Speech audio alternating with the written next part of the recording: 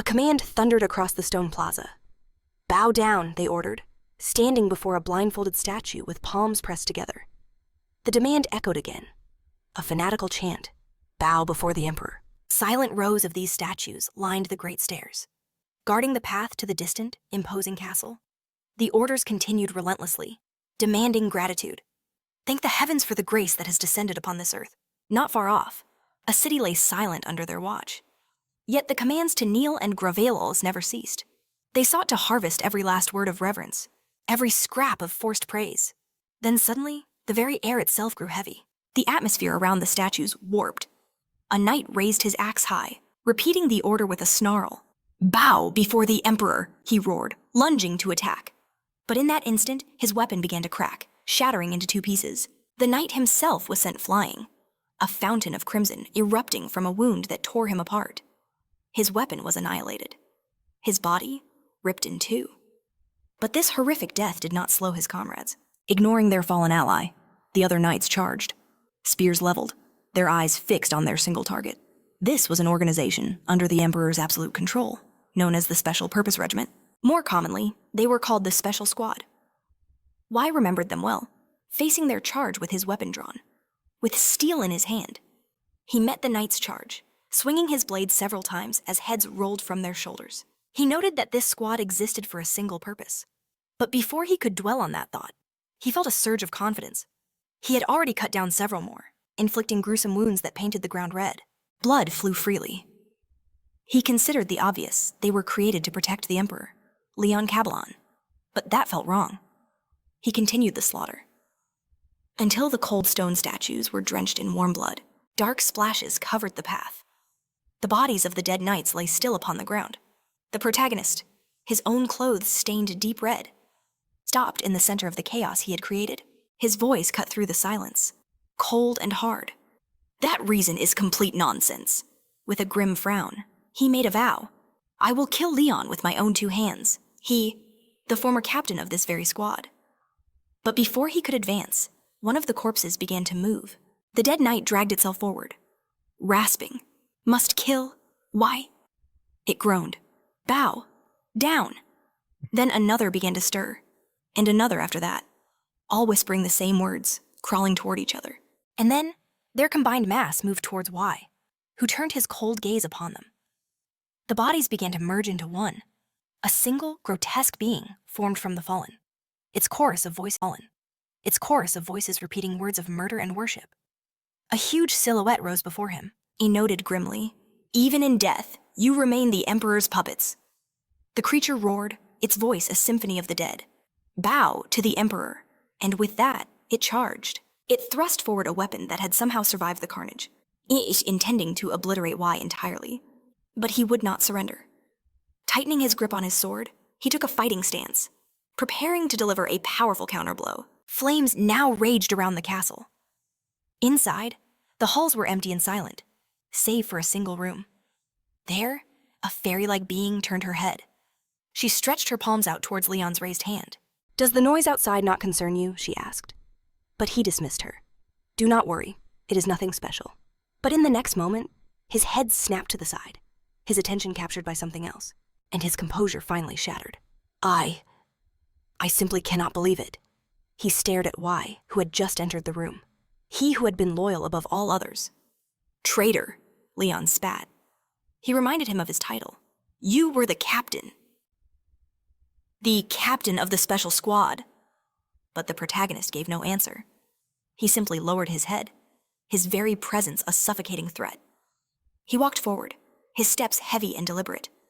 His clothes were drenched in blood. One of his hands was gone, and a wooden splinter was embedded in his leg. Finally, he stopped before the throne. "Leon." In turn, Leon asked, "How long have you been a captain?" He recalled the days when Wai was a mere cadet, the abyss of loneliness, the training center for my elite warriors. Leon mused. "There, you were able to go. From an ordinary slave warrior to a captain. You seized that opportunity with your own bare hands. So I ask you," Leon demanded, "what more could you possibly need?" His mind flashed back to the past, when Wai stood among the other cadets. Back in the present, Wai lowered his gaze, ready to give his answer. Reaching down, he took hold of the splinter in his leg. Agent says, and snapped it clean off. Leon watched with an air of bored amusement. Then, the protagonist suddenly took the broken shard. He drove a splinter from his hand into his own ear, declaring that the insects Leon was planting were simply flawed. When he pulled the shard out, a grotesque, writhing creature revealed itself on the tip, and Yang's face hardened. The Emperor was planting these things in people's heads. Was this all some kind of sick joke? He was sure this was all nonsense, roaring that everything had been lost, even his own memories as he spoke. Leon held his hand out, the parasite hovering above his palm. With a simple clench of his fist, so the creature froze in absolute terror. Meanwhile, Yang's world shattered, and he screamed in despair. Who is my family? He didn't even know who he was anymore. His entire life had been erased, replaced by a lie. In a flash, Leon bit the parasite in half, unleashing a deathly curse.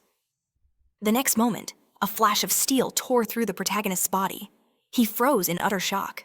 It was Leon's sword, thrown with such impossible force that even after piercing him, it kept flying, with widened eyes. Yang could only wonder when Leon had made his move. A moment later, a fountain of crimson erupted from the wound, but Yang remained standing as Leon rose to his feet.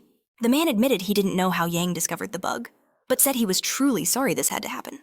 With blood dripping from his chin, he admitted with a twisted smile that Yang was his favorite puppet. As his vision faded, Yang looked at his master one last time, thinking it had all been for nothing. Suddenly, a voice echoed. "Wake up," it commanded. As his eyes fluttered open, he saw a hazy silhouette looming over him. The figure simply ordered him to get up. Yang's eyes shot open. He looked down at his chest and wondered, what had just happened? His heart had been pierced through, yet he could feel it beating. He couldn't comprehend how this was possible. Shaking his head, he decided to get a grip and took in his surroundings. This place, it felt strangely familiar. He still couldn't quite understand where he was. As he looked around, the main character placed his palm against a colossal pillar, a sense of awe washing over him. Then, a memory surged forth. His eyes widened as he shouted, "This is..." The great stone sword. Looking up, he saw the pillar was indeed shaped like a blade. This legendary monument was the symbol of the Special Forces Warrior Training Center. Countless cadets had perished before it. Shaking off the thought, Yang looked at his own hands. Had he really gotten younger? He was even wearing a cadet uniform. Could it be, had he actually traveled back in time? His thoughts were shattered by a sneering voice from behind. "It's too noisy over here." The next instant, a figure named Roman appeared, his fist already swinging for Yang's head. Yang's senses screamed danger. He spun around just in time, but couldn't dodge completely, forced to block the blow. Head on! The impact sent him flying backwards, his back slamming hard against one of the stone pillars. Roman growled, telling him not to look away. The main character clenched his jaw, glaring at cadet number 12. Roman cracked his knuckles, sneering that a bit of defiance didn't make Yang special. Did he really think he stood a chance? Magical energy began to gather around Roman's fist, ready to amplify his next strike. Yang remembered this opponent. Cadet number 12. His name was Roman. Roman watched him with a bewildered expression as the protagonist dropped to one knee, steadying himself. Finally, Roman watched him with a bewildered expression as the protagonist dropped to one knee, steadying himself. Finally, Roman scoffed, claiming he knew Yang was nothing special. But Yang rose to his feet and asked, "Was that just a warm-up?" Crossing his arms, Roman admitted he was just looking for an excuse to beat down a loser during training. Besides, he added with a smirk, no one would care if a low-level cadet died here. This couldn't be real. The great stone sword, his younger body, and Roman's familiar taunts. It all meant one thing. He had truly returned to the past. The realization sent a shiver down his spine. He closed his eyes and roared in his mind, "I don't care how it happened. All that matters is that I can start again." There would be no more mistakes. An image of his bloody hand grabbing Leon's hair flashed in his mind. This time, he promised himself, he would be the one to slit that bastard's throat. Snapped back to reality, he decided to say something to Roman. Looking him dead in the eye, Yang made a chillingly accurate prediction. "Even at 40, he began, "you won't have a girlfriend.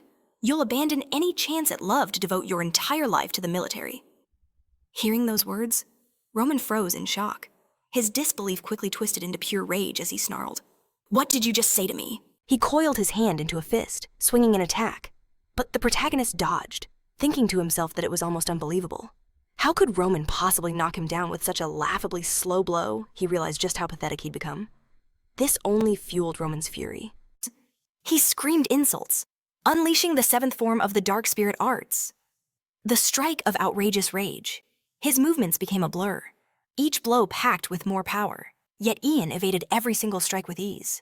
Ian thoughtfully admitted this was a decent effort, before instantly appearing beside Roman. "Want some advice?" he whispered. Roman froze in pure shock, staring at him in utter confusion.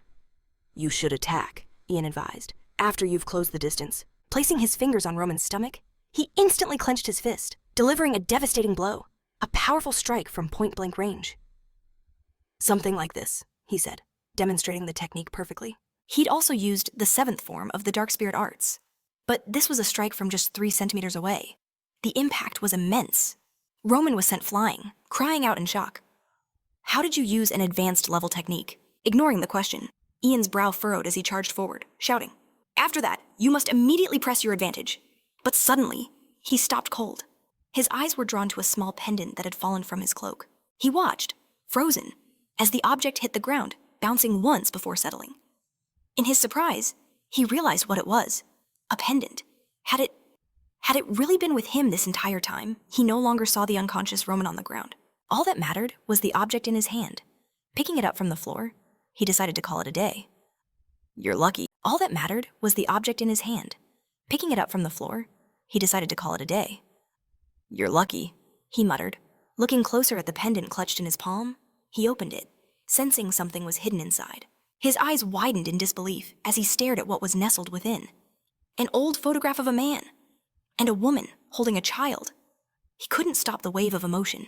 Tears began to fall, splashing onto the pendant's surface. Ian thought that even though he'd never seen their faces, he recognized them instantly, a feeling that came from the depths of his soul. This was his family. The dam of his emotions broke, and tears streamed down his cheeks, unchecked. Memories of love and family flooded his mind. Words he had forgotten 30 years ago now echoed in his heart. This was the one thing he could never obtain. Even after burning the imperial capital to ash, he remembered the inferno that consumed the castle, the corpses of the knights he had cut down. He hadn't found this feeling even after defeating every warrior in his path.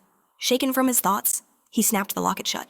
But now, he was holding it in his very hands. He lowered his head slightly. He closed his eyes, and when they opened again, they burned with a new, serious light. He had almost made the same mistake all over again. No more. He was done wasting his life on a pathetic, empty revenge.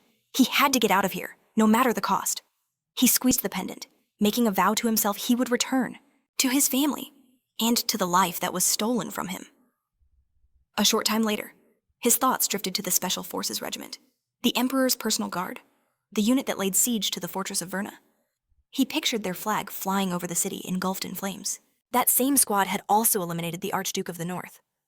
He pictured the dead man, his head slumped over a table. The special squad carried out countless missions, shaping the very course of the Empire's history. And back then, it was Ian who had led them. He remembered himself then, a fearsome commander, his hands resting on the hilt of his sword, plunged into the earth before him, his gaze a menacing promise to his enemies. He was the captain of the special squad, the right hand of the Emperor, the greatest knight in the Empire. And now, that same legendary captain clenched his jaw, frowning as he trudged forward, ignoring the sweat dripping down his face. With a voice full of disgust, he muttered that the world's most powerful warrior was now forced to do such indecent work. He struggled to lift several barrels, each marked with a dire warning sign. Biological waste? He hated this, but his current job was nothing more than a cesspool cleaner.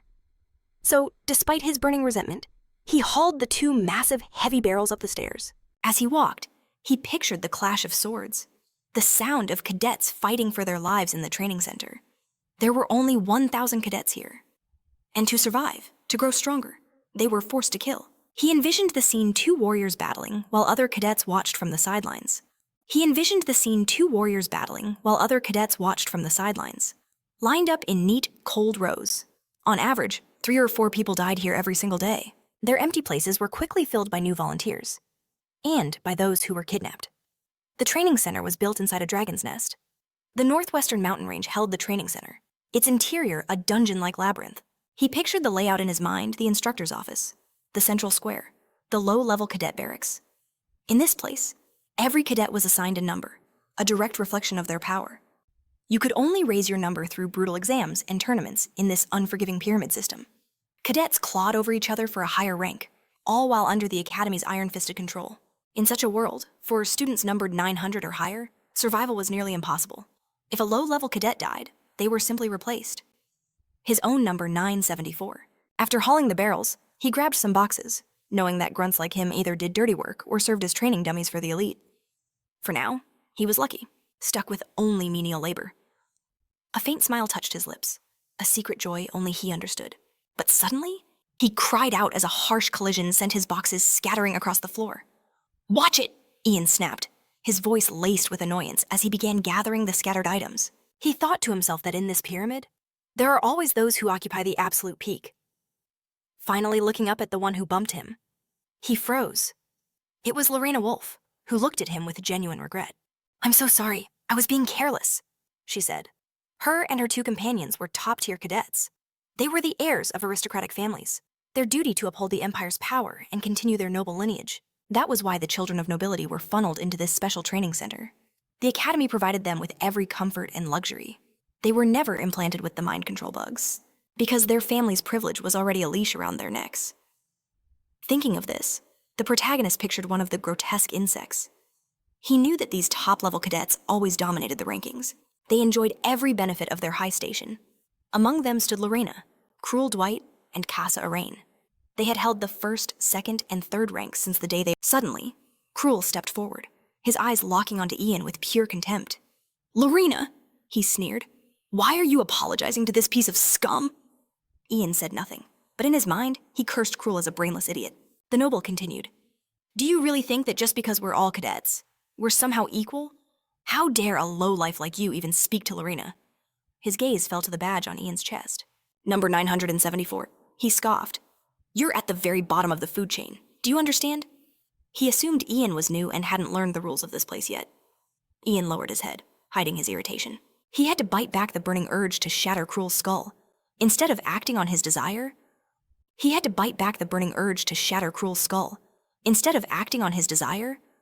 he simply admitted his fault. "I was rude. I apologize." But Cruel wasn't finished. He spat the toothpick from his mouth, aiming it right at Ian's face. Ian stood his ground, lips pressed tight, showing no reaction. Cruel's eyes narrowed. "Is that really all you have to say?" He explained that only the worthy were allowed to address him so simply. Scum like the protagonist had a different role. "You should be on your knees, begging for mercy, smashing your forehead into the ground." A wicked smirk spread across his face. "Now, beg me." An image flashed in his mind, slicing Ian in two, sending a spray of blood into the air. Ian closed his eyes, forcing himself to be patient as Cruel's mocking voice continued. "Have you ever seen a true aristocrat before?" Seeing no reaction, he laughed. "Ah, you must be speechless. It's only natural, meeting someone as majestic as myself. A nobody will always be a nobody." While he ranted, Lorena quietly gathered the fallen boxes, a frown of concentration on her face. Finally, with no reaction from the protagonist, Cruel and his group began to walk away. "Watch yourself in the future," he warned. Lorena waved a small goodbye. "I've collected all the boxes," she said. Apologizing one last time, Ian watched them go, wiping his mouth. Let them enjoy their high ranks, he thought. The worse they treat me, the better it is for me.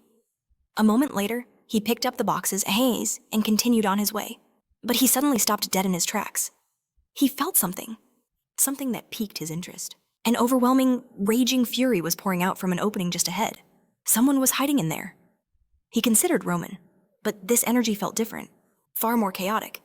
In the end, he thought, well, I guess, when I can just go see for myself. He let out a heavy sigh. The boxes were a burden, but he trudged on anyway. When he finally reached the doorway, a girl leaning against the wall announced she'd been waiting for him. Recognizing that voice, the protagonist turned, realizing it was Lorena. With her arms crossed, she called him by his designation, Cadet 974. Her gaze was sharp, analytical. Yang said nothing, his mind flashing back to the state's most dangerous criminal, a man whom even the Imperial Knights couldn't capture. They called him the Blue Iron Guard. He committed his first murder at age 11, and by 20, he was leading his own gang. He left 23 villages and 17 guilds in ashes, and his very hand, said to be tough enough to withstand even orichalcum weapons, had become a symbol of absolute fear. And yet, Holding that very hand, Lorena had stepped forward, stated her name, and declared that she was the one who killed him. She made the announcement while holding his severed limb as a trophy. From that moment, she became a commander of the Knights of the Imperial Palace. She hailed from the Wolf Dukedom, one of the 4 noble families that ruled the northern Snowy Mountains. The knights from her domain described Lorena as having the potential to be the greatest swordsman on the continent, and the youngest ever swordmaster. Even as a small child, she stood before a monster, sword in hand, and utterly destroyed it, staining the snow before her crimson red. She was, without a doubt, the strongest warrior born into the wolf family. Shaking off the thoughts, Yang finally asked if she was waiting for him. He played dumb, suggesting she was mistaken, but she seemed certain. Before she could speak again, the protagonist confirmed what everyone said about her. Lorena was the kind of person you should never cross. Finally, she asked him directly, "What is your goal?" He didn't answer her question, wondering what would happen if he revealed his true self. Lorena pressed on. "Why are you hiding your power?" The protagonist remained silent, knowing he had to deal with Lorena first. Eventually, he feigned ignorance, saying he didn't understand what she was talking about. She explained, "I saw you fighting at the Great Stone Sword." At first, she thought he was just another punching bag like all the other low-level cadets. But eventually, she realized her mistake. Watching the battle from a high vantage point, she saw Ian execute a 3-centimeter punch, a technique no one at his level should even know. She couldn't understand why a low-level cadet possessed such incredible skills. Ian lowered his head, knowing he'd been caught. Still, he decided not to show his panic and simply asked, "What's a 3-centimeter punch?" Lorena smirked, saying she understood, implying her eyes must have deceived her. As she began to walk away, Ian asked if he'd just gotten lucky. Before leaving, Lorena extended her palm. "Forgive me," she said. The protagonist thought it was a handshake, but just before their hands touched, her palm suddenly glowed with magical energy. In a flash, she launched an attack straight at Ian. He tracked the attack's trajectory, wondering why she would strike so suddenly. He figured she wanted to test him. It was an emotional attack, but he realized he had no choice. He didn't dodge the blow. Lorena altered its path at the last second, slamming her fist into his jaw. Because of this, he flew sideways, crashing to the ground. Pulling his knees to his chest, he screamed, "You could have killed me! What did I do wrong?" Lorena stared at him in shock, then lowered her head, certain he should have been able to parry the blow. She apologized. The protagonist reminded her that he'd already denied using that move. Lorena apologized again, saying she never meant for this to happen. Ian knew he had her. He'd made her feel guilty by acting like a helpless commoner who'd been unfairly attacked. Knowing her character, he was sure she would fall for it. In the end, Lorena asked if it was true he was carrying things. She decided that she would help him and asked where they needed to go. He tried to refuse, saying she didn't need to do that, but she insisted, asking to carry at least 1 box. This time, Ian didn't argue. Taking one of the boxes in her hands, Lorena followed him. "We're both just cadets," she said, "so you don't have to speak to me so respectfully." But the protagonist refused the offer, assuming it was already a little bit wrong. After they had walked a little further, Lorena suddenly admitted she thought it was unfair when higher-level students treated lower-level ones like slaves. Ian answered her briefly, just letting her know he understood. Lorena added that if she were to lead the duchy, she would speak out in defense of the weak. The protagonist mentally noted that she was more talkative than he expected. When they reached their destination, he placed the boxes on the floor, remarking that, thanks to her, he was able to carry all the cargo. Realizing this was true, Lorena appeared satisfied. With her part played, it was time for her to go. Ian offered a curt thanks for her help. She turned her back, but hesitated. A final, chilling warning lingered on her lips. Seeing the confusion in his eyes, he wondered what she was truly saying. Her gaze sharpened. "You saw my attack, didn't you?" She had noticed how his eyes had tracked her every move. She desperately hoped her instincts were wrong this time. With a final, "Until we meet again," she was gone. Ian's head lowered, a deep scowl forming on his face. That woman, she was far too sharp. He knew getting rid of her wouldn't be simple. His eyes narrowed. A dark thought began to surface in his mind. What if he simply dealt with her? Permanently. His hands imagined the feeling of closing around her neck. Should I just kill her now? He knew he could easily crush the current Lorena, but the consequences of that action would make the entire wolf family his enemy. He walked out of the warehouse, his decision made. He would be a fool, eat my dad's, to create such a dangerous rival over a mere annoyance. His priority was clear. He needed to focus on escaping this place first. The path he was looking for had to be somewhere around here. His search led him to a grimy toilet stall. A memory surfaced from his time as a special squad captain. There were countless deserters, but not one had ever escaped the training center. He remembered the bloody corpse of one of them. Even the one who managed to reach the forest's edge was still captured and dragged back in chains. He recalled politely asking that cadet how he had managed it. Yes, he remembered asking politely. But his memory was filled with the gruesome image of a man hanging by sharp hooks, pierced right through his skin. And after that, the torture was far from over. As nails were driven into the cadet's body, he finally broke, stuttering through the pain about the closed area and the fifth stall of the toilet. A hidden passage, right behind the wall, standing in that very stall now. The protagonist placed his palm on the stone, a grim smile spreading across his face. Found you. He smashed the wall with a surge of strength.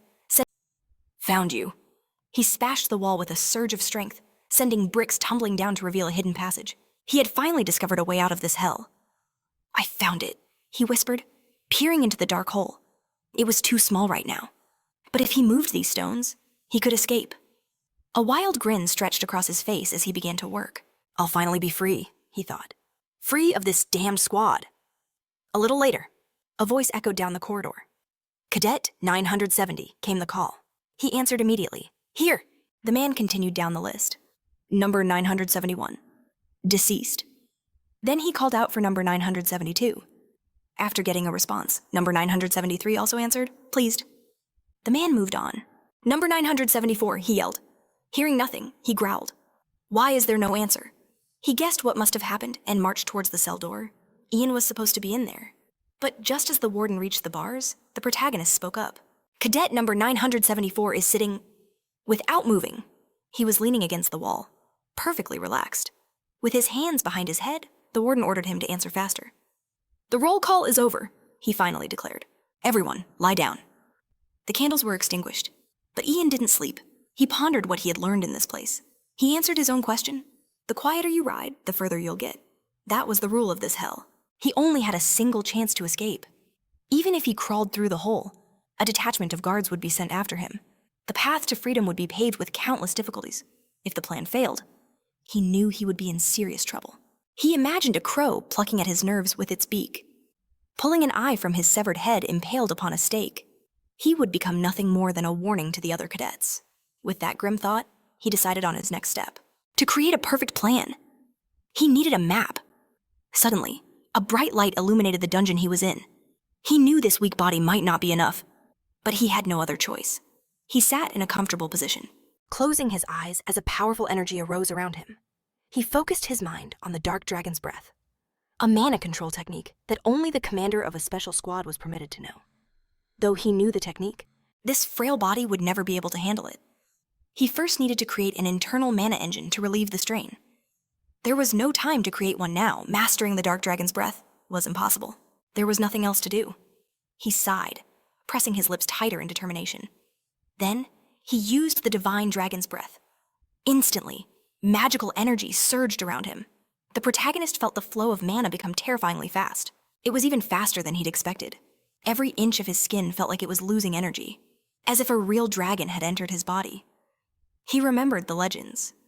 The divine dragon's breath was a secret technique of the first emperor, the founder of the empire itself, a legendary figure who carved empires with a single blade. He pictured this warrior in his mind, recalling a crucial detail, that this devastating technique was born from a ruler's boredom. Its name alone screamed of absolute power. But suddenly, Yang was ripped from his focus. He had to stop. Mana was hemorrhaging from his core, a fatal mistake he couldn't afford. Gritting his teeth, he struggled against his own limits. With a guttural scream, veins pulsed across his skin as he pushed, gasping for air. Moments later, the magical glow flickered and died. Bowing his head in defeat, Yang admitted it was useless. It didn't work. Cursing, he ran a hand through his hair in frustration. Concentrating energy with a secret art, especially in a body this weak, felt impossible. Then, he remembered something Lion had once given him, a training scroll. Was it a test, or merely a whim of generosity from the powerful ruler? Either way, he had accepted it. But now he recalled its fatal flaw. The writings only explained how to absorb mana, not how to contain it within his core. He knew where to find other scrolls, but his priority had shifted. Right now, escape was everything. He had to get out before it all began. His face hardened with resolve. The very next day, a rumor spread like wildfire among the cadets.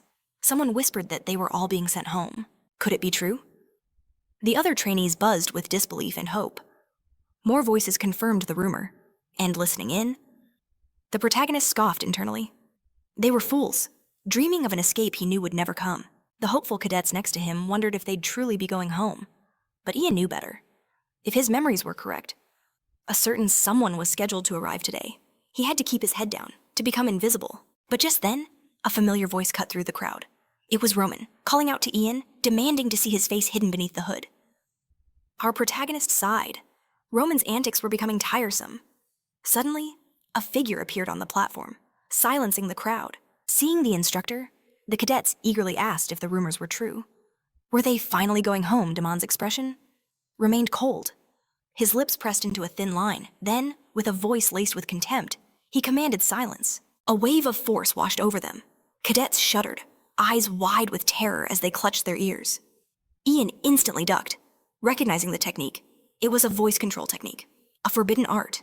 Why would Damien use such a dangerous power on mere trainees? Clenching his jaw, Ian recalled how it worked. Mana was focused into the vocal cords, turning a simple shout into a weapon. For the unprepared, a single word could be a death sentence. Beside him, a cadet trembled, coughing violently. Clutching his chest in agony, blood began to trickle from his eyes and nose. Damon, however, completely ignored it. Clutching his chest in agony, blood began to trickle from his eyes and nose. Damon, however, completely ignored it.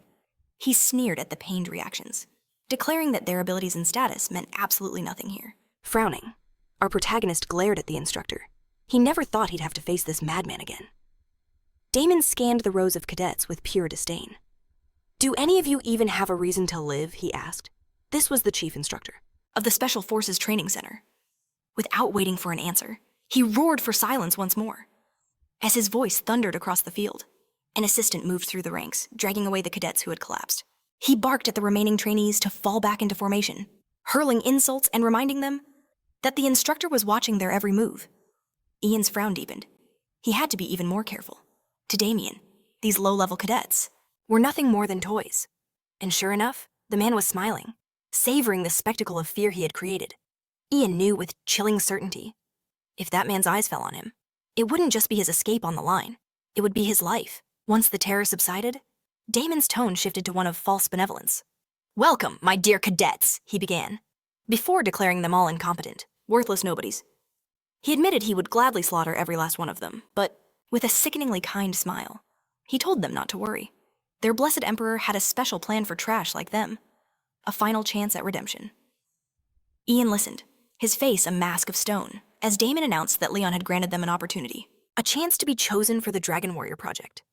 He explained they would undergo a rigorous selection, where only the best would be chosen, for a noble mission to protect the Overlord himself. But in reality, Ian knew the horrifying truth. A parasitic bug would be implanted in their minds, brainwashing them completely. The project's true goal was to create puppets, marionettes for the Emperor who couldn't even die without a direct command. An image flashed in his mind, a monstrous creature, stitched together from the half-dead bodies of knights that had attacked him. He snapped back to the present, seeing Damien smiling wider than ever, arms outstretched. The instructor rejoiced, praising the Emperor's brilliant and caring nature. Then he ordered the cadets to thank their ruler for his endless benevolence. Ian watched as the rows of broken cadets, heads bowed in submission, began to apathetically applaud. Damien noted their applause was better than the high-ranking cadets, a thought our protagonist echoed. But like the others, he knew he had to keep a low profile. When suddenly, a voice challenged Damien. Hearing it from behind, Ian turned, wondering who would be so reckless. It was Roman. The protagonist's eyes widened in disbelief as the defiant cadet asked with a frown, "Was the Dragon Warrior really that important?" He began to question what would happen if one of them was chosen for such a grand destiny. But he trailed off, leaving the thought hanging in the air. Ian could only wonder, what is this idiot trying to say? A dangerous fire But he trailed off, leaving the thought hanging in the air. Ian could only wonder, what is this idiot trying to say? A dangerous fire ignited in Roman's eyes. His jaw clenched as he asked if he'd have the right to punch every member of the squad. In an instant, a flash of magical energy erupted in the air. A brilliant beam shot forward, passing through Roman's body and piercing a hole straight through his chest. Blood sprayed into the air. Ian's eyes flew open in shock. He staggered back, unable to stay on his feet. He saw that Roman had been hit. His gaze locked onto the crimson splatter, while Damien, his hand still outstretched, coldly asked, "Are you all right?" Squinting, he added with disgust that there were too many obsessive thoughts in Roman's head. He declared that all cadets were nothing more than bugs. Distracted by his words, the cadets near Roman, who had collapsed to the ground, stared in horror. Is he really dead?" they whispered. The protagonist didn't move closer, merely shifting his gaze to assess the damage. If the bleeding stopped, he could survive, but stepping in now would be a death sentence. And yet, defying all odds, Roman began to rise. He glared furiously at Damien and demanded to know what he had just said, pressing a hand to his gaping wound. When the cadets saw him standing after taking a direct hit, they began shouting his name, begging him to stop. But Roman pushed himself fully upright, asking if Damien truly believed they were all just bugs. If so, why recruit slugs like them? He declared that to survive on the streets. He did. Dirty work and endured countless humiliations. He lived through it all because he had a reason. He remembered the soldiers taking him away, and a final look back at a little boy and girl, watching him leave with sad eyes, pulled from his memories. Roman asked again if the Emperor and the Dragon Warriors were really all that mattered. Ian listened in silence, his lips pressed into a thin line, as Roman's defiant stare intensified. He remembered Damien's order that they must protect their beloved lord. Damien simply closed his eyes. "What a persistent bug," he mused. "Just like a cockroach." He recalled a saying that cockroaches could survive even without a head. He decided then and there to test that theory. Roman froze, watching as Damien raised a single finger. A swirling orb of mana formed at its tip. He knew what was coming, but he couldn't move a muscle. Just then, an idea flashed in Ian's mind: the crystal mole, a wild creature from the deep mountains. This animal was famous not for its appearance, but for a unique property. Suddenly, that very mole appeared in the air. The cadets gasped in confusion. "What in the world is that?" In the midst of the chaos, our protagonist continued his thought. "This creature earned its name because when you strike its crystal part, something special happens." Noticing the creature, the cadets began to shout for everyone to save themselves, while Roman could only watch in shock. The mole had appeared directly between him and the deadly magical attack hurtling in his direction. Ian knew what would come next. The crystal mole would explode, emitting a blinding light, the moment the attack made contact. A brilliant flash erupted. Seeing this, even Damien calmly wondered to himself, was that actually a crystal mole? No one knew where it came from. Roman, whose head was miraculously still attached, stared with wide eyes before collapsing. "He's down again," the cadets shouted, rushing to get him. "Quickly, pick him up." Ian stood off to the side, thinking it was a shame to lose the crystal mole. He'd found it in the restroom and kept it for an emergency. He never imagined he would have to use it like this. Looking at Damien's unreadable expression, the protagonist knew the real problem was him. Did Damien see what he did? Did he notice anything? If he was caught, it was all over. But then, Damien cleared his throat. He turned and declared that Roman was indeed stubborn, like a cockroach. He then shouted that he actually liked it. "Everyone is dismissed," he announced. Ian lowered his head, breathing a quiet sigh of relief. Was he really just lucky? As several cadets carried Roman away, the protagonist could only think one thing: what an idiot. Sometime later, in a dark dungeon, Damien descended a spiral staircase, walking along a corridor lined with barred doors. He sighed with satisfaction, a cruel grin spreading across his face as he noted he'd found a fascinating new toy. He replayed the image of Roman and Ian in his mind. Meanwhile, in zone number 3, inside an abandoned toilet, Ian was carving out his freedom in secret, cursing his carelessness. 3 entire days had already passed. He couldn't believe he'd forgotten something as vital as a mask. For 3 days, he had been forging his escape route. He quietly recited his process: dig the tunnel, secure it with boards, and then repeat. The 3rd day of work was progressing without any issues. The protagonist had concentrated mana into his eyes, so the suffocating darkness of the tunnel didn't bother him in the slightest. He simply kept working with his dagger.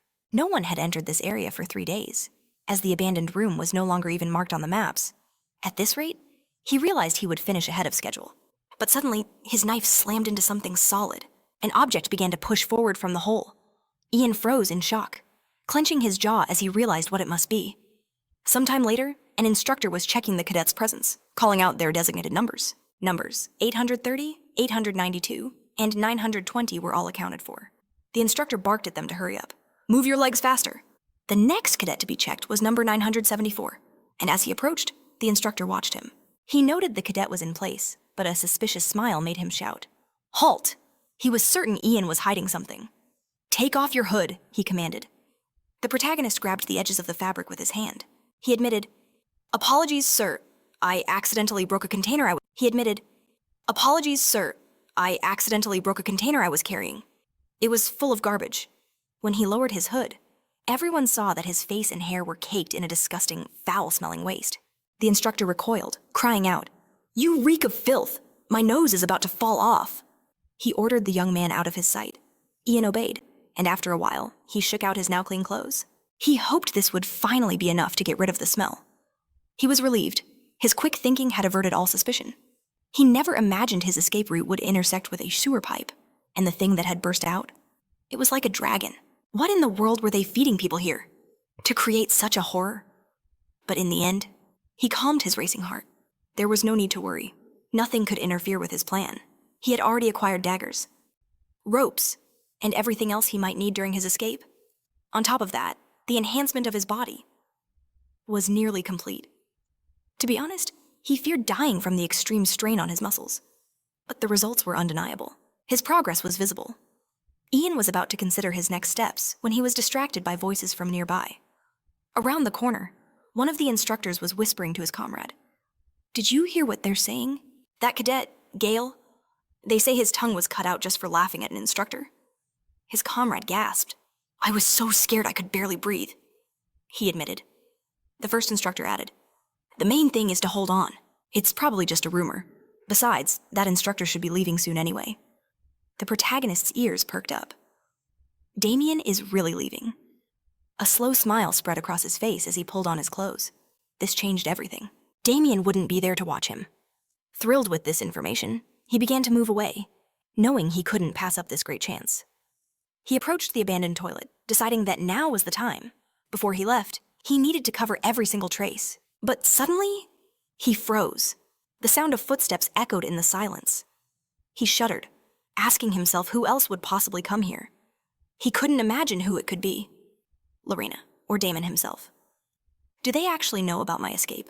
But then he frowned, noticing a familiar figure in front of him. He asked, Is that really you? Roman asked discontentedly. What's wrong with that? Ian warned. There's no time for a showdown if you were following me. But Roman just shouted, I came here on business. What are you talking about? Surveillance? The protagonist was skeptical. Are you even allowed to be moving around? Roman retorted. Who do you take me for? He bragged that his scratches healed in a day, just like on a dog. But looking at him suspiciously, Ian noticed something else. Blood was seeping out from under his clothes. The bandage on Roman's chest was soaked with crimson splashes. That broke through the wrappings, Roman shouted defensively. It's just an ordinary pimple. That broke through the wrappings, Roman shouted defensively. It's just an ordinary pimple. As Yen passed by, he acknowledged the signal, agreeing it was a minor issue, easily handled. He had business to attend to, slipping into a derelict restroom. A smirk played on Roman's lips, asking if he was serious. Digging a tunnel? Roman's voice was sharp. Was that a direct order? At his words, the protagonist froze. How do you think the instructor will react? Roman pressed. When he learns about this, Ian's brow furrowed as he watched him. Roman saw the expression and smirked, mistaking it for fear. In the next instant, a vision of deadly magic flashed in Ian's mind. In that vision, he appeared beside Roman in a heartbeat, a knife already in his grasp, unleashing the 16th Dark Spirit technique. Roman, caught completely off guard, could only stare as Ian activated hidden falconry, the blade slashing across him. A spray of blood filled the air. Roman, jaw clenched in agony, could only scream Ian's name, not understanding the betrayal. In the vision, the protagonist simply held the bloody dagger, his gaze cold and empty. But just as quickly, the fantasy shattered. Ian closed his eyes, shaking the image from his head. Killing Roman would be easy, he thought, far too easy. Hey, Roman's voice cut through his thoughts, snapping him back. Why the silence? Ian opened his eyes, his gaze now serious. Roman crossed his arms, a mocking look on his face. Are you so terrified you've lost the ability to speak? He taunted. You do know escape is punishable by death. Seeing no reaction, he continued his verbal assault. Did you really think I wouldn't find out? You should be on your knees, begging me to keep this a secret? Roman sneered. If you do, he offered, I might just agree. But then, Ian's calm voice sliced through his monologue. Why would I do that? You won't tell anyone. Ian stated with absolute certainty. Roman sputtered, indignant. Are you serious I'm going right now? Ian calmly interrupted his tantrum. No, you won't. Because you hate the special squad even more than I do. The words hit their mark, and Roman froze. Ian remembered the look in Roman's eyes, the pure rage he couldn't hide even when facing death. You dream of returning home, Ian added. Are you really going to report me? He challenged. I doubt it. Not when you want to escape just as badly. He stared Roman down. Am I wrong? Roman conceded with a grimace. You're not as simple as you look. A memory surfaced. He recalled their spar, a specific moment when the protagonist had evaded his attack. He saw it clearly now. If Ian had truly wanted him dead, Roman wouldn't be standing here. He would be a corpse on the ground, writhing from a fatal wound. Besides, Roman could have easily picked Ian out of any crowd. You smell different. Hearing this, Ian's composure finally broke. By my smell, are you some kind of stalker? He asked. Bewildered? That's not what I meant, Roman shouted. Bewildered? That's not what I meant, Roman shouted back, before Ian steered them back on topic. How did you know I was digging a tunnel? Roman smirked. It was simple, really. You left tracks. The protagonist was confused. Tracks? What tracks? Most floors here are granite, Roman explained. But I found faint footprints made of limestone dust. The shoe size and the length of the stride, he continued, were a perfect match for you. Ian listened, impressed. And that was enough. I also checked your work reports, Roman added.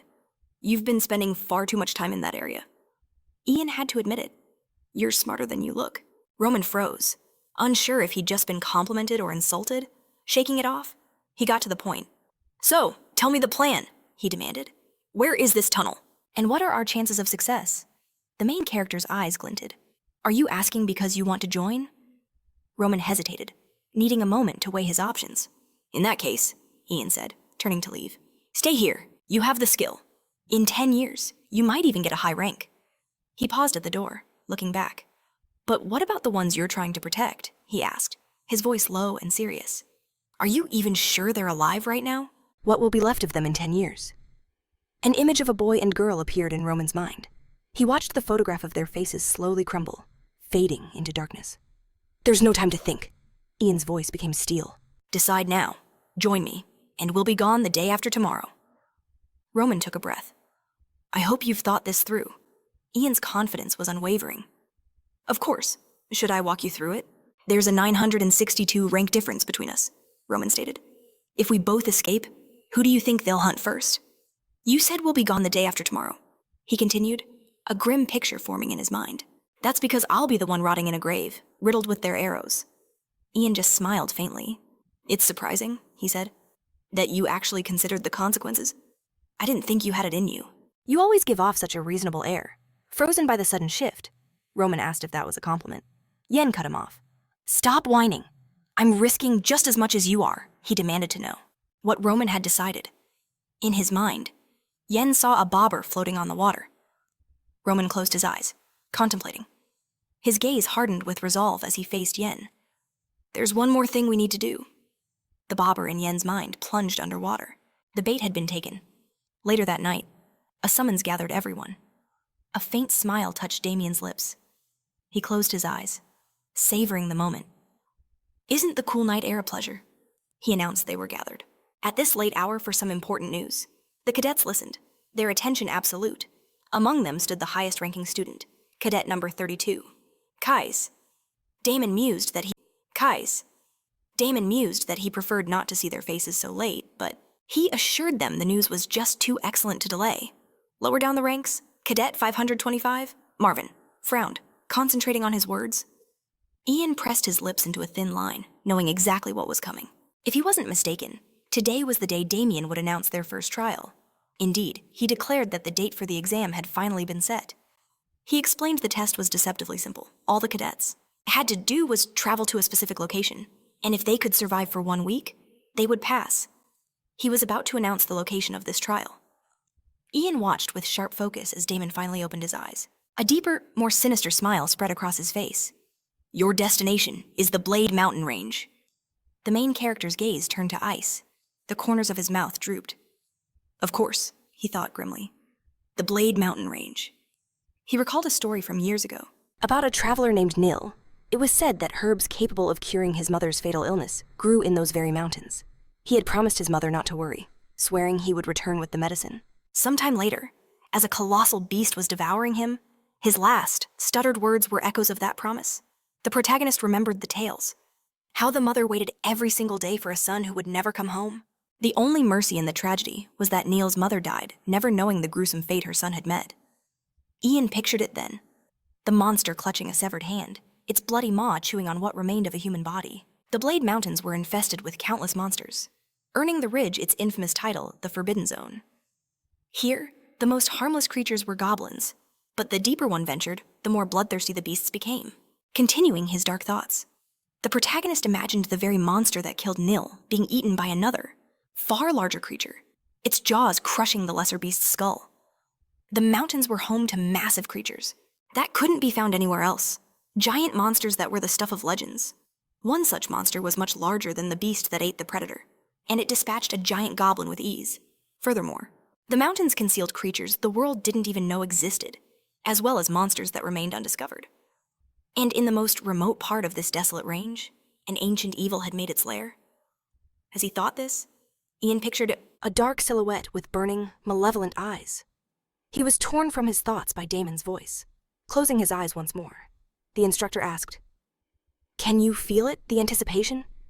He wondered aloud how many of these little bugs could survive for a week, admitting he enjoyed imagining the suffering of the pathetic cockroaches. Suddenly, his twisted fantasy was interrupted. An instructor approached him, apologizing for the intrusion. He drew Damien's attention, explaining he had an urgent message to deliver. Damien, startled, asked what he wanted. He drew Damien's attention, explaining he had an urgent message to deliver. Damien, startled, asked what he wanted. The instructor announced that Damien had been summoned. Hearing this, the protagonist tensed, listening intently to their hushed conversation. Damon's eyes narrowed, his brow furrowing in annoyance. "I understand," was all he said. A faint, knowing smile touched Ian's lips. Turning back to the cadets, Damien declared the meeting was over and that they were dismissed. Ian slipped his hood from his head, noticing Damien was clearly upset, ending the briefing so abruptly. He knew that for cadets with little experience, surviving in those mountains was practically impossible, while high-ranking cadets would be protected by instructors, as they were the children of nobles. Suddenly, he was startled from his thoughts by a commotion. He noticed Lorena walking past the cadets, and the crowd parted for her as if by instinct.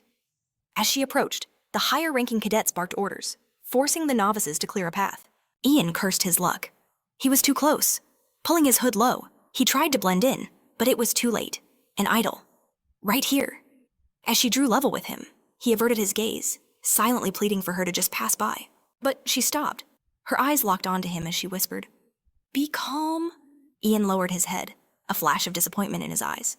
She'd noticed him, but Lorraine moved on without another word, and he realized the damage wasn't as bad as he'd feared. There was no point worrying about her now.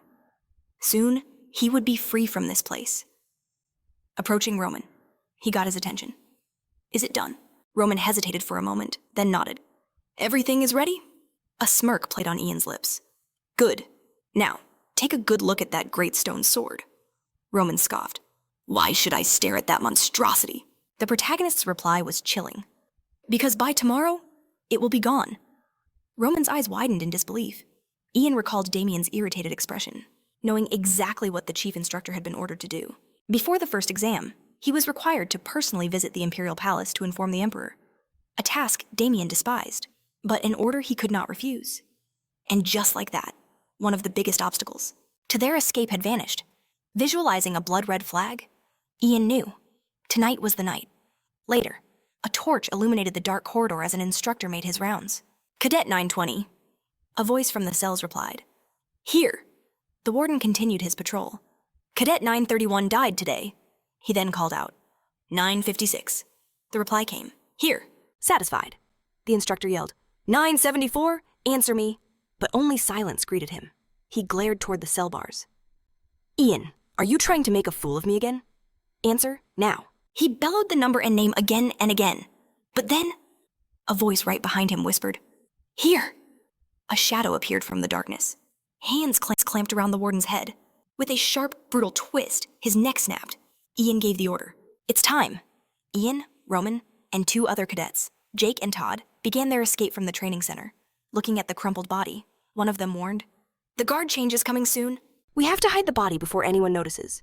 Jake and Todd immediately began dragging the corpse away.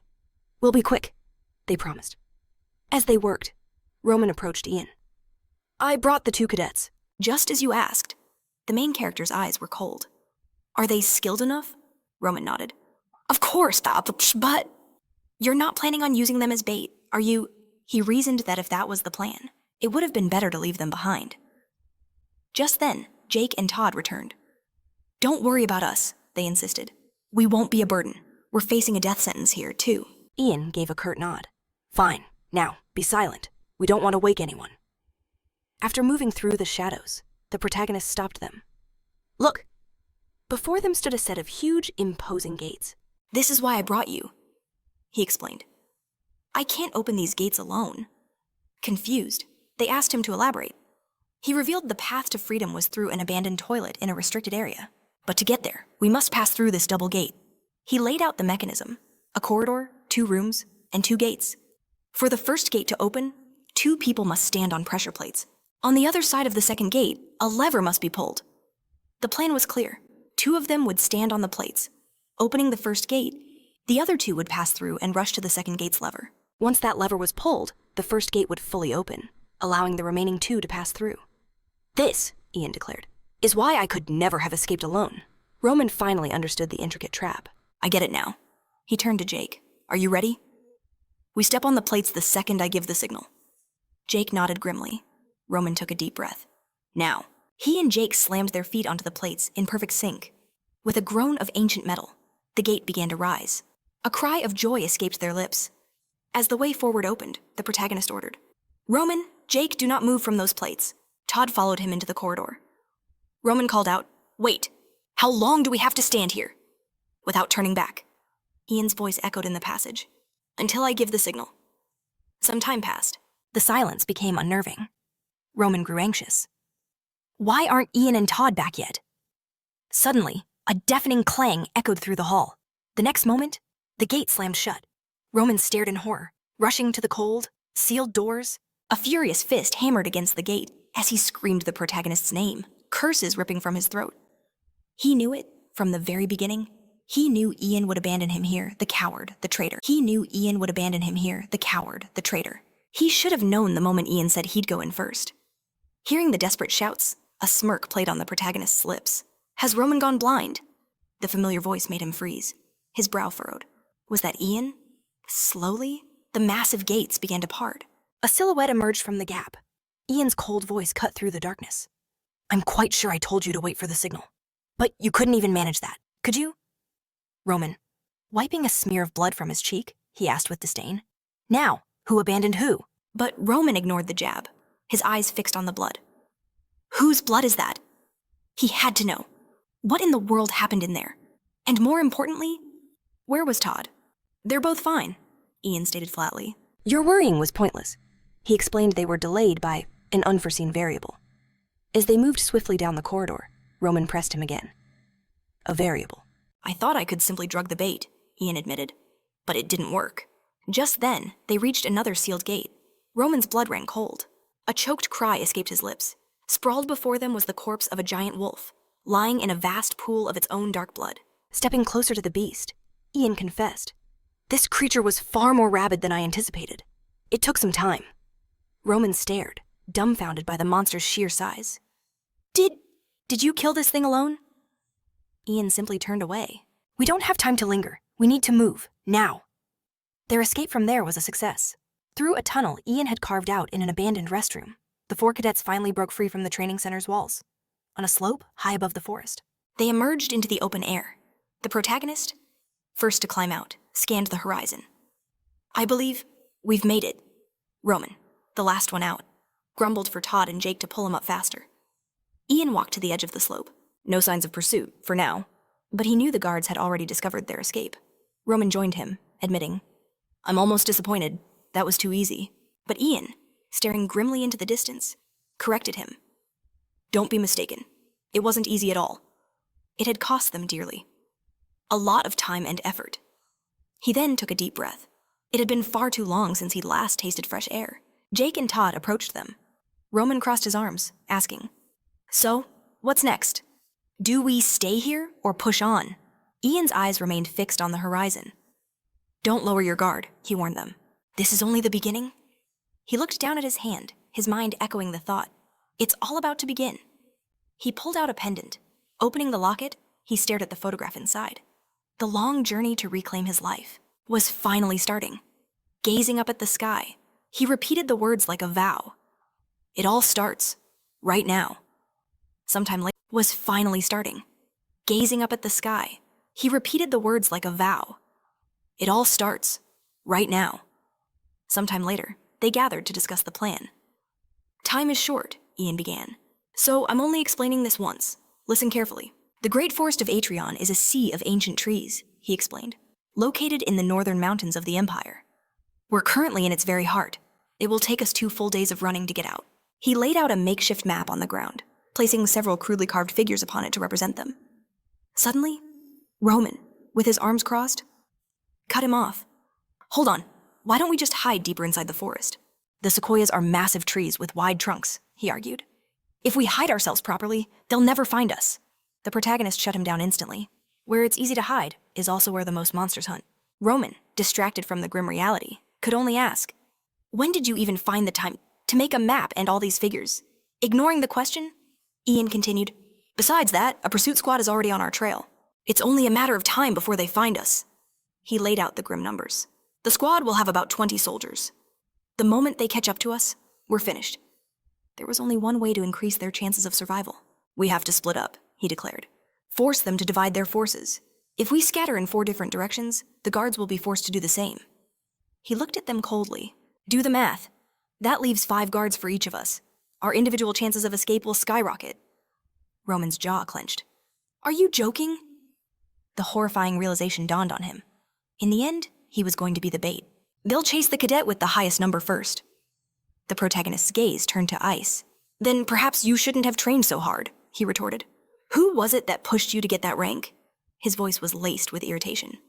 "Are you unhappy with the results?" Without another word, he returned to the map, discussing the finer details as if nothing had happened.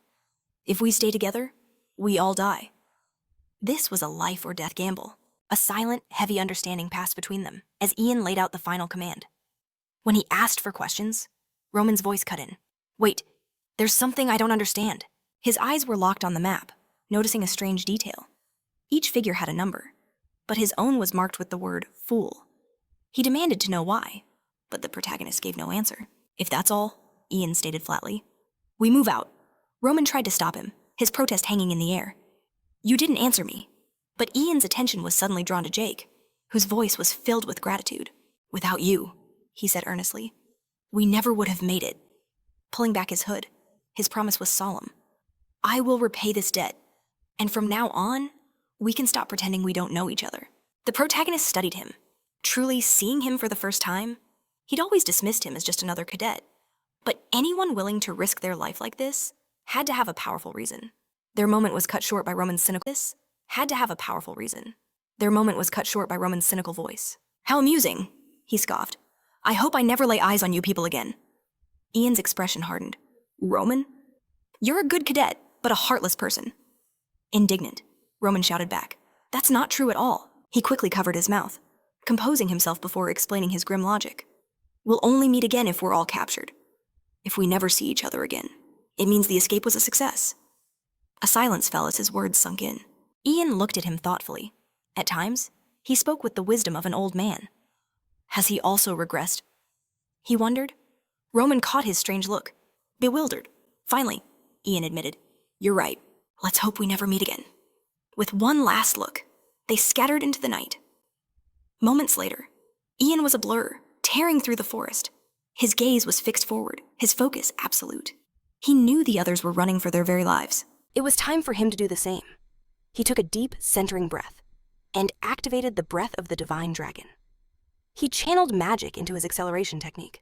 Power and speed surged through his legs, concentrating the required magical energy. Ian invoked the wings of the windbird, accelerating into a phantom blur. He shot to the top of a towering tree in an instant. Pausing at the peak, he surveyed the area. The physical abilities of this body were still his main problem. Just maintaining the dragon's breath was a struggle. His mana veins couldn't handle the sheer power. Still, he was grateful for the abilities he'd managed to build up. He wondered how the others were doing now. An image of Roman's face flashed in his mind. He sighed. I guess I'm pathetic, too. After all, he was the 5th captain of the special squad, a master of assassination, pursuit, and surveillance. A predatory grin spread across his lips.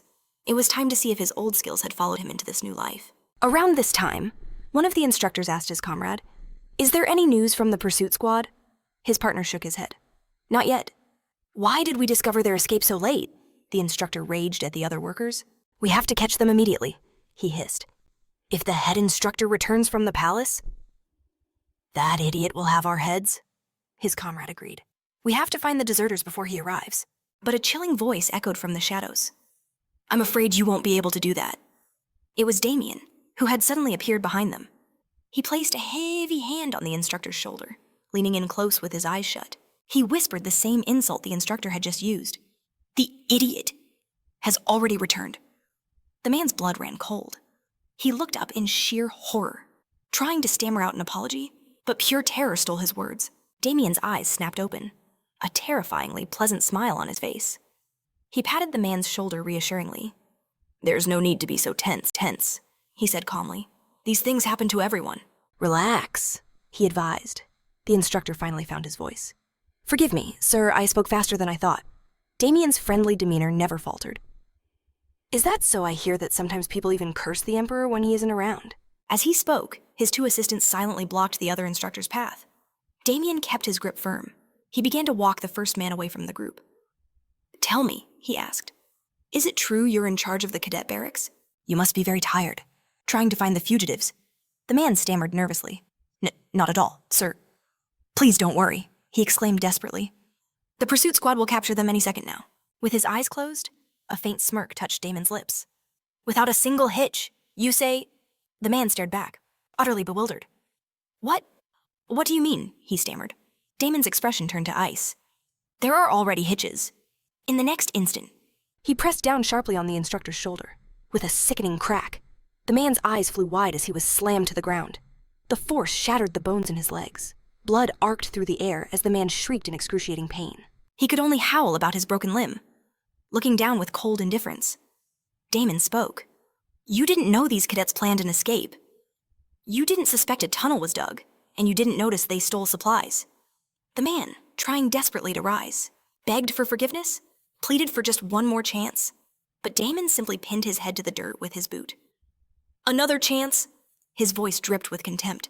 The instructor's jaw clenched in agony, but he dared not resist. Damon's gaze was lethal. "I have no more chances to give."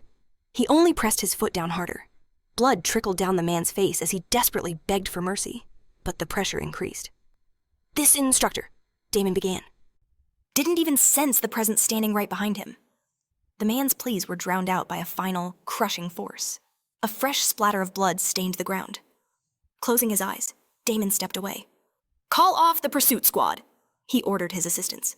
They immediately acknowledged the command, as Damon walked off, leaving a trail of bloody footprints behind him. He announced, "I am taking command." His subordinates looked shocked. For him to personally handle this matter? A grin spread across his face. "That's right." His voice was filled with dark amusement. "I've found something truly entertaining. And I simply can't hold back." Around this time, deep in the great forest of Atrian, Special Pursuit Team Number 3 moved swiftly. They were closing in on the deserters. But suddenly, Kelly sensed something was terribly wrong and came to an abrupt halt. Raising a hand, he signaled his team to stop. Confused but obedient, they paused. "What's the problem?" one asked. Another suggested. "Did we lose the trail?" Removing his mask, Kelly replied, "No, Everything is going according to plan. In fact, he added, his voice low, doesn't it seem a little too perfect? He stared at his comrades, seeking their thoughts. The team leader looked at his members, Jill and Andre. Andre just scoffed at the caution. It's just cadet number 974. Of course this is easy. Jill quickly agreed. There goes Kelly, being paranoid again. We followed the tracks from the cliff. The prints are fresh and led right this way. He's overthinking things. The kid is just running scared, they concluded. Andre, continuing to mock him, pressed the issue. Isn't that paranoia of yours the reason all your old partners ditched you? He snickered. Seriously, it's like an illness. Kelly shot them a glare, then lowered his head, wondering. Maybe it really is just me. But the unsettling feeling in his gut refused to fade. Noticing the fog begin to lift, he knew they had to act fast. We need to catch the fugitive before he gets away. Jill and Andre agreed, and Andre added with a cocky grin. Since it's only number 974, this will be over in a flash. Feel sorry for the team chasing number 12. They must be having a hell of a time. But Jill dismissed the idea. Even if he is number 12, he's still just a cadet. He'll be caught soon enough, Andre countered. You seem pretty confident. He leaned in closer to Jill. So, what was your number back at the training center? But from the branches above, Jan descended right behind Andre. In one fluid motion, he snatched Andre, pulling him silently into the canopy. The man vanished without a single scream. 2 pursuers left, the main character thought. Jill was still waiting for an answer, about to boast about his own rank. But he paused, a confused look on his face. The man who had been right next to him a second ago had disappeared. Andre, he called out, glancing around. In that moment of distraction, Jan struck from behind a tree. A swift flash of a dagger, and Jill's body dropped silently into the grass. Only one enemy remained. At that exact time, Kelly called back in irritation. Keep the noise down. Do you two think this is a picnic? Our target will hear us and run, he warned, turning to face them. But behind him, there was no one. Jill and Andre were gone. Jill, Andre, he called out, a knot of pure dread tightening in his stomach. His squad had vanished without a trace. How could this happen? So quickly? It all clicked.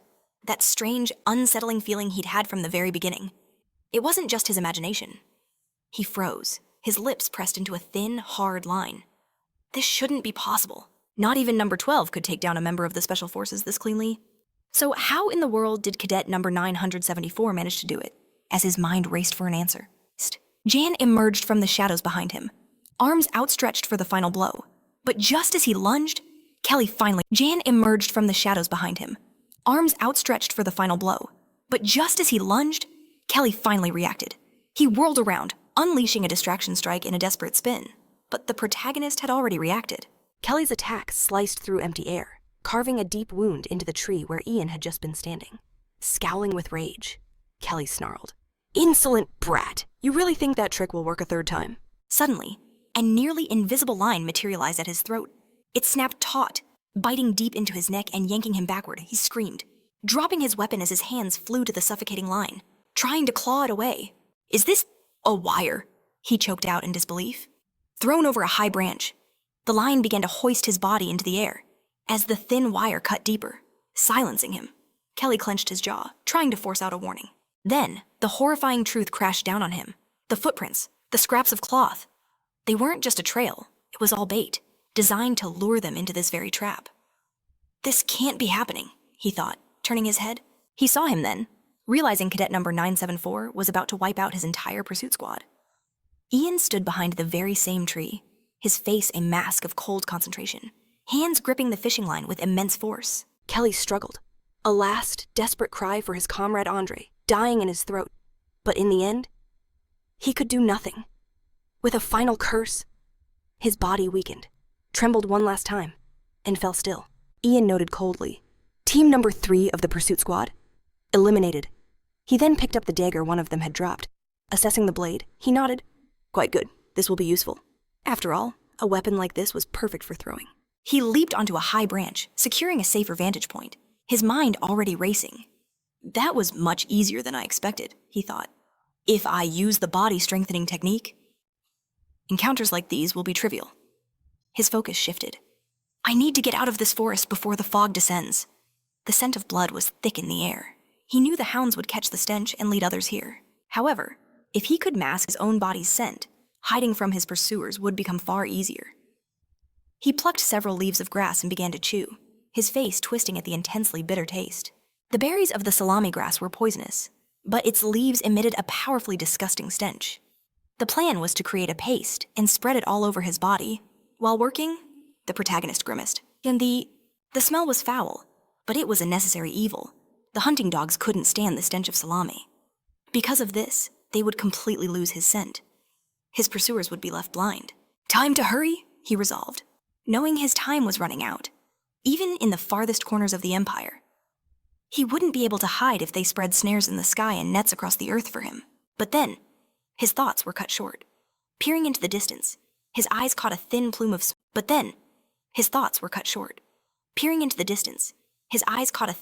smoke. He straightened on the branch, his expression hardening. The main troop would never start a fire. The only ones in that direction are Jake or Todd, he scoffed. Those idiots. Do they think this is a camping trip? He knew the consequences if that fire wasn't put out.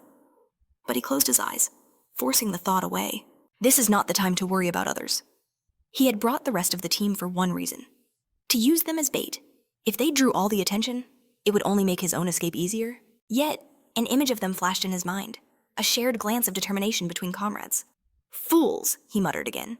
But this time he leaped down from the tree and broke into a run, a frown on his face. Although, it might be useful if they survive. He channeled his magic, strengthening his body for speed.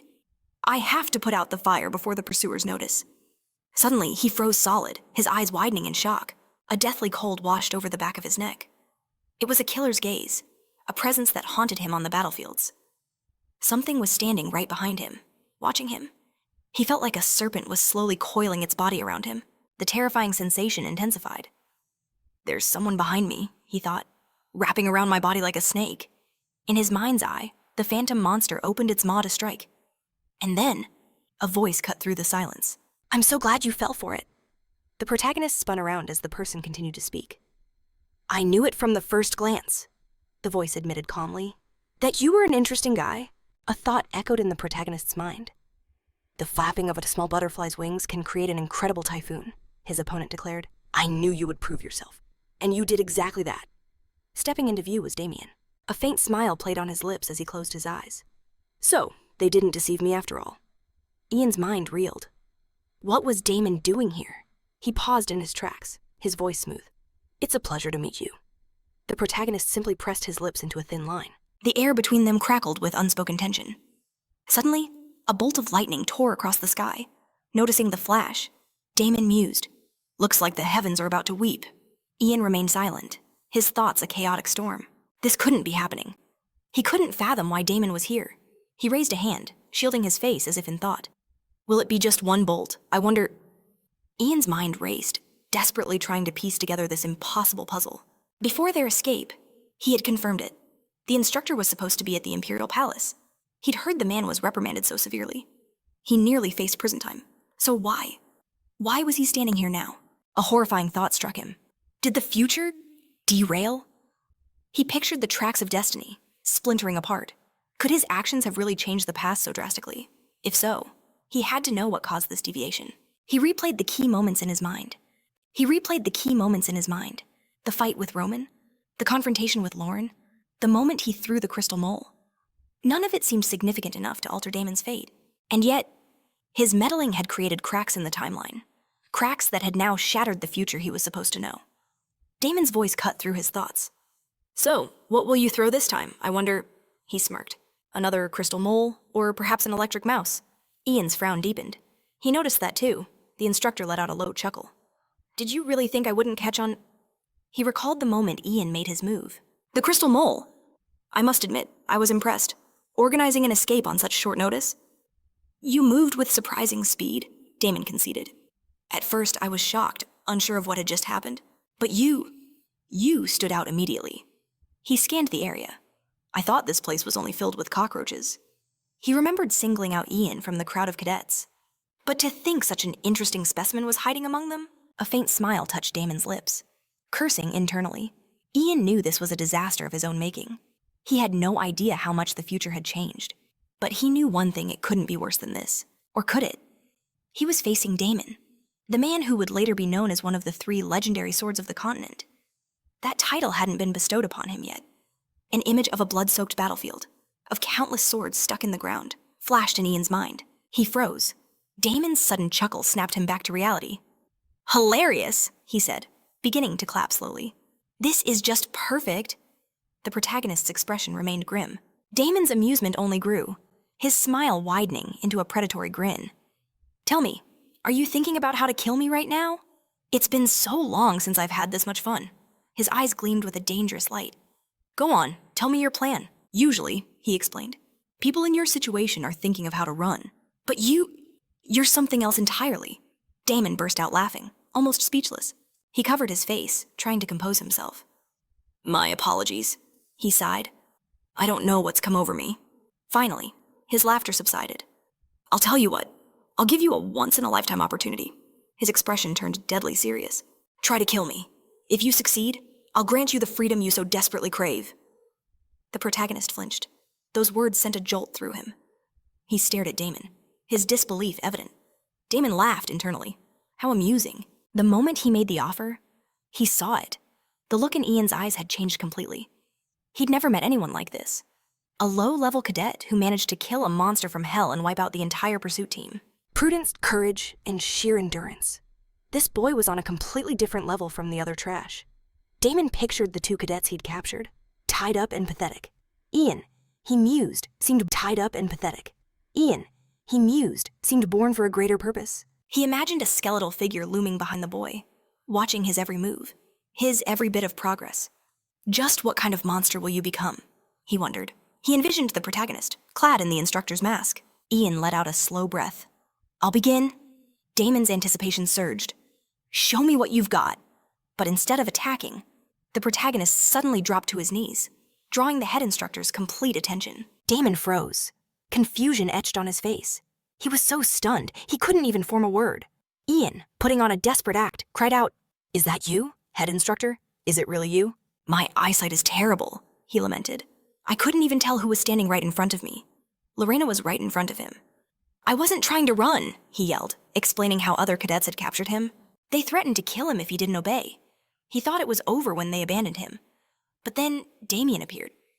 Confused, Damien asked, "Are you saying you were forced to escape?" "Yes, exactly," Ian cried, his voice dripping with desperation. "It was all planned by cadet number 12. He claimed the cadet had been cursing Damien's name for days, twisting Roman's image into a monstrous villain." Ian described the horrible things the cadet planned to do to the crazy bad person Damien. Damien closed his eyes, nodding along as if he understood and agreed with every word. But in his mind, a single thought echoed. Does he really think I'd fall for this circus act? Ian didn't stop. Stuttering, he turned to Damien, and the dam of fake emotion broke as he burst into tears. Damien knew it was a feint. "Just as I expected," he roared, his hands snapping forward with lightning speed. He caught the thin blade Ian had thrown. The protagonist had tried to strike while his guard was down. Damien smirked. A major disappointment. But his eyes shot wide open in shock. A second blade was already hurtling towards his face. It was inches from his eye. He barely dodged in time, the blade leaving a stinging scratch across his cheek. Frowning in disbelief, Damien wondered, did he really throw two knives on the exact same trajectory? He had never anticipated such a clever trick. But when he looked up, the space before him was empty. He escaped, Damien muttered. Was this his plan all along? But from high above, the protagonist's voice rang out. "Not quite," Ian declared, midair. "This is exactly what I wanted." He swung his arm, preparing to strike down. Damien froze. He spun around, his mind racing. When did he get up there? Ian gave no answer. Instead, he activated the 15th form of the elusive shadow, summoning dark power to enhance his attack. Suddenly, flashes of immense magical energy erupted from below. The protagonist screamed, forced to leap back. Did Damien reflect my attack?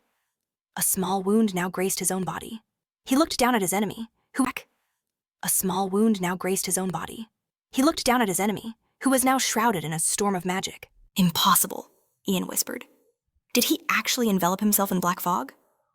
Frowning, he knew he had to push forward. He charged toward the vortex of dark energy, using every ounce of his enhancement to try and shatter the barrier. He struck again and again, his face a mask of concentration. If Damien kept pursuing him, escape was impossible. It was time to get serious. He leaned his palm against the blade of his dagger. Sliding it along the edge, he imbued the weapon with a strip of brilliant, magical light. He unleashed the first form of the shadow of fifth sense, a secret technique designed to absorb darkness itself. He tried to destroy the fog protecting Damien, but the dagger in his hand couldn't handle the strain. The blade cracked, screaming in frustration. Ian jumped back, staring at the barrier which remained completely intact. Damien's voice echoed from within the fog. "I believe I said I'd let you go. If you defeated me." Ian stared in bewilderment as the fog dissipated. Damien apologized, admitting he couldn't bear to lose such an interesting toy. His clothes were partially torn. Grinning like a maniac, he exclaimed, "You're a unique cockroach, Ian. I could play with you for the rest of my life and never get bored." The protagonist frowned. Damien looked like he'd been bitten by a mad dog. But then, his eyes widened. He stared at a tattoo, half hidden on Damien's shoulder. As he focused on the mark, his memory surged back to what happened 22 hours before the escape. Back then, in the corridor where cold bars fenced in the cadets, the instructor had just finished roll call. "Lights out," he ordered, leaving the mass grave they called the barracks. Ian whispered quietly, "Everything is ready." It was his last night in this place. He stared at the pendant clutched in his hands. He just wanted to get out of here and return to his family. It was his only wish. He knew nothing about them. All he had was this old medallion. He made a silent promise that they would be together soon. He gazed at the photograph inside, dreaming of a peaceful life. Suddenly, he let out a small cry. He cursed under his breath. A part of the pendant had cracked. "No!" he cried in frustration. "This was my only clue." But as he stared at the damage, he suddenly noticed something, hidden behind the broken shard. As a piece of the pendant's coating finally chipped away, a hidden pattern was revealed, suggesting it was his family's crest, engraved on the back of the medallion. Ian couldn't understand why. He noticed the drawing was deliberately hidden, and a shocking realization struck him. If his family had a crest, it meant he was no descendant of commoners or slaves. A slow smile spread across his face. This was it, a real clue. If he could find someone who recognized this symbol, he could find his relatives. His mind raced with the possibilities. But then a chilling question surfaced. Why was that crest on the chief instructor's body? He stared at the symbol again. As a grinning Damon tore off his ruined shirt, the tattered fabric was getting in the way. As Ian's thoughts churned, he wondered why. Why Damon was wearing his family's crest, snapping him out of his trance. Damon tossed the cloth aside. Why the long face? Giving up already? Ian's mind was reeling. He'd just seen a familiar pattern in the most impossible place. Could Damon really be a member of his family? Seeing no reaction, Damon's smile faded. Just when the fun was getting started? He sighed. But Ian couldn't shake the thought. No, it couldn't be. It looks like there's no choice, Damon whispered, suddenly appearing right beside a wide-eyed Ian. Time for you to die, he declared with a grin. Ian flinched, pushing off the ground in a desperate last-second move. He launched his own attack before Damon could strike. A brilliant flash of mana erupted between them. Leaping back, Ian frowned. "Did I miss?" he muttered, his lips pressed into a thin line. Damon stood unfazed. A relaxed smile returned to his face. "Now that was powerful," he admitted, his voice filled with admiration. "Where did you learn that? But now, let me show you something." Damon's grin widened. "How do you like this?" Dark clots of mana began to churn. The spell. Shadow sword. Black dagger. Pulsed as dark energy rose from the ground by his feet. That energy solidified into razor-sharp spikes, erupting not only around Damon, but from the very spot where Ian stood. With a shout, Ian backflipped to evade the deadly ambush, barely escaping with only a tear in his clothes. He instantly realized the instructor was just playing with him. He knew that if Damon were serious, he would have never survived the Black Dagger's assault. After retreating to a safe distance, he dropped to one knee. He could probably escape when Damon's guard was down, but if he did, he'd never learn why the instructor bore his family's crest. He had to know everything. He had to uncover his family's secrets, and Damon was somehow connected to it all. A dark memory surfaced in his mind. A storm was coming to the continent. A great uprising that would be known as the Armenian Rebellion. It would lead to the ruin of more than 10 kingdoms. Countless noble houses would be annihilated. The entire imperial family would face its greatest crisis. But the ruler would crush the rebellion with his legendary greatsword. He would execute the masterminds and their kin, incinerating all who followed them in a great fire. A fire that didn't die out for nearly a month. People would come to call it the Sunset Champagne of 20 days. The chief instigator of this rebellion was the bastard son of the previous emperor.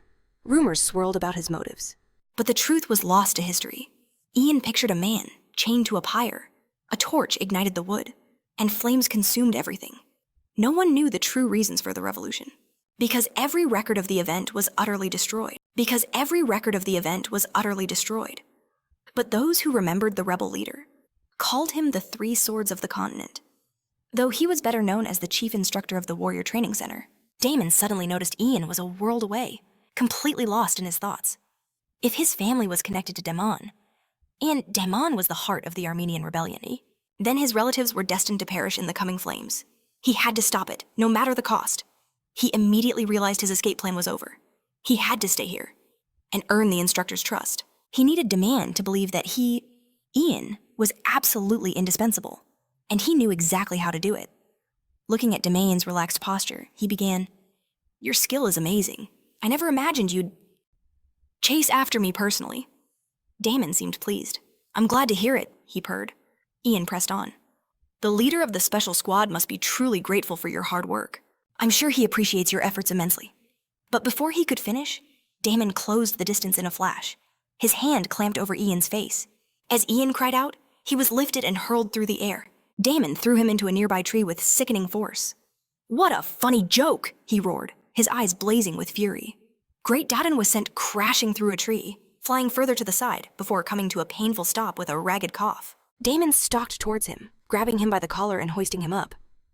"I thought you were a decent guy," he growled, "but you clearly don't know when to shut your mouth." Lifting him clean off the ground, he asked, "Are you so eager to part with your life?" The protagonist smirked, noting that even his impudent tongue could offer something useful from time to time. "Oh, really?" Damon sneered. "Let's see if that's true." Lowering his head, Ian whispered that for example. He knew the captain's fatal weakness. Frowning, Damon stared in shock before cursing at him. "How could a bastard like you know something like that?" Ian's smirk widened as he met his gaze. He spoke of the 52nd coordinate in Simons County, explaining that it was the captain's absolute weak spot. "Is that really true?" Damien demanded. A few hours later, inside a room at the training center, Damon adjusted his gloves and coat. The clothes felt a little too small. He never thought he'd have to tarnish his own beloved uniform. Closing his eyes, he sighed, deciding it couldn't be helped. With that, he began striding down the Chaiki corridor and down the stairs. His assistant, following close behind, started reporting on the location of the 3 cadets he'd mentioned. Damon cut him off, stating that he wanted his aide to just toss them into a mass grave. He had no time to worry about a few insects. The man simply replied that he would obey. Damon was about to speak again, but before he could finish, a man appeared before him, his voice dripping with sarcasm. "Pretending to be the busiest man alive? Look at yourself. You have far too much." "Pretending to be the busiest man alive? Look at yourself. You have far too much free time." It was Rodrigo. The mayor called Damon Jr., causing him to frown in displeasure, though he said nothing. Rodrigo pressed, "Are you just lazy?" He demanded an explanation. Damon obediently closed his eyes and bowed his head, asking what business Rodrigo had here. He addressed him formally as captain, as Rodrigo was indeed a captain, of the first-rank special squad. Rodrigo's eyes narrowed, scrutinizing him, before asking how the training had been going lately. Approaching him, Damon replied that they were working diligently. Rodrigo acted surprised.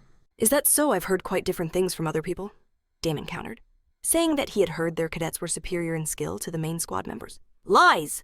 Rodrigo shouted in anger. "The graduates of this center have monstrous abilities." Damon then questioned if the squad members themselves were at fault. He suggested that the one in charge of them should be the one to be punished. Rodrigo thanked him for the advice, promising he would take it into account. Damon replied that there was nothing to be thankful for. His assistant, standing off to the side, felt the mana vibrating intensely in the air. Even the stone columns in the room began to tremble from the pressure. The assistant was stunned. He knew that unprepared people would lose consciousness from such a dense concentration of power. Finally breaking the suffocating silence, Rodrigo admitted he'd heard Damon had ignored an imperial decree to appear at the palace. "I had more important things to do," he explained. "I have no desire to waste my time on pretentious meetings." Rodrigo's voice sharpened. "More important matters." What could possibly be more important than fulfilling a decree from His Majesty, the Emperor? He paused, as if he knew exactly what Damon was thinking, who now looked at him with keen interest. Rodrigo finally continued. Do you truly believe the blue blood in your veins will be enough to help you survive? Damon's brow furrowed with rage. Rodrigo sneered, assuming he skipped the reception because the cadets had escaped. What does that say about you if you can't even handle them? But before he could finish, Damon cut him off. Don't concern yourself. This time, you've completely misunderstood. Turning his back, he announced, There were no escapes, Rodrigo asked again in disbelief. That can't be. He tried to explain what he had heard, but Damon interjected. Is it possible your hearing is failing you in your old age? He explained that the cadets were outside with instructors, preparing for an exam. Then, abruptly changing the subject, he asked if Rodrigo had noticed the recent cockroach infestation. What are you talking about? He asked, confused. When I find a bug in my center, Damon stated coldly, I crush it immediately beneath my boot. He recalled doing something very similar to one of the instructors. However, he added, it truly irritates me that the cockroaches keep returning, no matter how many I kill. Rodrigo stared at him, bewildered, as Damon suddenly declared, But I believe I've finally found the cockroach nest. Now, it's time to exterminate all the larvae. He bid Rodrigo a deceptively calm farewell. As the captain walked away, he assumed he had successfully masked his true intentions. At the man's confused glance, he mused. Maybe it was time to start planning his own funeral. After a tense pause, he admitted it. Everything his assistant had revealed was 100% true. Sensing his doubt, the man behind him spoke. Don't waste your energy worrying, he said, removing his mask. I don't lie to my allies. You'll see the truth for yourself soon enough. Damon's gaze then locked onto Ian, the one who had been standing silently the entire time. With a knowing smile, Ian confirmed it. Every piece of information I gave you is real. A memory surfaced. Abandoned Street 592, in Simon County, a place he had once called home. He pictured the rows of silent houses on that street, a desolate place, nearly devoid of people. And he recalled calling out to someone, begging them to open a window. He had something amazing to show them. He was just a small, lonely boy back then. Peering up at the sealed window, he boasted that he had caught an enormous rat. He pleaded for her to see how cute it was. That street, Ian knew, was no place for children. Yet there he was. But silence was his only reply. He called out again, asking if she truly wasn't there. He demanded she open the window, but still, nothing. He wondered if she had really gone away. But then, a voice shattered the memory, calling him a fool. Shuddering, his eyes shot open, returning to the present. As the memory faded, the protagonist focused on its meaning. What truly happened on that street all those years ago? His mind replayed the scene. The window creaking open, and the girl he called for asking, Who wants to see a rat? It was a girl. A brilliant smile lit up her face as she leaned out. Next time, bring a squirrel, she had teased. Her smile lingered in his memory. Back in the present, Ian revealed the truth. The captain's daughter lived in that house. The man listening to him froze, the pieces clicking into place. The protagonist continued, explaining they were childhood friends. His companion could only nod in stunned agreement. Ian now stood before Damon, the chief instructor, in his office. Damon sat, chin resting on his hand, his eyes sharp and observant. The protagonist stood formally, hands clasped behind his back. He explained that on a street with so few children, everyone knew each other. Damon closed his eyes, processing the information. So let me get this straight, he began. The girl you used to play with turned out to be the captain's daughter. Ian confirmed it without hesitation. It was the absolute truth. Damon's surprise was palpable, but Ian had expected this. The story was too perfect, too convenient. It sounded like an outlandish lie. With a focused frown, Ian knew. He had to make Damon believe him. This was crucial. A bitter hostility festered between the Special Forces captain and the chief instructor. Damon had been desperately scouring every inch of the county for Captain Rodrigo's one critical weakness. So far, his search had yielded nothing. But Ian remembered the look in Damon's eyes when he first claimed to know something vital about the captain. That reaction proved everything. Now was the time to press his advantage. But Damon remained skeptical. This is odd. Even if you know where his daughter lives, he questioned. What makes you so certain she is his weak spot? Because I heard it from her myself, Ian declared. Damon's eyes widened in bewilderment. The protagonist's memory returned once more, to a conversation with that young girl. She had told him she would be leaving soon. He remembered sitting by her rooftop window, asking why. Why so suddenly? her head resting sadly in her hands. She confessed, "Bad people want to hurt my dad. They're looking for me to use me against him.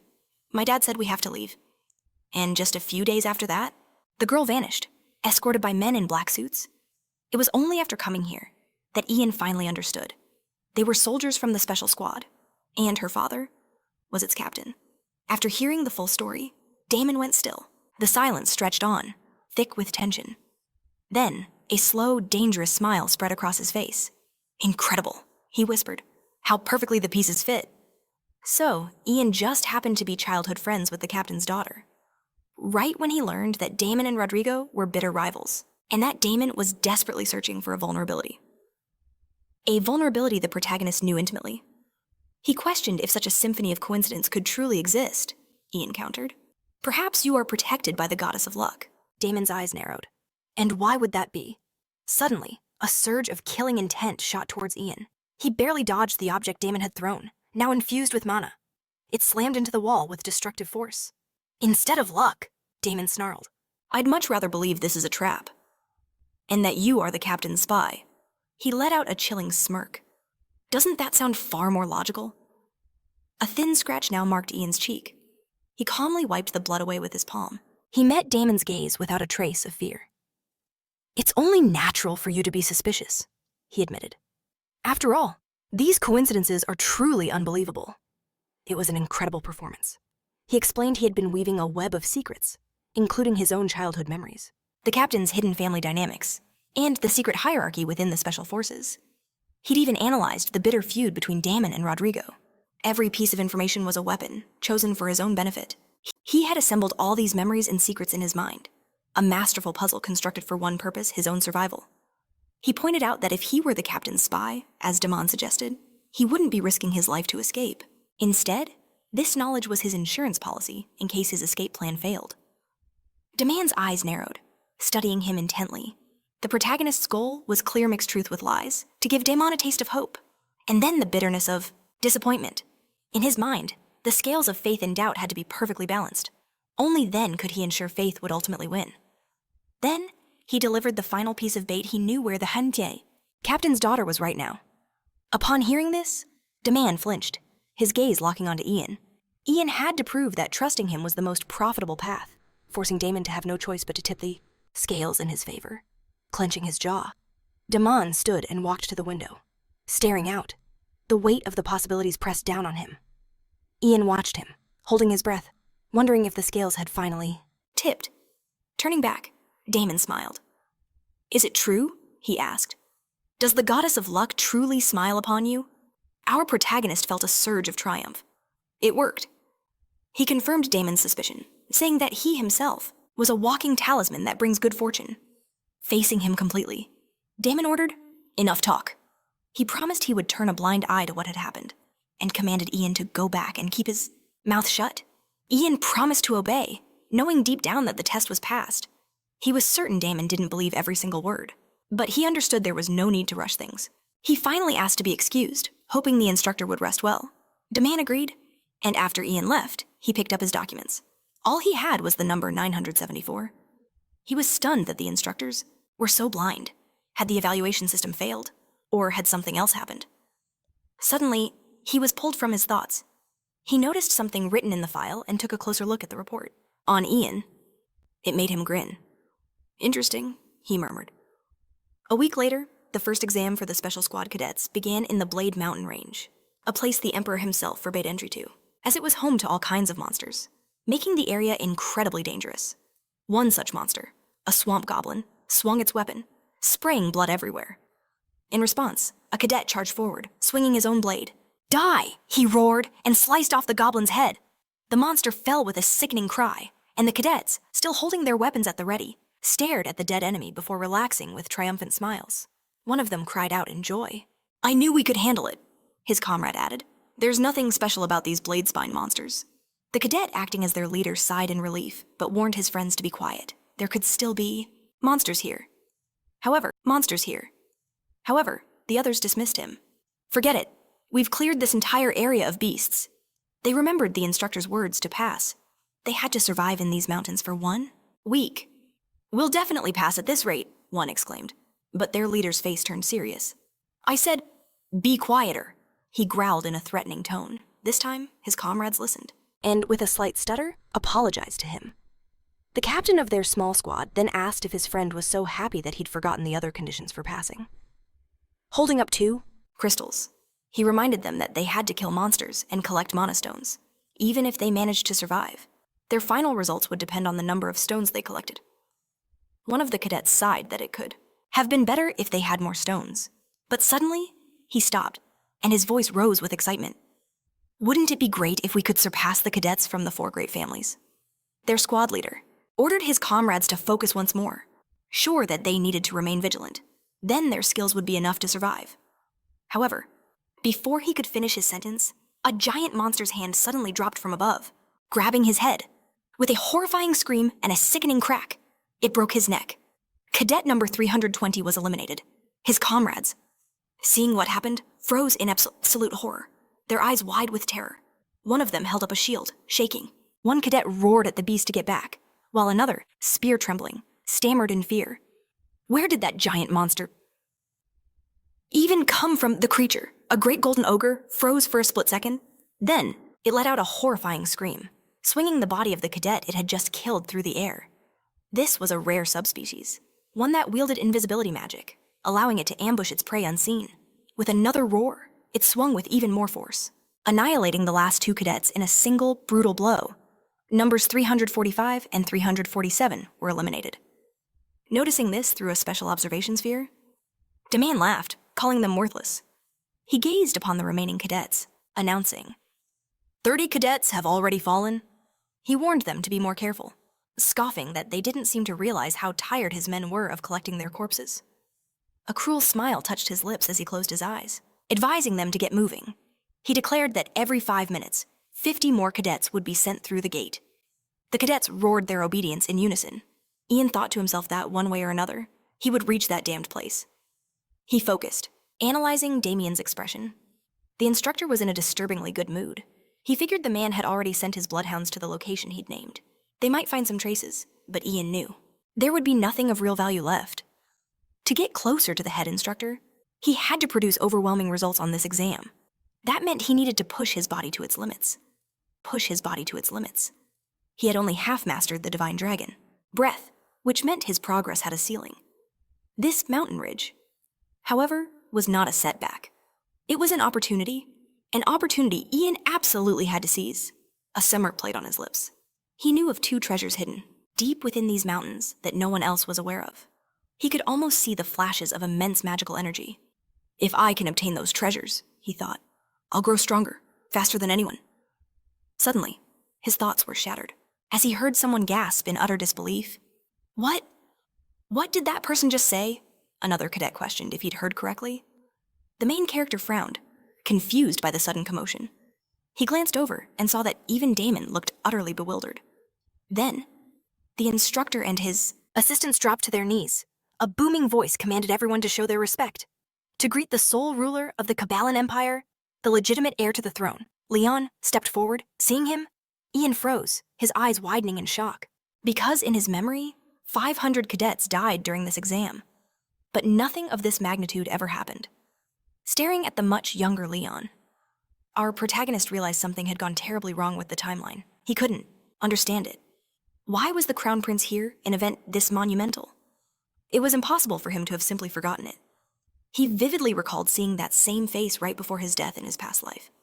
He was pulled from his thoughts as Leon addressed the crowd, stating he was pleased to see them all. Ian could only stare. Leon was the last person he saw before he died. It was the face of a monster, for whom Ian's life was just a toy. The memory terrified him. He watched Leon remind them all that he was the Crown Prince of the Cabalan Empire. The other cadets quickly knelt to greet him. Ian, forced to bow as well, pressed his lips into a thin line. He once believed he would never feel regret. Again. But now, he frowned, a storm of pure fury beginning to brew within him. Leon suddenly announced that the cadets should speak without fear. With a somber expression, he asked, "Those of you who wish to leave this hellish place, raise your hands now." He promised them their safety would be guaranteed. He urged anyone who was brought here against their will to speak up, vowing to set them all free. Ian listened in silence, his eyes widening. In shock, He whispered to himself, "What is Leon saying?" He scanned the faces of the other cadets, then looked back at the prince. Is this really the crown prince I know? His mind flashed back to a different time, to a memory of himself reporting. "The 4th Special Squad has just invaded enemy territory." His superior simply replied, "I understand." It was Leon, standing before a towering window in the Emperor's residence in the capital, Avalon. The prince then asked, "And what was the outcome, Ian?" Ian, kneeling behind him, declared, "A success. We have confirmed the Monostone mine has been burned to the ground." Leon nodded, murmuring, "Good work." The protagonist closed his eyes.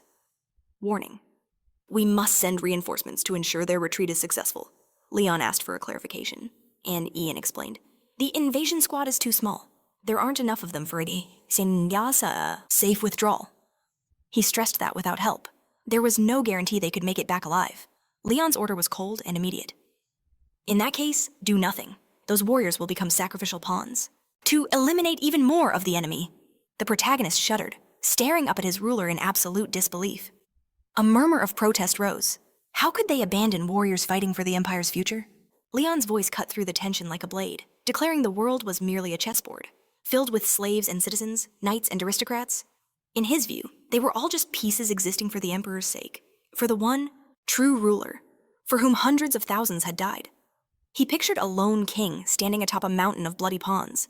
This, he sneered, was the ideal world. With a chilling grin, he asked, "In that case, what could be more honorable than dying for your emperor?"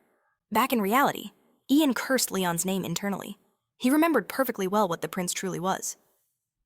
"Meanwhile," Leon continued, "some of you aristocrats' children came here seeking power." He advised them to go home, unless they wished to face the consequences when he finally ascended the throne. A wave of uncertain whispers swept through the cadets. Could this be true? Others tried to object, but these were the words of the Crown Prince himself. Ian watched in utter confusion.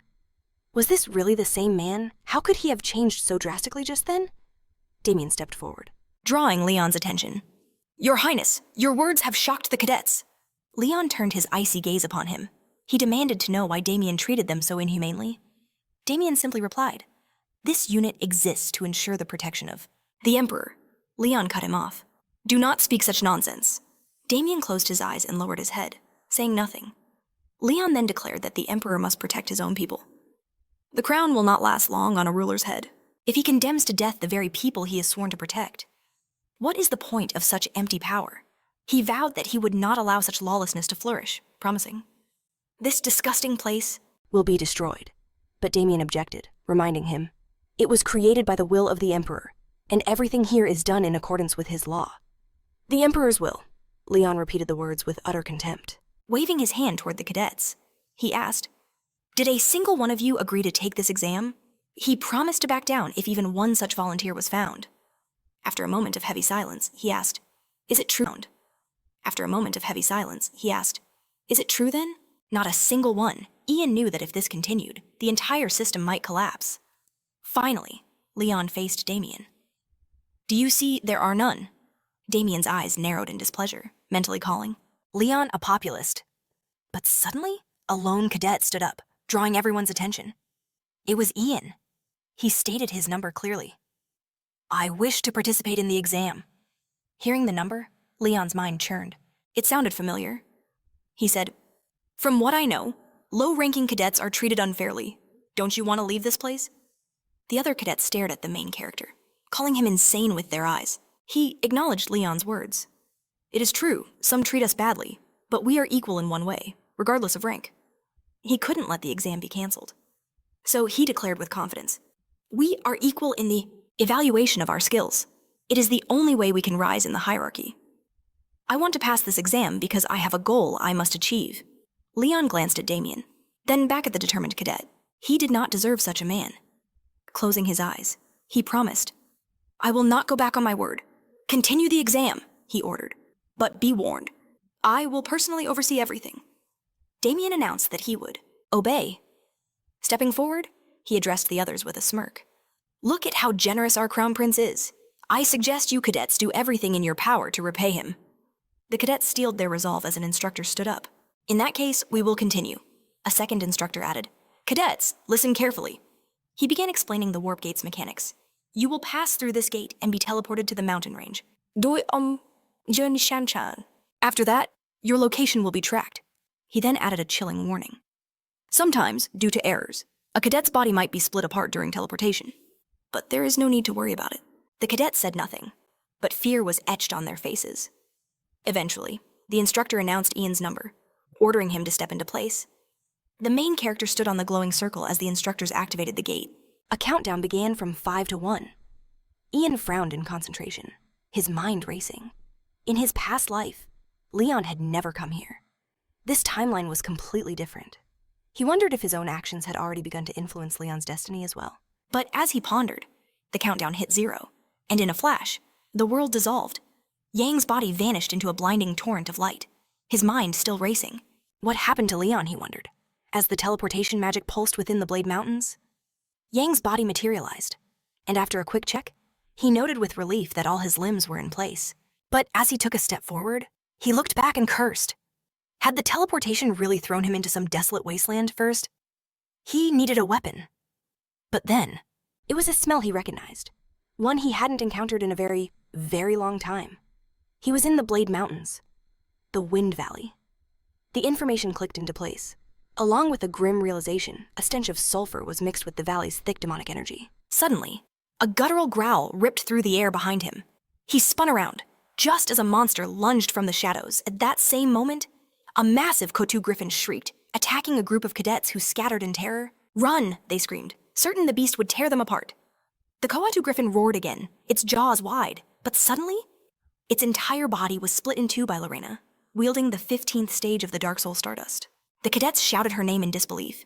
She, the number 1 cadet, gave them a calm, assessing look. Staring at the monster's remains, the cadets thanked her profusely. If not for her, they would all be dead. Lorena's gaze swept over the squad, noting the many injuries. Is your squad really composed of only low-ranking cadets? One of the men confirmed it was true. They were mostly ranked around 700, and many were already hurt. He explained they were trying to escape, but the monsters had blocked their path.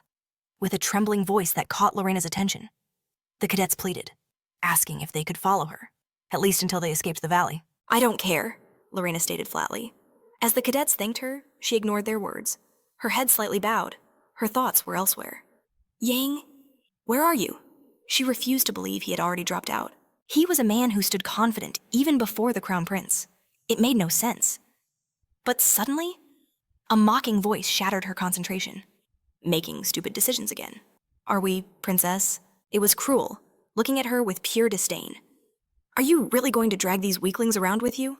He scoffed, declaring the cadets weren't even fit to be human shields.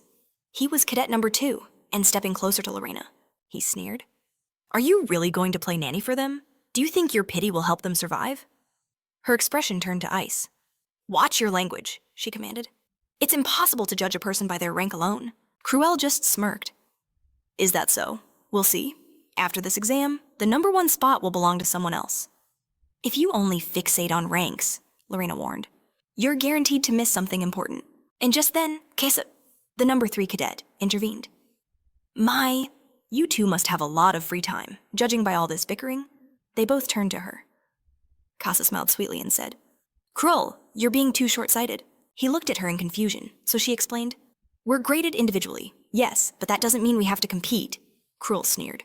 "Don't tell me you want to hang around with these slugs, too." She just smiled and looked at the other cadets. "The larger the squad, the better we can handle a crisis. I will help them pass this test. After all," she added, "we as aristocrats should take leadership over commoners. It is the quest of the aristocracy." At that, Krull let out a scornful laugh. "Aristocrats? You're talking about aristocrats." Casa's smile tightened. "Since when," he hissed, "is a family of traitors considered aristocracy? You want to rule the commoners? Then tell them what the Arain family did to the people." He held up a burned crest, a clear threat. "Be careful. It would be a tragedy to see the last of the Arain line meet the guillotine." He described a blood-stained blade, but despite his venomous words, Casa smiled, then laughed aloud. "Thank you for your concern. Cruel. Perhaps I have been too fixated on restoring my family," she admitted. "At times like these, I'm truly jealous of you. Your 2 older brothers are responsible for your family, not you. You don't have to burden your mind with such complicated thoughts." He froze, The air around him seemed to crack as he raised his hand, his killing intent flaring to strike Casa down. But his hand was stopped in an iron grip. It was Lorena, who had moved between them, holding him back. Casa simply stood there, smiling kindly. Despite Cruel's hand being dangerously close, her expression never changed. He clenched his jaw in pure rage, trying to pull away, but his hand only trembled in her grasp. He spat their names like curses, but Lorena simply ordered him. "Calm down!" Her words only made him angrier. "Let go of me!" he finally roared, yanking his hand from her grip. He turned his back, calling them worthless as he stormed away, then paused, looking back with a cold, thoughtful expression. To continue with them would only lead to ruin. He knew this as he walked, and then a memory surfaced, a towering figure from his childhood, ordering him to ask for nothing, and to think of nothing. Live, as if you are already dead. He had buried that memory deep, a cruel curse, now unearthed. He stopped dead in his tracks. Dark stains marred the earth. Could it be blood? The scent confirmed his fears. It was fresh. The trail led towards a jagged cluster of rocks. This had to be a monster's lair. He crept closer, his heart pounding. If this place was crawling with beasts, they would be in serious trouble. His instinct screamed at him to hide and assess the threat, but then he froze. There, bending over goblin corpses, was Yang. He was shocked to see another cadet here. The ground was littered with bodies. Had this cadet single-handedly slain them all? A sea of red goblin corpses lay in their own blood. Cruel stared, his eyes wide. "What are you doing?" A terrified cry escaped his lips. Yang's jaw was clenched, a horrifying grin on his face as he squeezed a monster's organ. As Yang brought it toward his mouth, Cruel's stomach churned in horror. Was he eating goblins? Sometime earlier, trekking through the mountains? Yang's mind was on his goal. 2 artifacts rested here. These were 2 immense clumps of magical energy. For his grand design to succeed, he had to claim them. He would hunt for the first one now. But before he could even utter its name, his senses screamed danger. A beast, ravenous for flesh, lunged from the shadows to attack, but Yang's reaction was faster than lightning. His hand pierced the monster's chest, tearing its heart from its body. He channeled a devastating power. The 21st form of the black dark spirit dragon flame. With the still beating heart in his grasp, he gave a single cold command, burn. Fire erupted, engulfing the creature until nothing but a final shriek remained. Yang stood, clutching the heart. But he wasn't alone. More monsters, their eyes glowing with predatory hunger, began to encircle him. He wasn't afraid. Instead, a decisive frown formed. This was, in fact, a stroke of incredible luck. The creatures watched him, sizing him up. He was almost amused that his first target had willingly come to him. He surged forward without an ounce of hesitation, magical energy crackling around his outstretched hand. The horde charged, a wave of claws and razor-sharp fangs. Yang's jaw tightened, his eyes wide open. He wouldn't miss a single movement. As the clash began, his thoughts turned to the true prize monostones, the ultimate reward for defeating a monster. Once, they were just raw materials for crafting magical items. But one day, a discovery at the academy changed everything, rewriting the value of these stones forever. Professor Isaac published a radical paper, claiming one could absorb a monster's abilities by consuming its monostone. He claimed a person could even absorb the monster's very mana. He presented his proof a modified human, with a stone absorbed into his core. The man possessed the endurance of an orc, the regeneration of a troll, and the brute physical strength of an ogre. This research, of course, ignited a firestorm of outrage in scientific circles. It was dismissed as nonsense. Heresy scholars argued that human and monster mana were fundamentally different. Dean Neuron then confronted Professor Isaac with a challenge. "Can you truly prove this? If you fail to confirm your findings," he declared, "you will leave this academy, and sometime later, looking at his own transformed body in awe." The test subject whispered, It actually worked. The theory was proven. And once it was confirmed, a wave of both fear and ambition swept the entire continent. A new, bloody era began. Soon, it was easier to find monster parts in a shop than in a dungeon. Organs and cores were preserved in glowing flasks. But Isaac's research begged one question: how difficult was absorption? Extracting the poison was complex, requiring rare ingredients like moon beetle juice and lava stones. But direct absorption of the mana was terrifyingly simple. All you had to do was eat it. Remembering this, Yang bit off a piece of the monster's monostone. He chewed slowly, the foul taste bringing back memories. He never thought he would be forced to do this again. He despised the flavor, but it was necessary. He had to absorb the stone connected to the monster's heart. They were two parts of a single whole. But to absorb the mana from the stone, he would first have to overcome the poison within.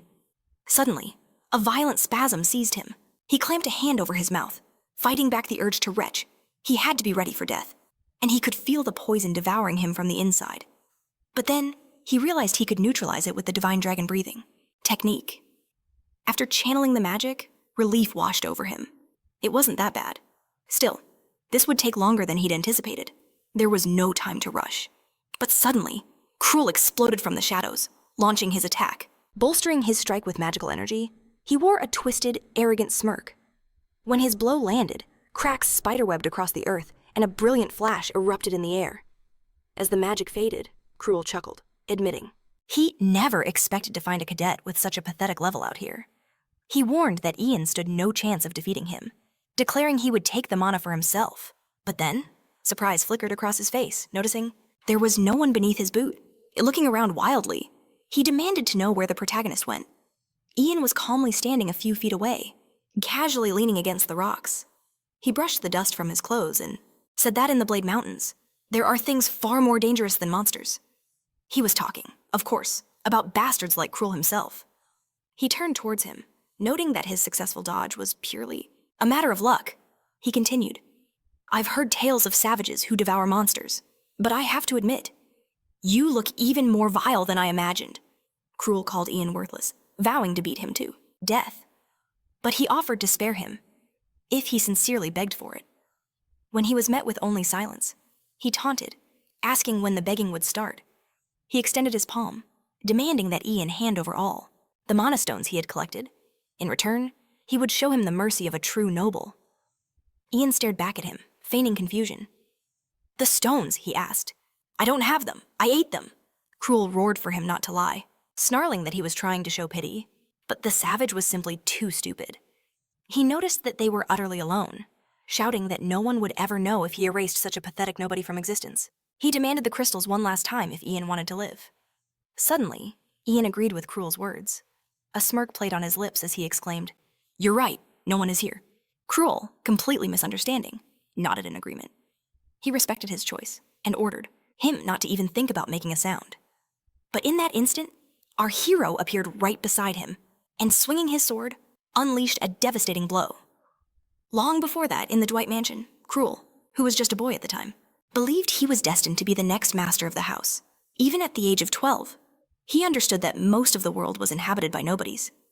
That he was the heir was a fact, of course, but two people he despised stood in his way, terrified that he would become the head of their lineage. Under their pressure, he kept his head down and hid his true face. Now, he recalled how under the guise of caring for his education, they sent him to a special warrior training center, throwing him into a stinking garbage dump. He would never forgive them for this. As the memory surfaced, an ominous aura exploded from his body. He was certain that he was the true heir of the Dwight lineage, destined to rise above the rest of the scum. The moment he escaped, he was going to burn those wretches to ashes. And as he was lost in this memory, Ian saw his opening and struck him down. Not expecting such an attack, Cruel coughed violently, a spray of blood erupting from his mouth. Sometime later, in the Snake Gorge, the only path beneath the cliffs, a place so named because its winding paths resembled a snake, someone sobbed, asking how he could dare to do this. People said that no living creature dared to enter this gorge, and no one had ever reached the end. Cruel, still seething, called his captor names, demanding how he had the audacity to treat him this way. He was dragging a bag filled with the bodies of slain goblins, admitting he didn't know what the man intended to do, but he swore it would not succeed. He walked with his jaw clenched, a collar with a rope tied to it around his neck. Despite his humiliating position, Cruel still proclaimed that he was the true heir of the Dwight family, but the man holding the rope simply ordered him to be quiet and move faster. Tugging the collar, Cruel begged him to wait, but his captor yanked the rope again. Why do you keep nagging about your family? It was Ian who spoke with displeasure, the heir of an earl's family. He scoffed. How much longer are you going to whine? He warned him they had a long way to go and once again ordered him to move. Cruel stumbled after him, demanding he pull. The bag himself. Why are you making me do it? The protagonist simply explained that Cruel was too much to blame for this, Noting it was far too light a punishment for a man who tried to kill him, Cruel, baffled, didn't grasp his meaning. When he asked what Ian planned to do with the goblin corpses, he was simply told to shut his mouth. For a so-called skilled craftsman, he sure complained a lot. Suddenly, a smirk played on Cruel's lips as he asked if Ian was aware of the Empire's laws. Did he know the punishment for mistreating a nobleman? He mocked him further, suggesting a barbarian like Ian wouldn't know the law, and once again boasted about being the heir of Earl DWI. But before he could finish, Ian hurled a rock straight at him. The stone connected, and Cruel crumpled to the ground, clutching his face and crying out in agony. The rock had smashed squarely into his nose, but Ian, ignoring his cries, coldly ordered him to get up. He sneered, asking if it didn't hurt when a noble was struck. Tears of pure pain welled in Cruel's eyes as he cursed Ian in his mind. Who was this monster? He replayed the moment Ian had struck him, admitting he thought he could catch him off guard with a sudden attack. He recalled trying to lunge again right after that first blow, ordering the protagonist not to dare touch him, promising death. But Ian had effortlessly parried the attack with a sharp slap to the face. After being warned again, Cruel charged forward, tears now streaming down his cheeks. But each and every time, the protagonist met his clumsy attacks with another stinging slap. Cruel never imagined such a complete humiliation. As they finally continued on, Ian spoke. He said that even if you make a mistake, a proper apology can save you from a slap to the face. He asked if Cruel understood. The nobleman just pressed his lips together, lowering his head. He couldn't lose to this man. He told himself that once his mana flow, which was disrupted, during their fight, recovered, he would kill Ian on the spot. He seethed with anger, but the protagonist suddenly stopped, sensing his killing intent. He turned, his gaze menacing. Cruel felt a terrifying aura wash over him. Ian's eyes began to glow red as he asked if he needed to repeat himself. Cruel wanted to spit out a threat, but seeing that demonic glare, his will shattered. He suddenly calmed down and stammered that he respected Ian, and that he wanted to be friends. The protagonist sneered. Did Cruel really think he couldn't see the pathetic thoughts swirling in his stupid head? He commanded him to shut his mouth if he didn't want to crawl around like a cockroach. Cruel quickly agreed. As Ian walked on, he glanced back one last time. This man was truly something else. Even though Cruel had a desperate thirst for life, his energy was radiating in a chaotic, irregular way. Only one thing could produce such an aura: demonic knowledge. The protagonist pictured a dark figure standing before a magic circle. Just as sorcerers used black magic, there were warriors who channeled darkness into their swordplay. They gained power faster than anyone. But those who wielded black magic would have their minds and bodies slowly destroyed until the darkness consumed them entirely, driving them completely insane. Ian imagined a man whose pupils were replaced by the swirling outlines of a magic circle. In his past life, Cruel had earned the title Bloodstar, leading his family through nothing but sheer cruelty. Ian now realized this was the result of that demonic knowledge. But it seemed Cruel had yet to fully master its power. Suddenly, Cruel called out, begging Ian to at least remove the collar. The protagonist instantly assumed he was planning to escape, but Cruel insisted this was the only path forward. So how could he possibly run? Cried out that he wasn't an animal, and that this looked bizarre. Who walks a grown man on a leash? Did Ian not realize what people would think? Ian paused, considered it, and realized he had a point. He agreed, promising to take off the leash. He unfastened the collar. Cruel rubbed his throat, relieved. For a moment, he felt like he could finally breathe. He'd feared Ian would drag him around for the rest of his days. But Ian warned him that his suffering was about to end because they had arrived. Confused, Cruel asked where they were. The protagonist walked to the edge of a cliff. His eyes narrowed in concentration as he stated that the real treasure was kept here. Cruel cautiously approached, and together they peered down at a massive lair nestled beneath the cliff. Ian noted that it was less a treasure and more a monster. He then ordered Cruel to toss the monster corpses down. Cruel couldn't believe it. Did Ian really make him haul these corpses all this way just to throw them away? He dumped out the bag, confirming that he had thrown down the goblins as commanded. He asked if his work was finally finished. Ian spoke his name, his voice deadly serious, drawing all of Cruel's attention. As a reward for his hard work, he offered some advice. Cruel flinched in confusion, but the protagonist simply smiled and ordered him to run, to get away and not look back. He had to go, now, in the next instant. Particles of dark energy began to swirl within the ravine, as a monster's eyes ignited it in the abyss below.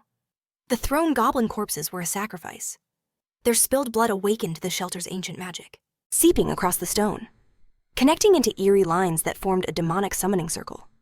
When the final line was drawn, the circle blazed with power. M erupted from its center, roaring furiously. "Who dares to awaken me?" Its thunderous voice echoed. And Cruel, watching in pure disbelief, cursed aloud. He screamed, "Yen, what are you doing?"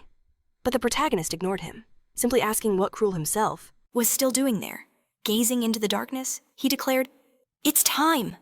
The monster began its terrifying ascent from the depths, bellowing for them to offer up their souls. A single glowing eye materialized on its shadowy form. Miles away, Casa grabbed Lorena's arm. "Do you feel that?" she whispered.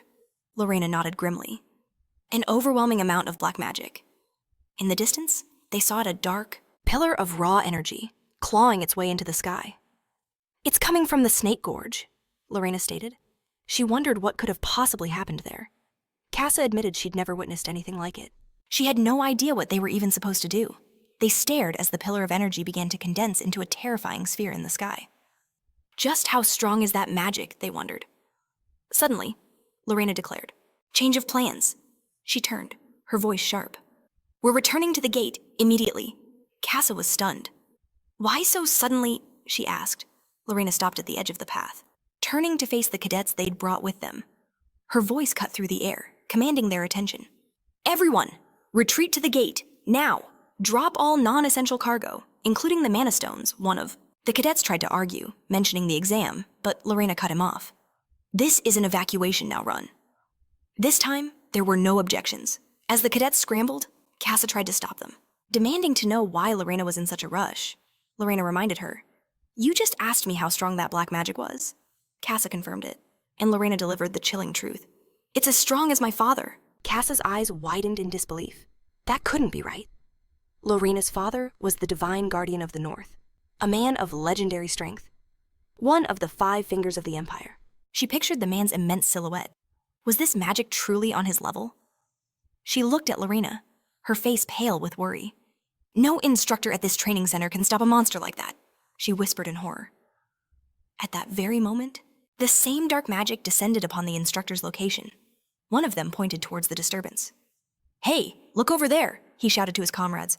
"What is that?" He tried to explain that something was flying towards them, but his partner just told him to stop messing around and get moving.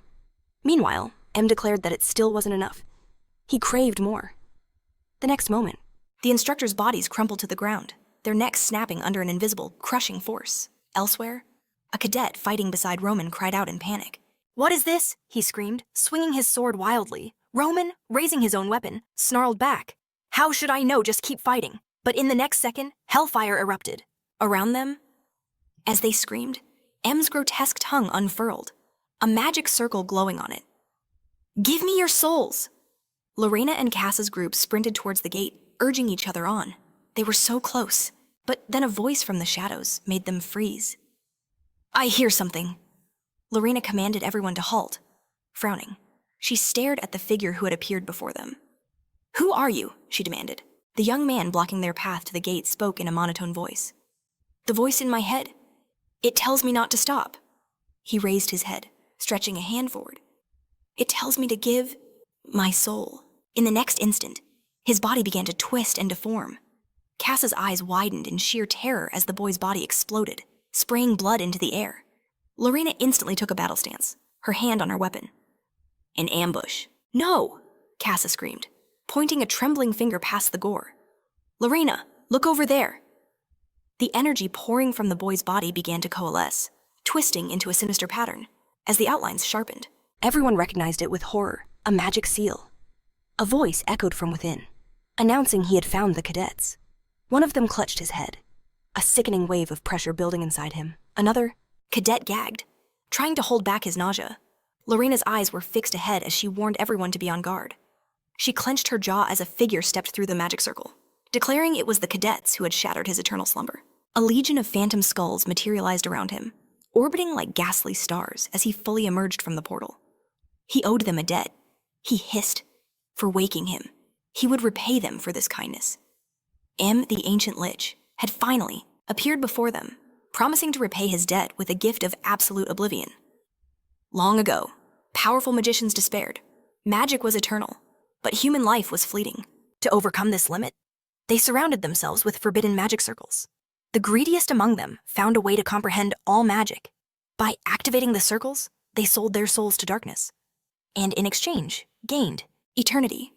One such mage, upon activating the spell, tore his own head from his body, transforming into a monster that despised all living things. This creature was known as a lich, and the mage's head instantly withered into a skull. In the present, the cadets screamed in terror. Lorena stared down the lich, shouting that he was not just any undead. Over eons, he had devoured countless lives. She couldn't fathom why such a monster would appear now. At that same moment, a cadet from another team frantically asked his leader why they were running. It was Todd, fleeing alongside Jake and Roman. Roman, leading the charge, snapped back, telling him to shut his mouth and look around. Todd and Jake finally took a breath and saw it. A horrifying number of corpses scattered everywhere. All of the other cadets were dead. Who could have done this? Roman's face tightened as a name echoed in his mind, ding. He remembered their conversation just before the teleport. Back then, he had approached the main character, noting that he couldn't escape either. But he wondered if things were truly as hopeless as they seemed. Yang had warned him sternly, telling him he was talking too much. Roman then asked if he wanted to face the mountains together, reminding him how dangerous it was to go alone. But the protagonist was unmoved. He intended to go by himself. Still, seeing a kindred spirit, he offered Roman a piece of advice. Roman flinched in surprise, asking what it was. Yang's gaze was ice as he gave his command. If he felt a hint of true danger, he was to run for the gate without a second thought. He was to forget everything about the exam. In this moment, Roman finally understood. Yang had known this would happen. He had planned for it. Meanwhile, M stepped forward, sneering at the cadets before him. Pathetic mortals! Who dared to disturb my rest? Lorena roared out an order. Forget this gate, run to the Wanji. Other one. Gate number 3. It was their closest escape route. Frowning, she repeated herself, yelling for everyone to get out of there. Casa cried out her name, telling her she had to run too. But Lorena, drawing her blade, refused. She would stay. She would hold him off. She took her stance, magic flaring to life as she aimed her sword forward, begging Casa to get the others to safety. Casa protested, screaming that Lorena couldn't possibly face him alone. She was about to declare that she would stay too, but Lorena cut her off. She had to survive. For her family's sake. The words struck Casa into silence. She paused, her mind warring with itself. Before finally turning to run, she promised she would do as Lorena asked. Clenching her jaw, she sent a silent prayer to her friend. I'm sorry, she thought. I can't afford to die here. The Lich, meanwhile, called Lorena a fool. Did she really think one person could stop him? He dismissed her as a mere mortal. Lorena said nothing, but her mind raced. She had to try. She had 2 advantages. First, her sword was forged from mithril, a metal that could destroy the undead. And second, she never had time to think of her second advantage. The Lich began to weave an incantation of pure death. Lorena's eyes narrowed, focusing on her opponent. The skulls hovering behind him multiplied in an instant, swarming into a circle as he activated the spell. Magic skull projectile, he roared. Now die! A small magic circle blazed to life before his mouth, and a single skull shot forward, accelerating to impossible speeds. Lorena braced herself. Using a dark ritual's evasive jump, she weaved through the horde of skulls, dodging their relentless attacks. She summoned the wings of the wind to stay airborne, but their numbers were overwhelming. With more attacks screaming towards her, she hurled her sword forward, unleashing a blinding flash of magical energy. As the skulls shattered from the blast, the Lich merely watched, unfazed. But Lorena saw her chance. Using the explosion as cover, she instantly appeared behind him, shouting, Secondly, I have another gift for you, and activated her magic. Empowering her strike, she closed the distance, her blade crackling with power as she lunged at the monster. A mage can't cast attack and defense spells at the same time, Lorena declared. Certain of her victory, she was sure this single blow would decide the battle. But suddenly, she froze, her eyes widening in absolute horror as she heard the Lich chant, another spell. When the light from her strike faded, she saw it. A magic circle, the wall of protection, had materialized before him. A defensive seal. But how? Lorena couldn't comprehend how he cast 2 spells at once. Then, she saw them. Magic circles flaring in front of the skulls. Don't tell me. The skulls can cast magic? She gasped in disbelief. That was impossible. Just how many spells could these skeletons possibly use? As her mind reeled, one of the skulls took advantage of her shock. It warped behind her, its magic flaring to life. A blast of energy shot toward Lorena's back before she could even react. With a cry of pain, she dropped her weapon. In the next instant, a skull seized the opening, wrapping a shadowy tentacle around her neck. Her sword was just out of reach. More tentacles coiled around her arms and legs, completely binding her. Realizing her inescapable fate, Lorena cursed them. The skulls then rose into the air, lifting her off the ground. "What is this absurdity?" she screamed, glaring at the lich who stood before her. "You vile creature," she seethed. "Let me go this instant." But he simply stated, "I need you. You are the only one who had the courage to face me." Lorena clenched her jaw in fury as the lich conjured another magic circle. His goal to shatter her valiant soul and raise her as an undead corpse, bound to serve only him. A new, terrifying skull materialized in the circle's center. Lorena stared in horror as a sinister energy began to glow from a crack on its forehead. At that very moment, deep within the ancient lich's lair, a shadowy figure stalked the halls. "The lich is defenseless," it declared, moving towards a staircase. But it stopped dead in its tracks. A magical seal trap had sprung to life. Glowing circles blazed beneath the creature's feet in the next moment, the highest tier of fire magic. Storm was activated. A colossal pillar of fire erupted from the seals, engulfing everything. However, as the inferno began to fade, the creature remained, standing completely unharmed. I thought robbing an empty lair would be an easy job," it mused. Suddenly, the figure, who was actually Yang, hidden inside, took off the creature's skull mask. A confident smirk played on his lips. "It seems everyone is meeting me with a full-blown assault right from the get-go." Tossing the now useless disguise aside, he was glad he had prepared for this. He was using the shell of a volcanic armadillo, whose hide was not only resistant to fire, but could completely nullify fire magic. As he continued deeper, our main character recalled the layout. There were 492 magic traps in total, but 32 of them were mobile traps, with even more lurking ahead. He envisioned the 12th floor, and the 36th floor. He had used the goblins to lure the lich from its lair. Now, he just had to claim his prize. This was his original plan, but he knew it wouldn't be simple. Still, he pressed on, confident that with enough knowledge of the lair's design, what he had planned was entirely possible. He had first learned of this lich back when he was a captain. After returning from a mission, his aides handed him a report on the incident. It was case file A58-21567, titled The Ancient Lich. The forces involved the first training group of the Special Squad, stationed at the blade's spine. The monster they faced was a high-ranking species. Total deaths reached 1,000. Wounded 0, survivors 100, deceased 900. The losses were so devastating that the training center itself was on the verge of being shut down. An addendum stated that the lich, dormant for ages, was likely awakened after drinking the blood of a cadet who had stumbled into its shelter. The expedition did, however, succeed in determining the location of its treasure. They theorized the lair was from an ancient era, filled with mysterious artifacts. There were grimoires, where reading a single one could grant a person the wisdom of a sage. Jewels and coins so valuable that a single piece could ensure a lifetime of comfort. However, the most vital artifact of all was missing the vessel of life. Yang pictured the legendary item, a mystical egg that held the lich's very life force and mana. The vessel that was lost in his past life should still be here. And in that moment, the protagonist recalled supplementary report number 2. It stated that the researchers had discovered the resting place of the vessel of life. They had assumed the vessel was obliterated during the great battle with Mammon, but the one who destroyed it remained a mystery. In the Imperial scroll, the writer confirmed that one could accept the vessel's contents, yet it was impossible to absorb its boundless potential. However, it failed to mention a crucial detail. By obtaining the vessel of life, the stone's mana would surge with untold power. With that, it would be entirely possible for him to finally comprehend the breath of the divine dragon. A smile crept across his face. He realized that this opportunity was the key. He could finally surpass the legend he once was. He pressed onward, finally reaching his destination deep within the lair's lower levels.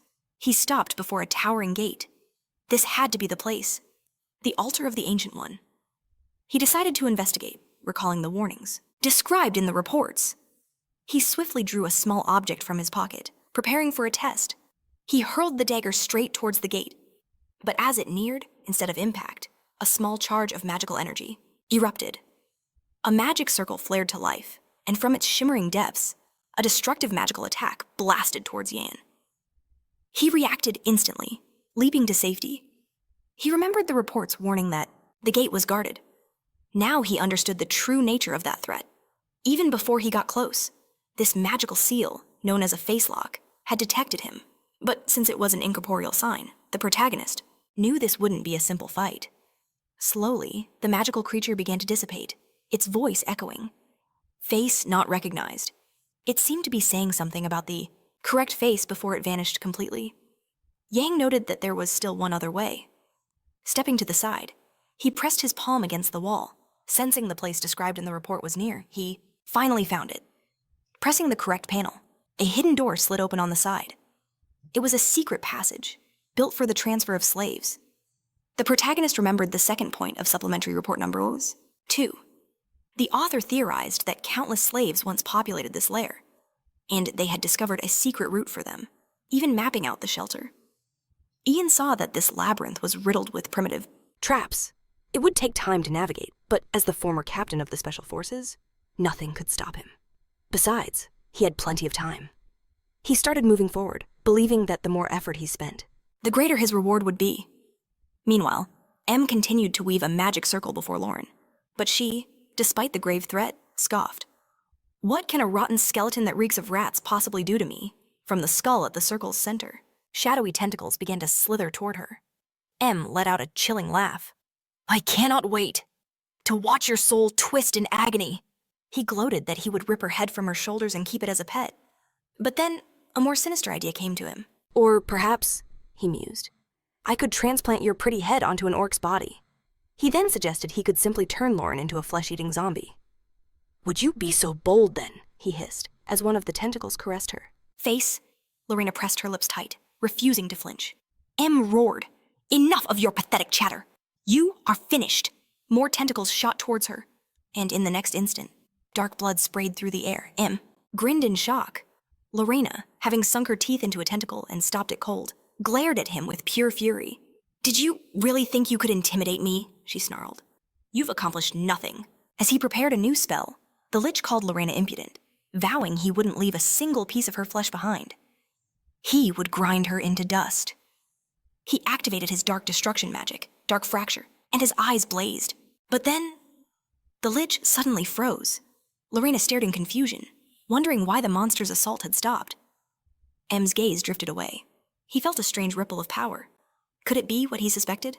He roared in fury. The barrier on the altar has been destroyed. He could feel that the gate blocking the path had been shattered. Who dares break into my lair? Not only that, but the gate itself had also been partially destroyed. In that instant, M understood. Lorena was nothing but bait. He yanked on the tentacles, pulling her close. She screamed as the Lich leaned in, his voice a low growl. This was all planned. He realized that while he was distracted, some thief had infiltrated his sanctuary. Lorena had no idea what he meant by bait, and in his rage, he screamed at her. Silence! He unleashed a powerful gravity wave, blasting her backward. She cried out as she slammed hard against the wall. The impact shattered the stone floor. Lorena froze, paralyzed by fear, as M turned and commanded his skulls. Return to the shelter! Open the gate!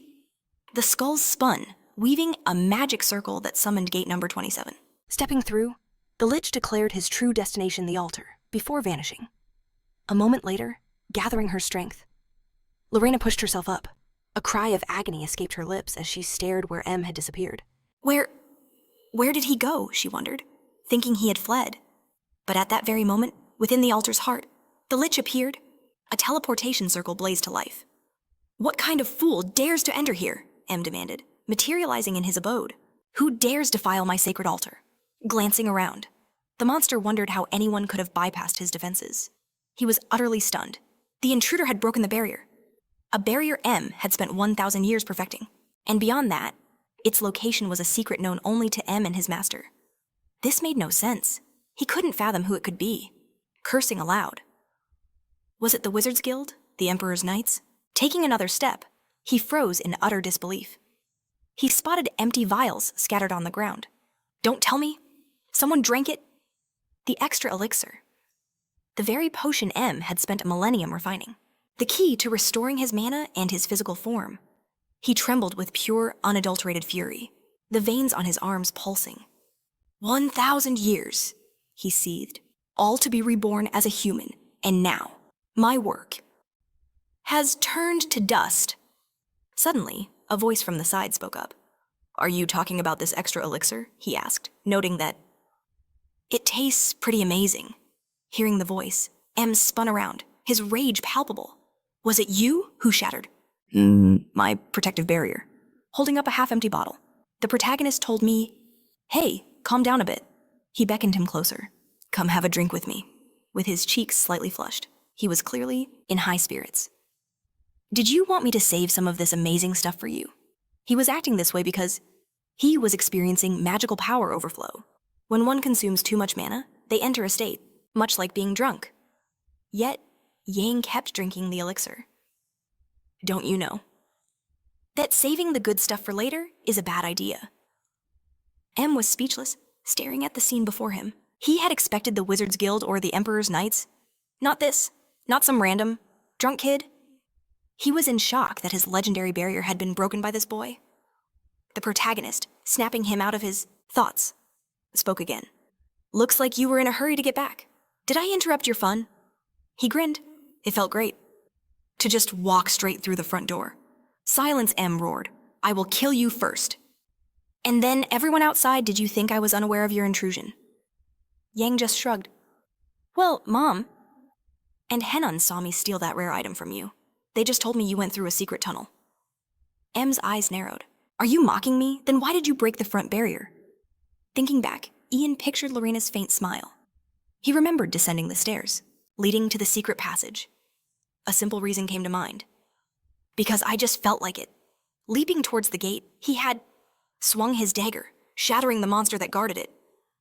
As he fought, a blinding flash of magical energy filled the air, Ian added.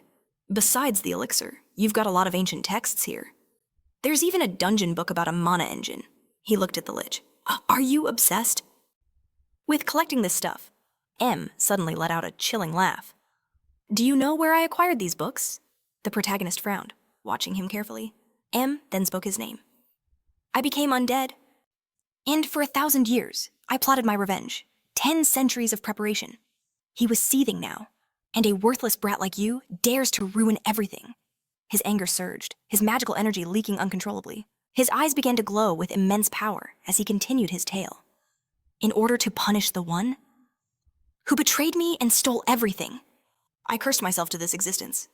He pointed a bony finger at the hero. And because of you, my grand design is now nothing but dust. Yang calmly took another sip of the elixir and simply apologized. My bad. Please, continue. M froze, staring at him in utter bewilderment. Yang just sighed. Man, I'm really drunk. Suddenly, M thrust his hand forward, activating his magic. You arrogant little bastard, he snarled. You have far too much self-importance. He invoked his ultimate spell, Great Flame Crow's Breath. I will burn all that arrogant blood, Bande from the inside out. The protagonist closed his eyes, standing calmly as the devastating magic rushed towards him. His eyes snapped open, a silent command to halt. He froze in his tracks, mere inches away. Stunned, the Lich demanded, What is this? He could feel his own life essence radiating from Yan. You catch on quick, the protagonist taunted, pulling at his collar as the Lich cursed his name. He realized with horror, it was his life vessel. His gaze locked onto a glowing magic circle on Yan's body. Yan smirked, flaunting his new power. You devoured it, the Lich roared. Then, another horrifying truth dawned. With a cry of disbelief, he asked, Don't tell me. That's a mana heart. He was shocked Yan had forged a new core. From his own life vessel. How is this possible? For a tense moment, the altar was silent. Then, Yan bolted across a bridge at blinding speed. A massive fire shower spell erupted in his wake. The blast slammed into the bridge, erupting in a fiery explosion. The Lich pursuing Yang just laughed, calling him a pathetic loser. Can you truly outrun your own death? It taunted. The protagonist kept running, thinking if M were in his shoes, he reminded him. I absorbed your life vessel, remember. So if you kill me, don't you die with me. But the Lich only sneered. Oh, I'm not going to kill you. Yan spun around, his expression grim. The Lich declared, will be reborn inside your body. Yan was speechless as Em continued. You destroyed what I waited 1,000 years for. So I will take everything from you. A fair exchange, wouldn't you say? Besides, he gloated, your body contains the elixir's power. It will be child's play to take it from you. Yan's eyes widened. You're going to steal my body. He offered a mock apology. This wasn't part of my plan, you see. But you forced my hand, the Lich roared, ordering him to surrender. He pressed his palms together, gathering immense energy. Don't worry, he promised with a sickening grin. I'll take excellent care of it. Parallel chain curse storm. In an instant, several intricate magic seals materialized in the air above Yan, who stared up in shock. He was trapped, with no other choice. Divine dragon breath, he roared. The next moment, beams of pure destruction erupted from the cursed circles. In response, Yan's new mana heart flared to life. As it pulsed, the devastating energy beams blasted through the floor, completely obliterating the bridge. The magical storm raged on. When it finally dissipated, the Lich mused. It's been a while since I've used that much power. Are you still alive? A voice instantly appeared behind him. Were you worried about me? I'm flattered by the attention, Yan admitted. The Leech whipped his hand to the side, conjuring a new magic circle. You insect, he screamed, unleashing an attack. But Yan was already a blur of motion, leaping away. He dodged the attack with ease. His speed was so immense he was nearly invisible. All the Lich saw were brilliant flashes of light. He was stunned by this impossible velocity. Then, Yan activated another skill. Dark Dragon's Rebellion. His speed accelerated even further. Is this the best you've got, old man? He taunted. Heading for the exit? He blasted through the remains of the gate, shattering it completely. He never thought things would end up like this. The mana inside his new heart moved in a constant cycle, like air in his lungs. He was beginning to understand. The true power of the divine dragon's breath, the monster hearts, the magic stones, the elixir he'd consumed. To become stronger, he was willing to devour anything, even this Lich. He recalled the moment. He pressed the vessel to his body, feeling its core merge with his being. At this rate, he knew. He wouldn't just restore his strength to his past life's level. He immediately dismissed that thought. He would become several times stronger than he ever was before. He focused, looking straight ahead. But then he stopped. He skidded to a halt. A dead end. The door right in front of him had simply vanished. How did this happen? From behind, the Lich's mocking laughter echoed. It seems the rat has finally choked on the poison. I've activated all the traps. Every exit is sealed, he gloated, shouting. You have nowhere left to run. So, what will you do now? Yan's mind raced. In a normal situation, he'd have to kill the Lich. But he knew it was impossible. He had no weapons, no tools left. He was in no condition to fight. Em, meanwhile, clapped his hands together, shouting, I will tear you limb from limb. He activated a summoning ceremony. Summon undead dragon skull. A monstrous beast appeared from the magic circle. Bring me his body, the Lich commanded. But even though he was unable to resist, Yan stood his ground. He stood there, defiant. And suddenly, a brilliant flash of light filled the air. When it faded, Yan saw it.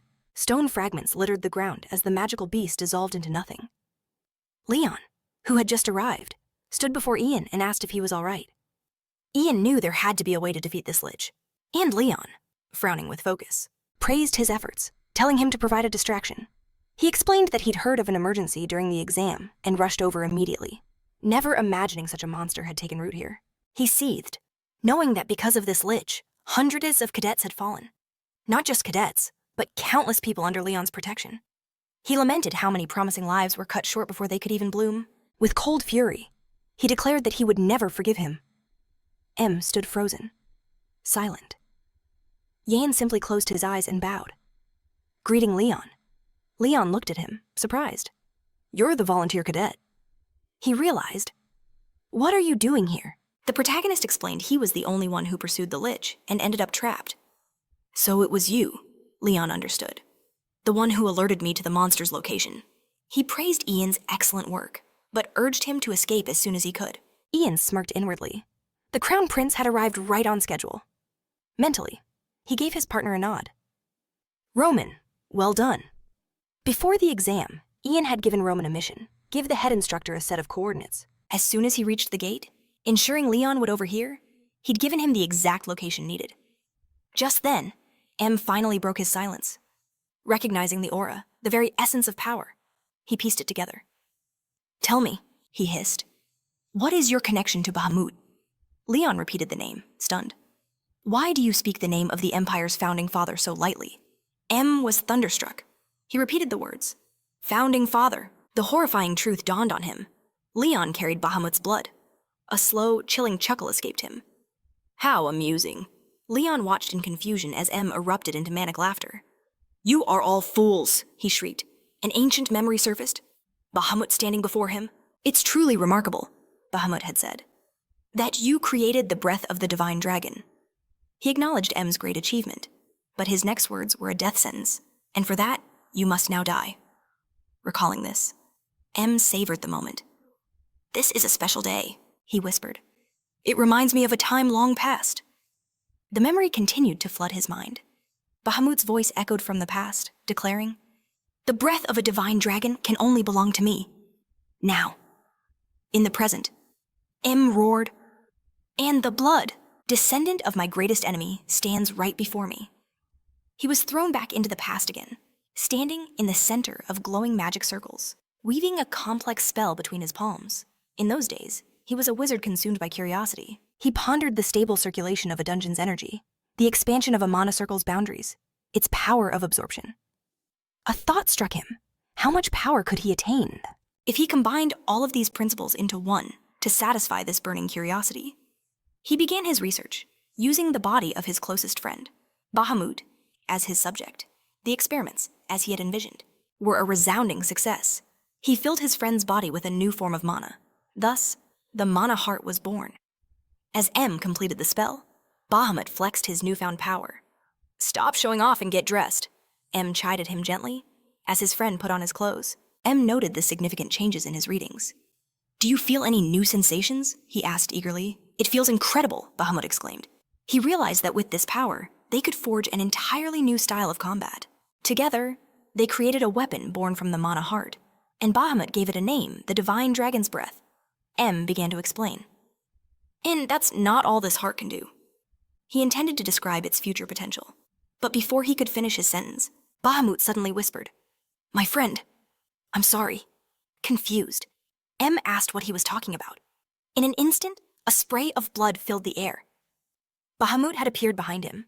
His hand plunged straight through M's torso with devastating force. M cried out in shock and agony.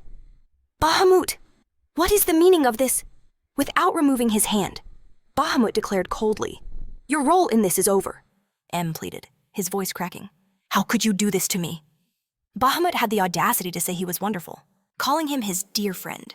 Standing over M's fallen body, he confessed that without him, neither the mana heart nor the divine dragon's breath could have been created. "But it's time to end this," he reasoned. "You simply know too much." A wicked smile spread across Bahamut's face as he turned his back and began to walk away, declaring, "Everything we created must belong only to me." Now, in the present, M wondered how long it had been since he was betrayed by the man he called his best friend. His body, left on that cold floor, slowly rotted away until only a skeleton remained. But with the last remnants of his magical power, he held onto his soul, repeating the same spell over and over until he had burned the very feeling of that betrayal into his being. He would have his revenge. He swore it. The one who stole everything from him would finally face judgment. The traitor who shattered his trust would pay the price. This was the moment he had prepared for 1,000 agonizing years. With a roar, he launched himself into the sky, but his charge was halted. He stared down at Leon, who stood firm in a battle stance, sword glinting, perfectly balanced on a crumbling pillar fragment. Mammon scoffed at his impudence, then utterly shattered the stone beneath him. He unleashed the parallel chain-cursed storm, vowing to grind Leon into nothing but dust. With his hand outstretched, he prepared to end it, but Leon countered with the dragon's breath secret technique, shattering the magic circles before they could even fully form. Instantly, he followed up with the yellow dragon river, concentrating its power as he rushed toward Mammon. "Bahamut!" he roared. Mammon sneered, recognizing the name that tormented him even in death. An even greater fury ignited it in Leon's eyes. Do not dare speak his name, Lich. Their powers erupted simultaneously. For every intricate magic circle Maman wove into existence, Leon tore it apart with ferocious streams of draconic energy. The Lich realized Leon wasn't just countering his spells, he was preventing their very activation. He knew what he had to do. Summoning his wretched slaves, he commanded them to bind Leon's legs. Eerie magic circles appeared from behind Leon as ghostly skulls began to emerge. But Leon only laughed. You think this level of sorcery can stop me? He plunged his sword into the ground, shouting, Then let us all meet our end here. With the third form of the yellow dragon's summoning, he annihilated Mamon's minions and their cursed magic, unleashing the Dispel Evil Dragon. Spirit Mamon's dark arts dissolved into thin air. He seethed with rage. How dare you die? He invoked the fourth tier of dark magic weapon enhancement. Leon, jaw clenched, met the challenge by calling upon the seventh form of the yellow dragon and the third form of the dragon sword. Corpse from the past, he commanded. Vanish. In response, Mammon thrust his own palm forward, unleashing the fifth tier of total annihilation magic. Leon countered with the noble imperial sword, and as they closed the distance, their immense powers collided in a blinding, world-shaking flash of light. Watching from a safe distance, Ian could only whisper, Incredible. With his arms crossed, he couldn't believe his eyes. To think that Leon could fight on equal footing with an ancient lich. He couldn't even tell which one was the real monster. He noticed Leon's blade was pure, materialized energy. Such power could only belong to a dragon. It must be a breathing effect, he mused. This was a golden opportunity to witness the Crown Prince's true capabilities. Ian observed every move, knowing he might have to face that power himself one day. He smiled faintly. Of course, that won't be happening anytime soon. Finding his family was his absolute priority. He reasoned it was time to slip away unnoticed. But just as he turned to leave, a voice stopped him cold. And where do you think you're going? It was Rodrigo. His hand clamped down on Ian's shoulder like a vice. The real fun is just getting started. Ian's face hardened. He had completely forgotten about General Rodrigo. The grip tightened. Strange, isn't it? Rodrigo mused. First, the cadets escape, then a lich appears. And you are always at the center of it all. Captain Rodrigo? Ian began, but stopped himself. His eyes narrowed, and he corrected his address. I should say, Sir Captain. So you do know, Ian replied, not arguing the point. But Rodrigo pressed on, his voice filled with disdain. What has happened to modern education? Is this how you address a senior officer? This isn't basic training. It's elementary etiquette. What are these instructors teaching the youth these days? Ian inwardly groaned. Another boomer ranting? He then recalled the tense meeting between Damon and Rodrigo after the escape. Though the head instructor tried to cover it up, news of the breakout had spread. Rodrigo, reviewing the report, had frowned. Cadets truly escaped. Only 4 had made it out. They were ranked between number 10 and number 900. 3 were captured in the forest soon after. But while searching for the last one, the entire 3rd Pursuit Squad was found dead. The final cadet was nowhere to be found. Rodrigo remembered the escapee's number 974. And now, he realized it was Ian. Ian's gaze was serious as Rodrigo continued. I heard even Instructor Damon himself had to join the search for you. How did someone with such a low rank survive not only the Pursuit Squad, but Damon as well? And now you stand here, having survived a battle with an ancient lich. Tell me, would you call that simple luck? With an audacious grin, Ian quipped that it must be bad luck, which only piqued Rodrigo's interest. The protagonist's smile widened. No, he corrected. It's super luck. I must have saved a nation in my past life. Rodrigo was baffled. Ian joked like a carefree old man. Yet he'd been moments from death. Without Leon, he would have been another soul devoured by the lich. And now, Leon's sudden appearance had saved him. Rodrigo's voice dripped with disbelief. And all this was just luck. You really expect me to believe that? I'm just a very lucky guy, Ian replied. Are you going to punish me for something as simple as good fortune? Shameless, Rodrigo thought, seething internally. How could this man act so casually in his presence? He was a mere number 974, yet he carried himself with an almost arrogant confidence. Perhaps he was the illegitimate son of some great noble gnome. Rodrigo quickly dismissed the thought. His train of thought was shattered when the protagonist asked if he could lend Leon a hand. The question was absurd. If Ian joined that clash of titans, he would only get in Leon's way. The battle between Leon and M was on another level. Ian wanted to protest, but one look at the battlefield made him realize there was simply no room for him to interfere. With a focused frown, he analyzed the situation. The Lich had lost its life vessel, yet it refused to fall. Had it not fully absorbed the vessel's power, if he could forcibly activate the mana heart using what was left? Yes, that might just be enough to turn the tide. As this plan formed in his mind, Leon let out a battle cry. "This is the end," he roared, swinging his blade, but M twisted away, the devastating attack missing him completely. As the assault continued, Leon taunted him. "What's wrong? Why are you suddenly running away like a coward?" "Silence," the Lich hissed while dodging. But then, a cold dread washed over him. His mana output was plummeting. It felt like his very life force was being siphoned away. A horrifying realization dawned on him. He whipped his head towards Ian, who met his gaze with a triumphant smirk and a thumbs up. M understood. It was all his doing. That boy was treating him with utter contempt, as if he were nothing more than a plaything. Leon frowned, sensing the shift. Suddenly, the Lich screamed, "I'll just take this body for myself," and began tearing at his own flesh. "What is he doing?" Leon cried out in shock. "I no longer have need for this fragile vessel," Im declared.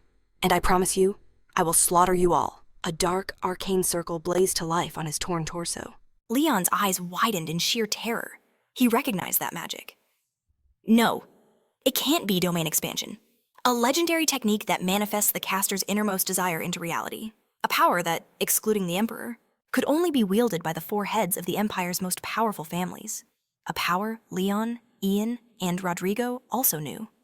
Descendant of Bahamut. "You will perish here," M shrieked. A horrifying truth dawned on Leon. The Lich was planning a suicide attack to wipe them all from existence. But Ian just scowled. "I don't think so." He pressed a hand to his chest, commanding the mana heart to empty itself completely.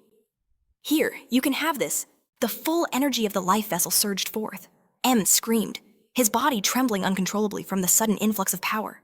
Seeing his chance, Leon knew this was the final moment. He unleashed his ultimate skill. The 5 senses of the yellow dragon's appearance. His magical energy flared, but as his sword struck, it shattered into pieces. The Lich took no damage at all. "Futile!" the Lich cackled. "My domain expansion is activating. Did you truly believe a meager attack could stop it?" But Leon refused to surrender. Thrusting his palm forward with the broken hilt, he roared a command. "Come forth, Dragon Sword!" A blade of pure magical energy erupted, restoring the shattered weapon. He unleashed the true form of his technique. 5 senses of the yellow dragon's appearance, Dragon Sword. This time, his strike found its mark. The Lich's body was cleaved in 2. As M coughed up blood, Leon finally stopped, closing his eyes. The sinister magic that filled the air began to dissolve, fading into nothingness. "This isn't over," M gasped. But Leon stood tall and declared, "You are finished." Annoyance twisted the Lich's face. It had all happened right before his very eyes. Everything was in vain. 1,000 years of secret preparations. A grudge that festered for a millennium. And it was all brought to ruin because of some unknown boy. He reached a trembling hand toward Leon, unable to comprehend it. "Bahamut," he whispered. "If this was all for you, then my life was not in vain. But why? Why did you do this to me?" Before he could finish his final question, his body disintegrated into dust. Silence fell upon the battlefield. Leon finally let out a breath. "It's over," he announced. "That terrible monster is gone." He witnessed it, M's flawless execution of domain expansion. He knew, if that technique had been perfect, they would have been completely annihilated. A bitter realization hit him. He was still far too weak. As Rodrigo approached, he could see the exhaustion. "I can't believe it," Rodrigo gasped. "You actually chose to fight that Lich yourself, as the Crown Prince. You should have acted differently," Leon cut him off. "That's enough complaining." Just then, his eyes landed on Yang. "You're still here. Are you injured?" Our hero simply replied, "You saved my life. Thank you." Leon then turned to Rodrigo, his voice firm. "Escort him to the medical unit, now." Rodrigo complied, stepping aside. As Yang followed, he thought to himself, his plan for the blazed spine was a success. In fact, the results were better than he ever imagined. Not only did he forge a mana heart, he also got a glimpse of Leon's true power. A smile crept onto his face as he mentally thanked M. None of this would have been possible without him. As they departed, only a tattered piece of cloth remained. But within its shadow, a tiny ember of energy still pulsed with life. Sometime later, inside a grand and spacious room, Yang savored a drink he hadn't tasted in ages. In his past life, This was a common comfort. Now, with a book in hand and his feet kicked up, he felt a wave of relaxation he hadn't known, for what felt like an eternity.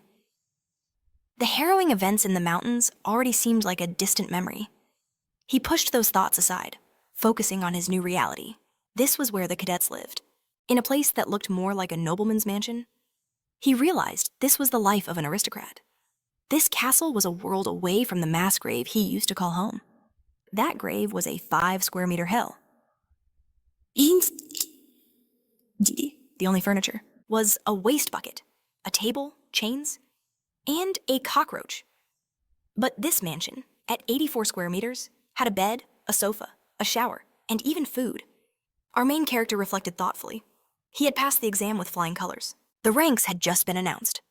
His mind drifted back to that moment, to the instructor addressing the cadets. "Cadets, thank you for your hard work," the instructor boomed. The first test was cut short by an emergency, but thanks to Leon's incredible bravery, the situation was resolved quickly, allowing us to finish the exam. You should all be proud you survived. And now, Genhanina, for the announcement of the grades. Cadets ranked 1st through 10th will receive the highest score. Those ranked 11th through 100th will get an average score. The rest will receive the lowest. Casa scanned the room, a thoughtful look on her face. She realized the head instructor wasn't present. The instructor's voice continued. Your accommodations will be based on your grade, and for those who achieved a high score, you will be granted access to the Imperial Armory. A wave of shock rippled through the cadets. The Imperial Armory, a place filled with legendary treasures, ancient tomes, and the Empire's finest weapons. It was said to hold hundreds of the latest enchanted swords. Some even claimed its library was the size of a fortress. The top 10 cadets would gain access to the 3rd floor. Those ranked up to 100th could enter the 2nd. Everyone else was restricted to the 1st floor. The instructor prepared to announce the names, and when he heard 5th-placed Roman, he thought to himself, only 5th. He had defeated the largest horde of rare goblins on that mountain. 4th place goes to Cruel, the instructor declared, for conquering the troll's lair alone. A look of displeasure crossed his face. It felt like they were just giving away the 4th and 5th spots as a favor. Casa just smiled. That was almost too easy. I barely broke a sweat. 3rd place, Casa, for subjugating the orc village without a single injury. 2nd place, Lorena, for her solo defeat of the Golden Ogre. The cadets murmured in disbelief. If Lorena was 2nd, who could possibly be 1st? Casa wondered aloud. Then who's the leader? Everyone believed no one was better than Lorena, but she wasn't bothered by 2nd place. To her, this ranking was meaningless. Her top spot was just an illusion, because she was powerless against a true monster. The ancient lich. A fire lit in her eyes.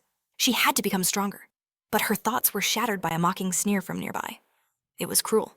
Well, well, he taunted. The mighty princess doesn't look so high and mighty now. Her eyes narrowed into a glare. Cruel. He ignored her warning. You were so arrogant, acting like you could save everyone. And yet, you couldn't. To protect her rank, he recalled the whispers that she was the only one who could stop the Lich King. He sneered. Unbelievable. Noting she was just the pride of the upper class, Kaisa urged Lorena to pay him no mind. Cruel's twisted nature had only worsened since she returned from the mountains. He got furious, telling her to shut up, adding there was another interesting rumor. Lorena's eyes went cold as he revealed the truth. She never fought the monster at all. Instead, she begged M to spare her life. Lorena was silent for a moment, then admitted it was all true. Cruel actually flinched, stunned by her confession. She confessed her skills were no match for M's power. Walking away, she thanked him for worrying about the rumors about her, but asked why he wasn't more concerned about his own grades. Cruel demanded she repeat that. With a cruel smirk, he called her a very good person, suggesting she might be ambitious enough to take the place of the deceased Duke Wolf. Lorena froze, turning her head slowly, whispering his name in, warning. But Cruel reminded her about the heir of the Wolf family, noting Lorena's brother was supposed to be the heir, but since his death, the title had remained vacant. He accused her of wanting to seize it and thoughtfully noted that now was the perfect time. Then, a wicked suggestion. He asked if it was possible Lorena had orchestrated everything herself, just to create this chance. If it was true, he praised her cunning. At that, Lorena decided to ask him a question in return. Looking at him with pure fury, she told him to guess. Was he going to die right now or not? A simple question. Cruel just waved his hand, telling her to try it. He was certain she was no different from him. He gathered magical energy in his hand, admitting he couldn't stand it when she acted so high and mighty, as if she was the only righteous one here. He dared her to attack, promising to shatter that mask she wore. However, before he could strike, a hand suddenly clamped down on his ear, asking if he was just going to stand there. Cruel trembled, with rage, demanding to know who dared to touch him. Lorena watched, confused, as Cruel suddenly shrieked, begging the man to stop, convinced his ear was about to be torn clean off. He pleaded for release and collapsed to his knees, asking who he was. Just then, the instructor announced the student who had won first place. It was Ian, number 974. The protagonist, still holding Cruel's ear, didn't even react. Cruel called him a savage, asking in disbelief if he had won first place. The other cadets were also in an uproar. A low-ranking cadet had taken the top spot. They began to whisper, asking if number 974 had truly risen so high. Someone remembered hearing about him before. Lorena, grabbing his attention, asked if he had really become the leader. Cruel seethed. How could someone like you do that? He tried to threaten what would happen if Ian didn't let go. Immediately. But Ian cut him off with an icy glare and asked menacingly, "What will happen?" Cruel simply looked down, mumbling that nothing would happen. Admitting that he was just in pain, stepping closer, Lorena noted it had been a long time. Ian addressed her with formal respect, but she quickly stopped him, asking him not to speak so formally. He agreed. She then asked how he and Cruel had met. The protagonist explained they'd crossed paths during the exam, and added that he was glad Lorena was uninjured. As the instructor finished the announcements, Lorena thanked Ian for his concern. She thought his name. In her mind, she always knew he was an unusual person, but she could not believe that Ian had made the arrogant Cruel tremble in fear. Beyond that, she felt a massive power in him, ready to explode at any moment. What had happened to him? She had so many questions, but for now, she could only say one thing, calling his name. She revealed that Cruel had been insulting him for a long time. Ian's gaze shot to Cruel, who tried to deny everything, shouting that it was a lie, but the next moment, he cried out in agony once more. Later, the protagonist found himself in the private chambers he'd earned for taking first place. Sitting still with nothing to do turned out to be harder than he imagined. He picked up a book from the Imperial Armory, but soon his thoughts began to drift. His focus suddenly sharpened as he raised his gaze, telling the person standing behind the doors to come in. After a brief pause, a sigh was heard. The doors opened, and the visitor asked how Ian knew he was standing outside. He figured he must have made too much noise. It was Damon. As he walked into the room, he closed his eyes and asked if it was true that Ian hadn't forgotten the unresolved issues still lingering between them. As the wine touched his lips, the protagonist asked, "Do you like it?" Damon scoffed. "If I'd known you were coming, I would have prepared something decent. This is barely tolerable." Ian's eyes narrowed. "Is it true what they say? That the head instructor's aura never truly fades, even from a distance?" Damon sneered. "Another baseless rumor. Then how did the Crown Prince persuade you to do this?" Ian pressed. Damon remembered Leon's stern command. He was to ensure Ian received the best treatment. Damien sized him up, believing the protagonist was just another of the prince's whims. Just another infatuation. He thought with contempt. He asked aloud, "What choice did I have in the matter?" Ian's expression hardened as he watched Damon swirl the wine, a dark look in his eyes. "I don't wish to upset the Crown Prince, but I still want to kill you," he said with a chilling smile. "Funny thing, I just received a report. It concerns number 52 in Simon County." The protagonist listened, his focus absolute. Damon continued. "There was nothing there." Ian nodded. "That was to be expected." But Damon slammed his fist down. "That place has been abandoned for years." The protagonist knew at once. That old fox, Rodrigo, had sensed he was being watched. He'd expertly covered his tracks. "If you don't believe me, I can—" But Damon cut him off, his voice dangerously low. "I'm not accusing you of lying. Whether you're telling the truth or not no longer matters. All that matters is this." With a sharp kick to the floor, Damien activated a terrifying power. "Dark Spirit Sword!" he roared, as sharp beams of dark energy erupted from the ground, shouting that Ian was now completely useless. The magical blades tore towards the protagonist, obliterating the heavy table that stood between them. The table exploded into 1,000 pieces. From within the cloud of dust, Ian's calm voice echoed, "If that's your move, then I have another." Damon froze in utter shock, peering into the swirling dust. The protagonist announced, "I don't think you need to kill me." He held up a book, But Damon was still reeling, his mind screaming in disbelief. Did he really just block that attack? Meanwhile, Ian stated calmly, I've found a very important piece of the puzzle. Damon's eyes finally focused on the book. What is that? He read the title etched on the cover. A Study on Energy Interruption. This was the book Ian had retrieved from the Imperial Armory. Though granted access to the third floor, he had chosen the first, where the special library was hidden. It housed books and forbidden research collected by rulers of the past. Climbing the towering shelves, Ian scanned countless titles. Most were studies on how to kill monsters. He tossed aside useless volumes, one after another, until finally, he stopped. This is it. He had found a scientific paper on energy interruption, authored by none other than Captain Rodrigo. It was a fatal disease, one where a person's internal energy circuit simply breaks down. The patient's life force withers away, and in most cases, they die before even reaching 20 years old. After a quick study of its contents, Damon asked in confusion, So what's the problem? Ian replied. Doesn't it seem strange? Why would the powerful captain of a special squad research a disease like energy interruption? From what I've seen, Rodrigo doesn't have such an illness, Ian explained, his mind piecing it all together, recreating the captain's image in his mind. He confirmed it. He's not the one with the interruption. But what if his daughter is? Ian pictured the frail girl, always kept at home because she had no energy. The symptoms matched perfectly. To save his daughter, Rodrigo had dedicated himself to researching this incurable disease. The protagonist had thought Rodrigo hid his daughter because she was a weakness. But the truth was something else entirely. Desperate to find a cure, Rodrigo had been forced to take drastic measures. Finding a capable doctor is never easy. I was wrong from the very beginning. Ian realized. Damien?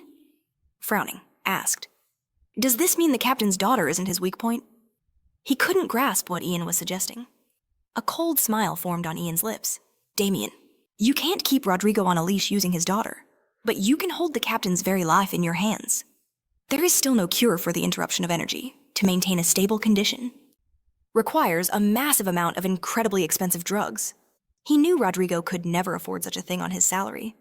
It's clear he's been stealing budget funds, Ian concluded, and the ideal place for that would be the special squad. He knew that with proof of the stolen funds, they could completely destroy Rodrigo.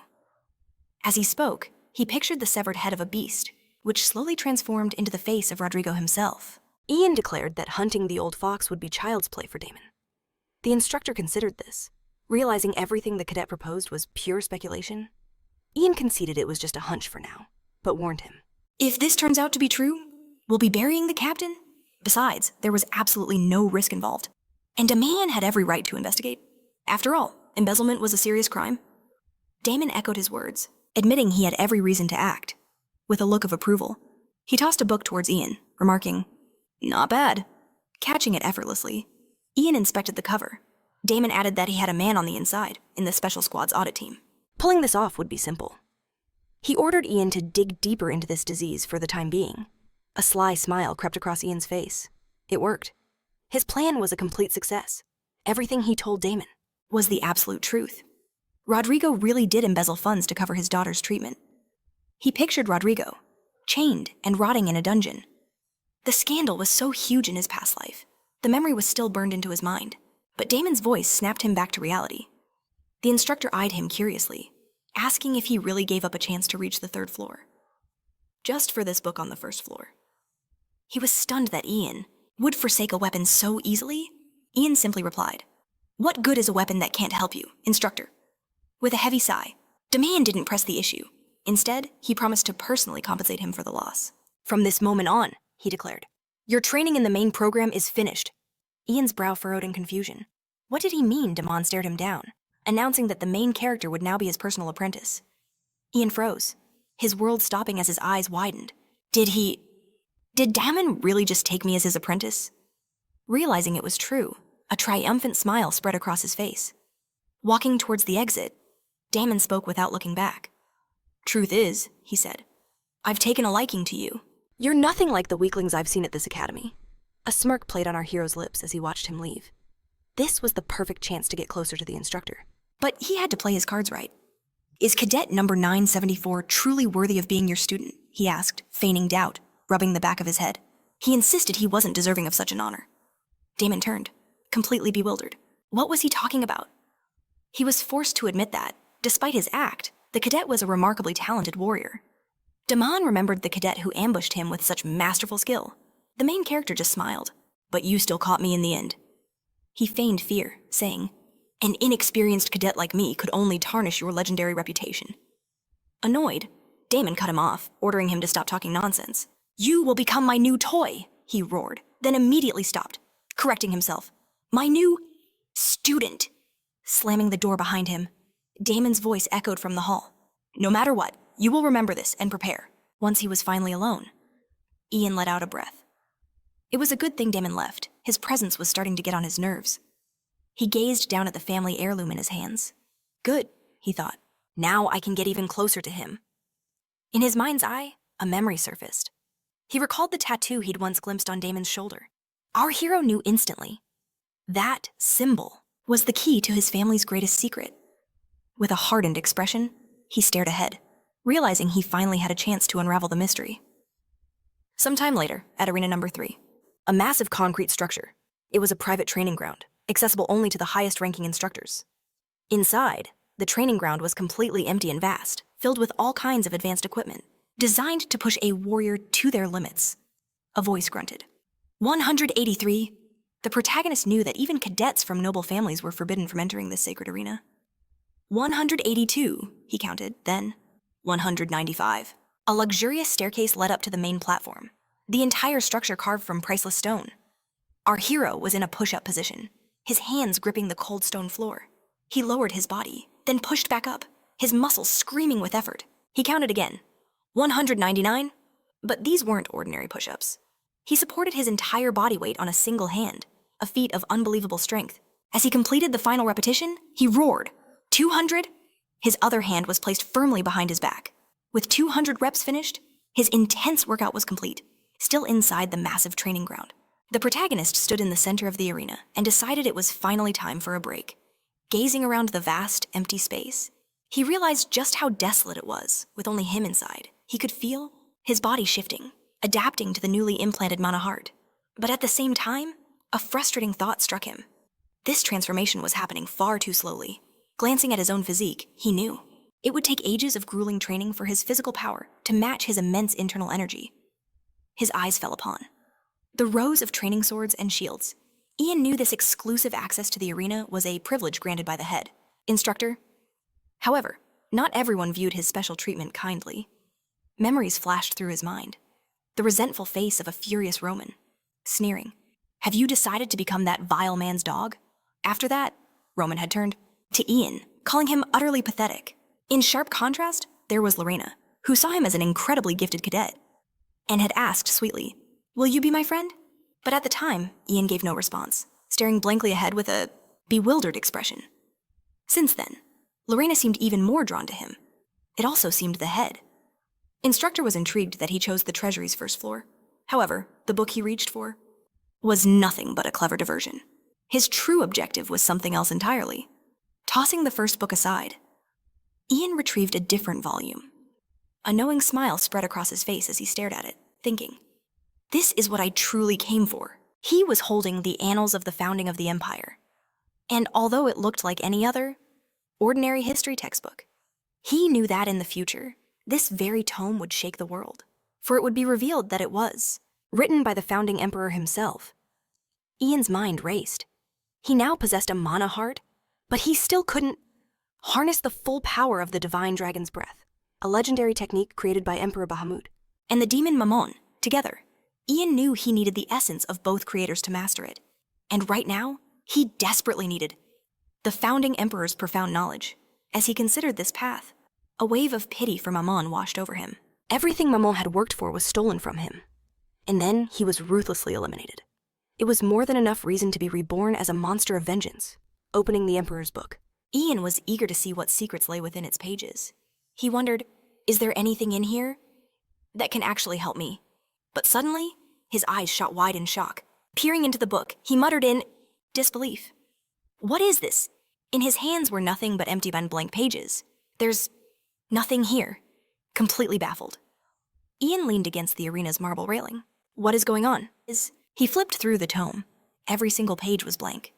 But he clearly recalled the rumor that this book was authored by the founding emperor himself. Ian's thoughts churned. The emperor had even killed Mammon to become the sole master of the divine dragon's breath. Perhaps, Ian mused, that's why he wouldn't just write its secrets down so plainly.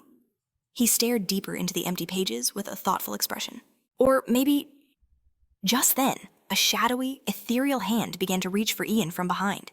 He felt a chilling presence and spun around in an instant. But there was nothing there. The protagonist eyed the empty space with suspicion. What was that just now? He couldn't shake the unnerving feeling that he was being watched. Turning his attention back to the book, his eyes widened in surprise again. What in the world? Staring at the tome in his hands, Ian saw it was still completely blank. Then, a sudden realization struck him. I have an idea. In a flash, a surge of dark energy erupted, carving several shadowy slashes into the air.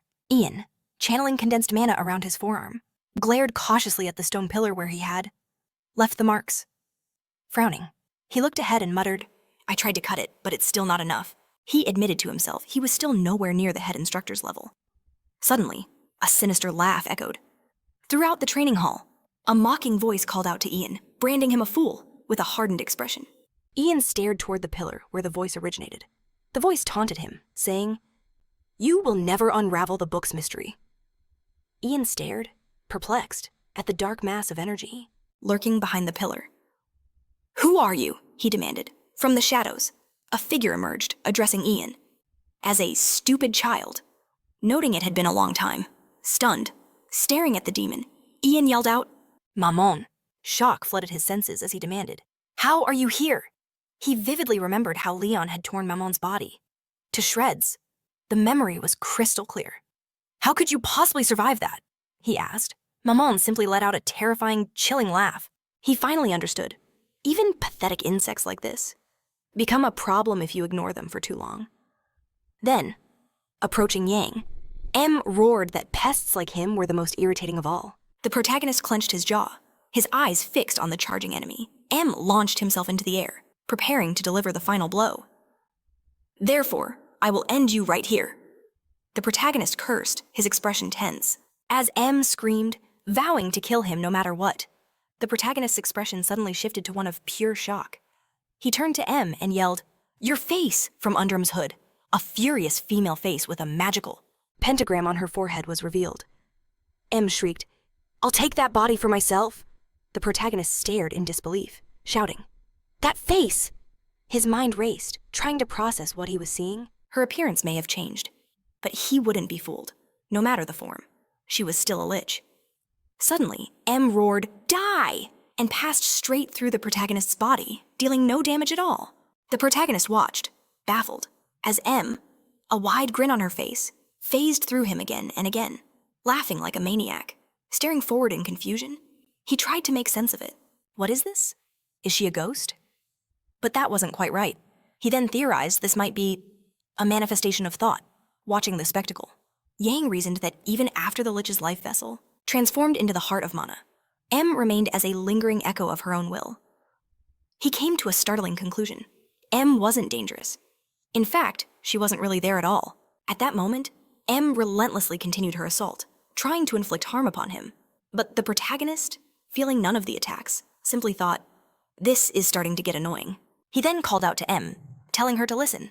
He asked her to move on to the next world. Why do you still wander here? The protagonist then questioned her about her new appearance. M just laughed loudly, shouting, Isn't this wonderful? In that instant, her body fully materialized. With a confident smile, M announced that she had been a walking corpse. But now she had regained the form she had as a living sorceress. The power of the Mana Heart had restored the sorceress M to her true glory. Levitating in the air, she taunted him. Did you really think I would just vanish like that? She sneered. Now that I have returned, I can kill everyone, down to the very last one. M remembered the descendant of Bahamut, screaming that she would kill him too, with a wild smile and a crazed look in her eyes. M vowed, I will slaughter all those who betrayed me. The protagonist stared at her with a serious expression, then calmly asked, Are you getting smaller? And M was rapidly shrinking in size. The protagonist noted there was nothing to be done about it, explaining that this was simply a more economical way to use her magical abilities. He then turned to M and asked how she planned to get her revenge now. Yang noted she looked like she'd had plastic surgery. M, recalling her former skull-like face, retorted that on the inside, all people looked the same. "Besides," she screamed, "this is all their fault." M explained to the protagonist that her manifested form was sustained only by the energy from his mana heart, but the connection was too weak to maintain her full appearance. Then, in furious disbelief, M glared at him. "Why, after drinking that elixir, is your energy level still so pathetic?" M shouted that any random weakling would be stronger than him. Hearing this, the protagonist noted that was a bit rude. With a thoughtful expression, he put a hand to his chin, analyzing the situation. He realized she posed no direct threat to him now, but he could feel a weak stream of his mana flowing into her. The fact that this pathway existed meant M could become a major obstacle in the future. The protagonist knew his opponent was one of the most powerful magicians. If she were to parasitize his mana down the line, there would be nothing he could do to stop it. At that moment, from behind, M appeared with a sly grin, attempting a sneak attack. But the protagonist turned, and M instantly pretended she wasn't planning anything at all. The protagonist, now holding a book, said there was nothing for it. Walking away from M, Yang said it was a pleasure to meet her, and that she should see the world before she disappeared for good.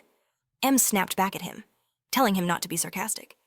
She then noted he didn't adapt well to mana, and asked, "So, how exactly do you plan to get rid of me?" She was just like any other entity. All he had to do was sever their connection. After he voiced this thought, M's expression grew tense as she stared forward. The protagonist explained that she was simply a parasite feeding on his mana heart. If he choked the flow of mana, would she even be able to maintain her physical form with a chillingly serious look in his eyes? He faced her. "Disappear," he commanded AM, his voice cold. "Your era has long since passed." A terrified look crossed her face. "No," she began to stammer, shouting that she had to survive. She screamed that she could never, ever fade away. "Wait," M pleaded sharply, trying to convince him he would regret this decision. Then, her gaze fell upon the book in Yang's hand. Her tone shifted. "That book, it's the legendary Bahamut," she said, her eyes gleaming. "You want to know its secrets, don't you? Sometime later?" The main character sliced his palm open with the sharp edge of a blade. Thick, dark blood began to drip. One by one, the drops fell onto the ancient page. "The ritual is simple," he murmured. "This artifact must be bathed in blood that carries the breath of a divine dragon."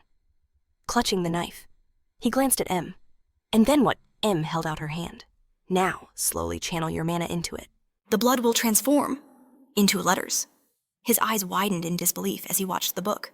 The crimson drops swirled, forming strange, glowing symbols. An inscription materialized on the page. "Light and darkness," he read aloud, a confused look on his face. "The two components merge." Staring at the book, he muttered, "What kind of nonsense is this?" He turned to M for answers. "Do you have any idea what this means?" But even M looked baffled. "I don't know," she admitted. "I have no idea what Bahamut was writing about." The main character's face tightened as he studied the tome. The founding emperor wouldn't write such gibberish. But then, his face twisted in shock. His eyes shot open in pure astonishment. The letters, they're flying off the page, and in that instant, the blood-written words peeled themselves from the paper, rising into the air like living things. Higher and higher they floated, as the stunned protagonist watched them begin to arrange themselves into new words entirely. The glowing phrases then descended, approaching him and coiling around his body. "They're forming sentences. All over me," he grunted, his body tensing under the magical script. He cried out as the words gathered, converging on a single point inside his chest. "They're heading for my mana. Heart." A blinding light erupted from his core as the energy concentrated within him. "No," he yelled, completely bewildered by the phenomenon. "Are they bypassing my current heart and forging a new one?" Suddenly, M turned to Yang, who stared ahead with a stunned, empty expression. The book fell from his nerveless fingers. M looked at him, concerned. "Why did you suddenly drop it?" The protagonist looked ahead, his mind reeling. "Did I just imagine all of that?" He stared at his own palm. The letters, rearranging into new words, creating a new mana heart. He knew instantly, this was no mere illusion. His gaze then fell upon the book lying on the floor. "Bahamut," he thought to himself. "What an incredible secret you've hidden here." He understood now, no matter how dangerous. This mystery had to be unraveled. With newfound resolve, he started walking. He called over his shoulder. Follow me. I'll find a way for you in the future. As she hurried to catch up, M asked, A way for what? What are you talking about? He turned back to her, his expression serious. I'll find a way to get you a new body. The protagonist stated the obvious. You can't be a parasite on me forever. We'll figure this out. Together. M stared at him, her expression shifting from pure shock to absolute joy. A brilliant smile spread across her face. Really? You mean it? She exclaimed, her voice filled with happiness. You have a way with words. She demanded to know why he had such a sudden change of heart. The main character descended the stairs, a book resting in his hands. He warned her not to celebrate just yet, making it clear that he had no intention of simply helping her. The protagonist's warning was firm. Don't you dare try anything foolish. But a sly grin spread across her face as she answered him, with a simple yes. In an instant, her features twisted into a mask of madness, a horrifying smile stretching from ear to ear. A vein throbbed on her forehead. Inwardly, she cursed him. This fool? Does he truly believe I would ever help someone like him? Her power was dormant for now, but the moment it returned, he would be the first to die.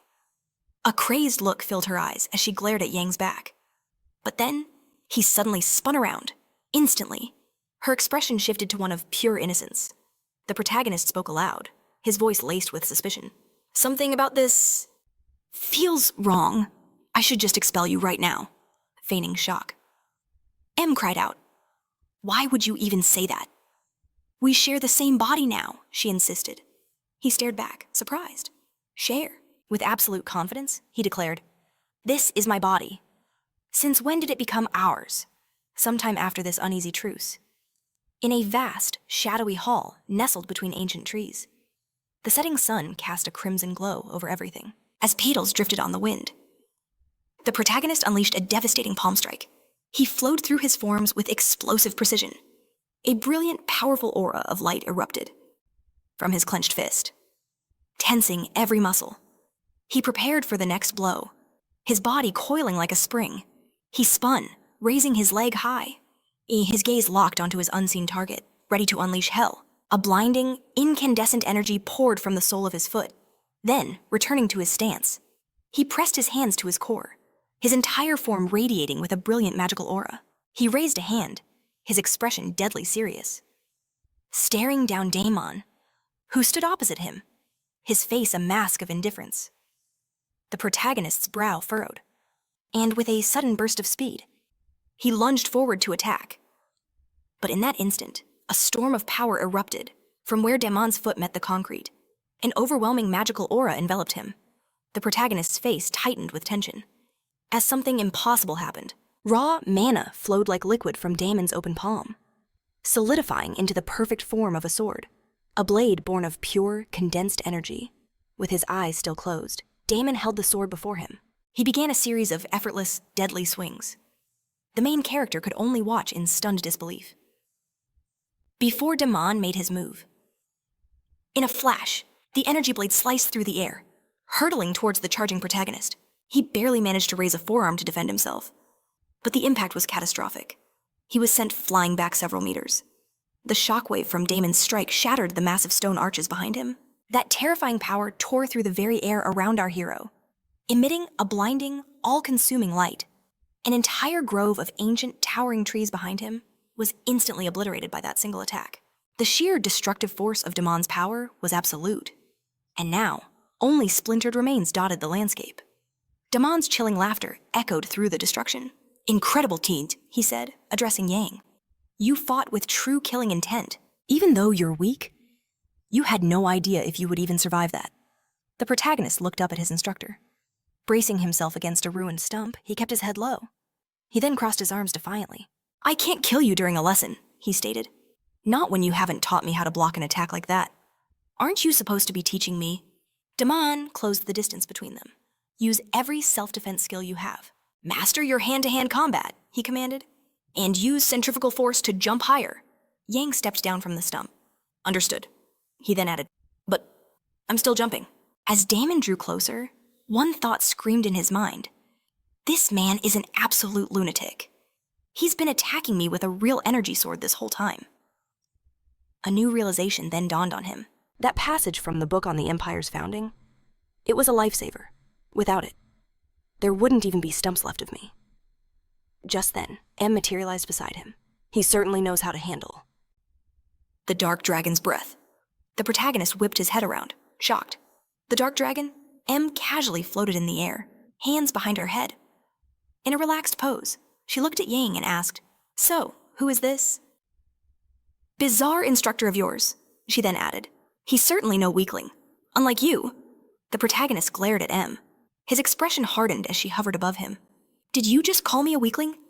Then, his patience snapped. "Stop draining my mana and get lost," he ordered sharply. He then revealed the instructor's identity. "That man is the chief instructor of the training center." M's eyes widened. "The chief instructor." A flicker of recognition crossed her face. "I recognize his energy." The protagonist scoffed. "You'd better get used to it. He's the bastard son of the current emperor, a direct descendant of the founding emperor himself." Hearing this news, M's face warped with utter disgust. Her eyes widened in disbelief. "What?" she gasped, realizing he was a descendant of Bahamut. In a fit of rage, she screamed that she would not let this insult stand. A furious smile spread across her face as she lunged toward Damien. "Pay for your ancestors' sins with your life," she shrieked, raining down a flurry of useless blows on his shoulder. At that moment, Damien wondered to himself why his shoulder suddenly felt so ticklish. With a smirk, he remarked how nice it was to unwind like this, spending quality time with his student. The protagonist turned to him, asking incredulously, "Was it really that easy for you?" Damien simply replied that he had just witnessed the first form of the Dark Breath Sword, aptly named the Coward's Killer. The protagonist listened, his expression tense, as Damien continued, explaining how not a single cadet had ever seen the second form. Then, Damien posed a question. "Do you know why no one has seen it?" Without waiting for an answer, he revealed the chilling truth. "It's because no one has ever survived the first." He sighed, adding that it was all just unbearably boring. Damien then addressed Yen, calling him number 974, before correcting himself. "No, my student."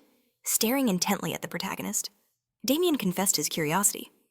"I wonder, just how long can you last?" The protagonist's mind raced with those two words. "Last?" Then a confident grin spread across his face. "I don't know how many forms your sword has," Yen declared, "but I hope there are many. If we have lessons every day, there should be at least 365 forms, right?" Damien noted that his audacity was almost refreshing. "But to master even one form," he warned, "takes decades." Yen simply clenched his fist, unwavering. "Don't you worry about me," he shot back. His eyes locked onto Damien's. "Just show me how many forms you've got." Holding his hand up, Yen's voice dropped to a low thread.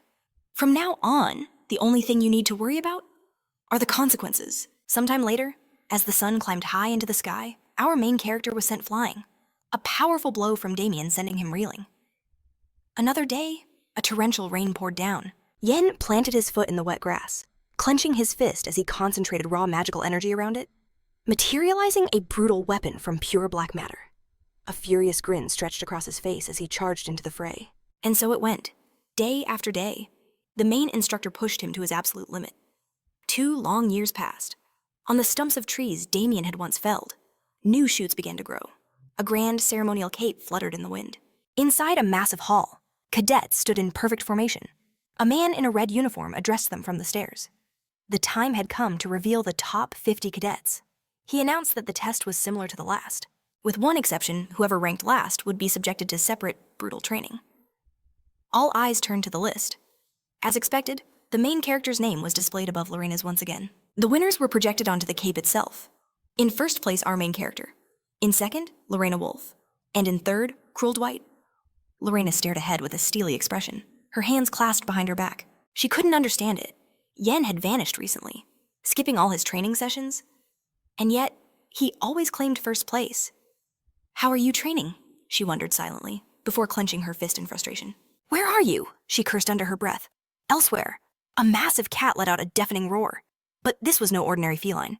It was a grotesque, deformed creature, its impossibly long neck connecting to a huge, awkward body with countless human-like arms. This was a long cat, a terrifying A-rank dragonworm monster. The abomination shrieked, preparing its deadly assault.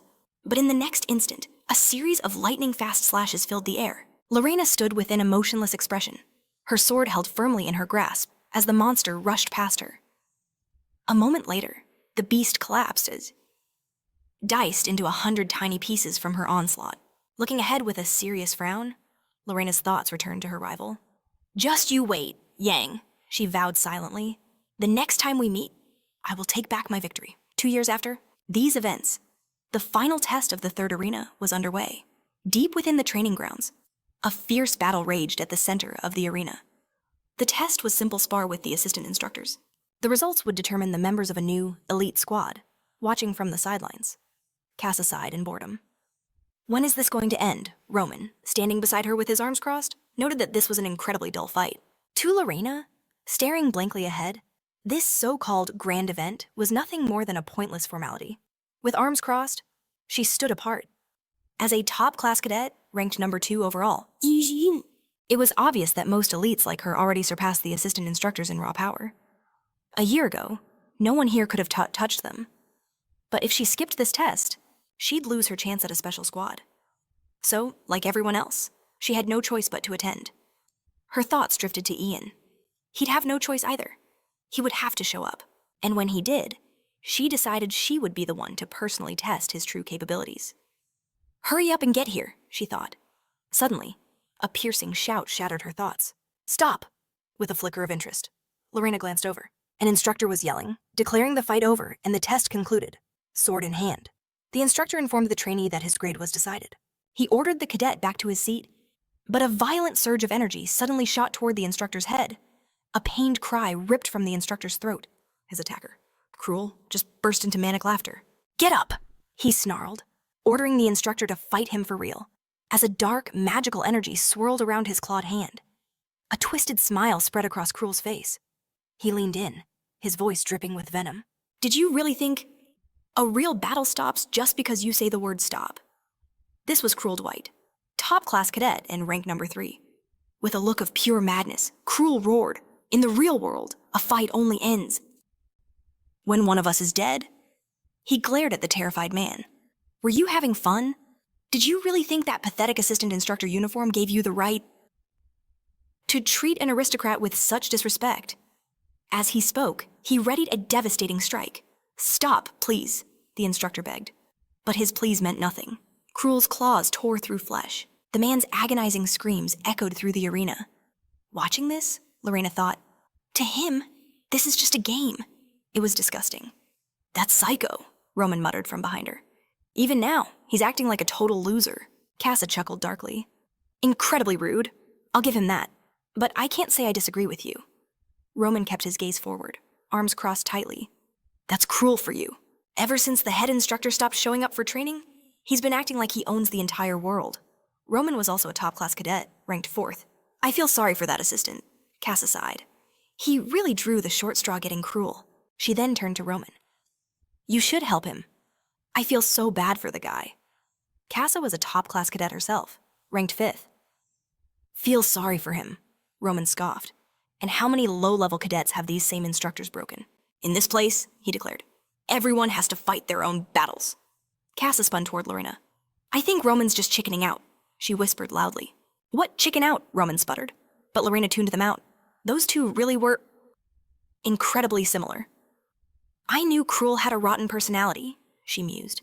"But I never thought he was this insane. But ever since he killed that other assistant instructor 2 years ago, he finally snapped completely." "Then why hasn't anyone done anything about that rabid animal?" Roman demanded. "Because that psycho is from a very powerful family," Cass explained, then shot him a sly look. "Even you avoid him. Roman?" "What?" he snapped back, his temper flaring. "Me avoiding him, I'm not avoiding him. I just don't want to dirty my hands on trash like him." Casa smirked. "So, you're avoiding him?" Watching their exchange, Lorena confirmed her earlier thought. Yes, those two were definitely cut from the same cloth. She looked back at the arena. The training program is almost over anyway, she thought. No one wants to risk crossing the White family. A moment later, a sickening crack echoed as the instructor's blade shattered. He collapsed to the ground with a cry of agony. In a furious leap, Cruel lunged toward the disarmed instructor, his claws poised to strike. "You can't even fight back without a weapon," he shrieked, descending like a predator. "And you call yourself an assistant instructor? The instructor stared up in pure terror. "No!" he screamed. Silently, Lorena closed her eyes and unleashed her freezing magic. Suddenly, Cruel's expression twisted. His eyes shot wide with confusion. As razor-sharp spikes of ice erupted from the ground before him, a wall of ice erupted right before him, forcing Cruel to leap back. The defeated instructor stared in disbelief at the massive ice spikes, stammering. "What is this?" From the other side, Cruel sneered. "An ice pick." And just then, a new presence emerged. Lorena appeared behind him, her sword already drawn. Turning to face Cruel, she declared she wouldn't just stand by and watch his madness unfold. With a deadly, serious gaze, Cruel glared at Lorena.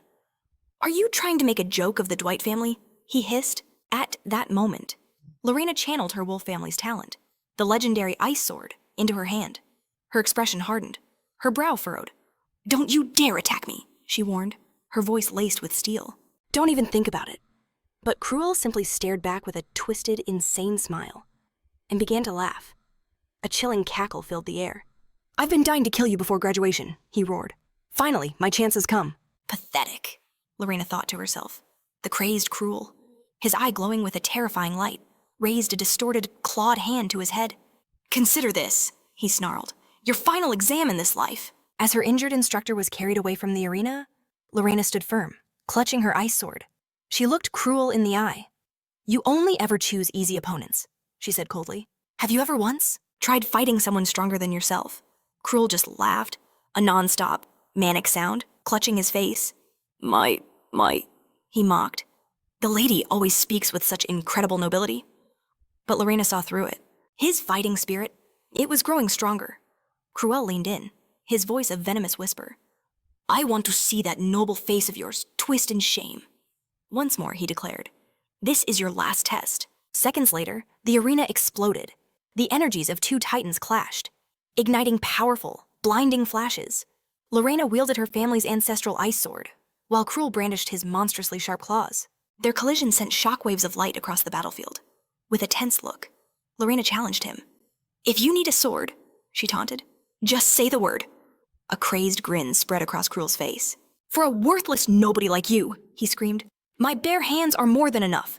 The arena became a storm of blows. As Cruel lunged, Lorena expertly parried with her blade. From the stands, Roman and Casa watched intently. "It's already clear who the winner is," Roman commented coolly. "Really?" Casa asked. "Unconvinced? They seem evenly matched to me." "Lorena has the slight edge," Roman explained. "After the 30th blow, Cruel will struggle to keep up with her pace."